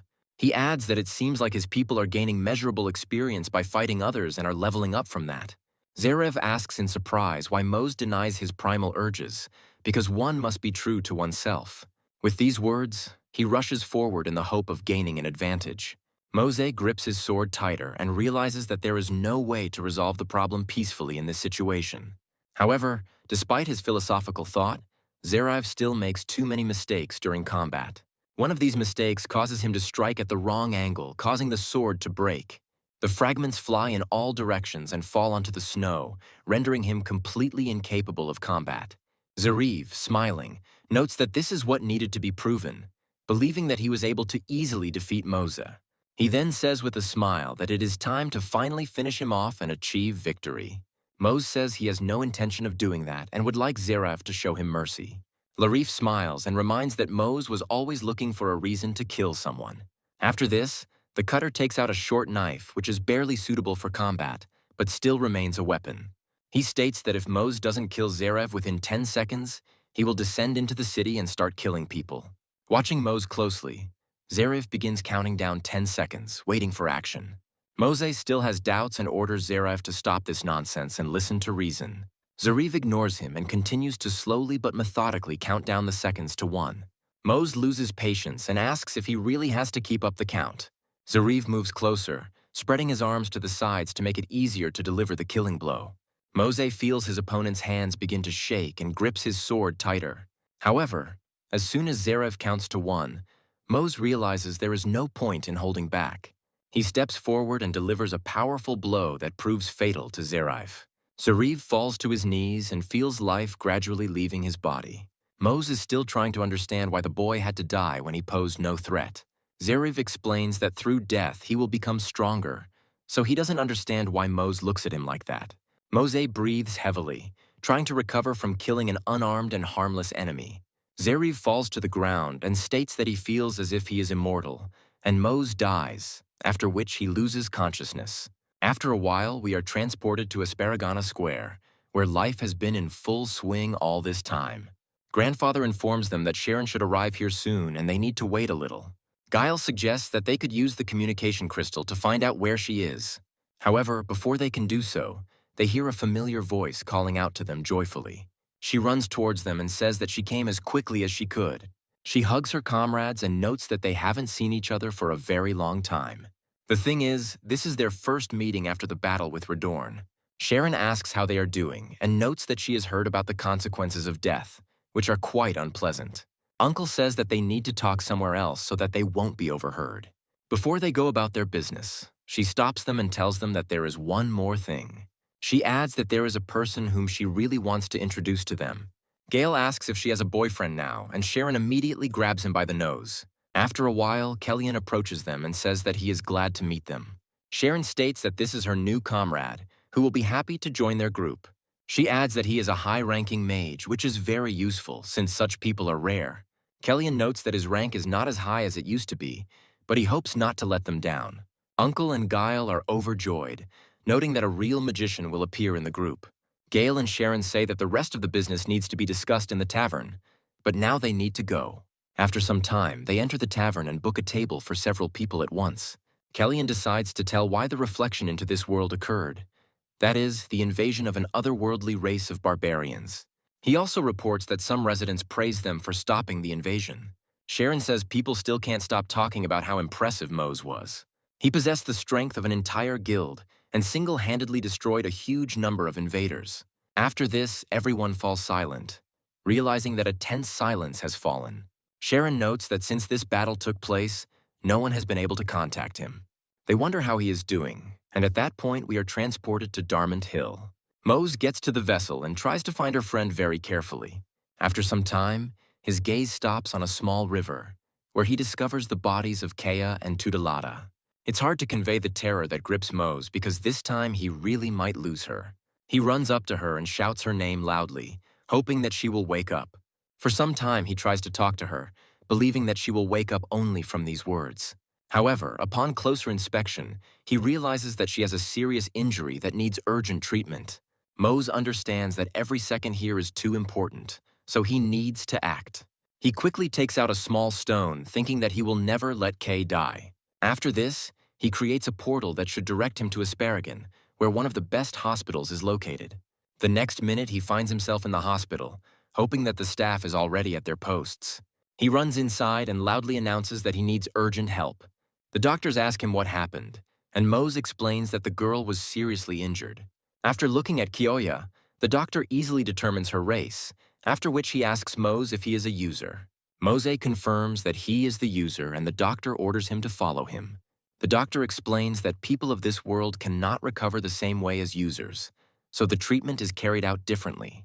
The doctor states that Kay is seriously injured and has lost a lot of blood, after which he asks Mose how stable her health is. Mose says he has nothing to complain about, and the doctor says he can give Kay some of his blood through a transfusion. Mose immediately agrees, after which a blood transfusion station is quickly set up for them. All this time, Mose hopes that his beloved will overcome her wounds and recover.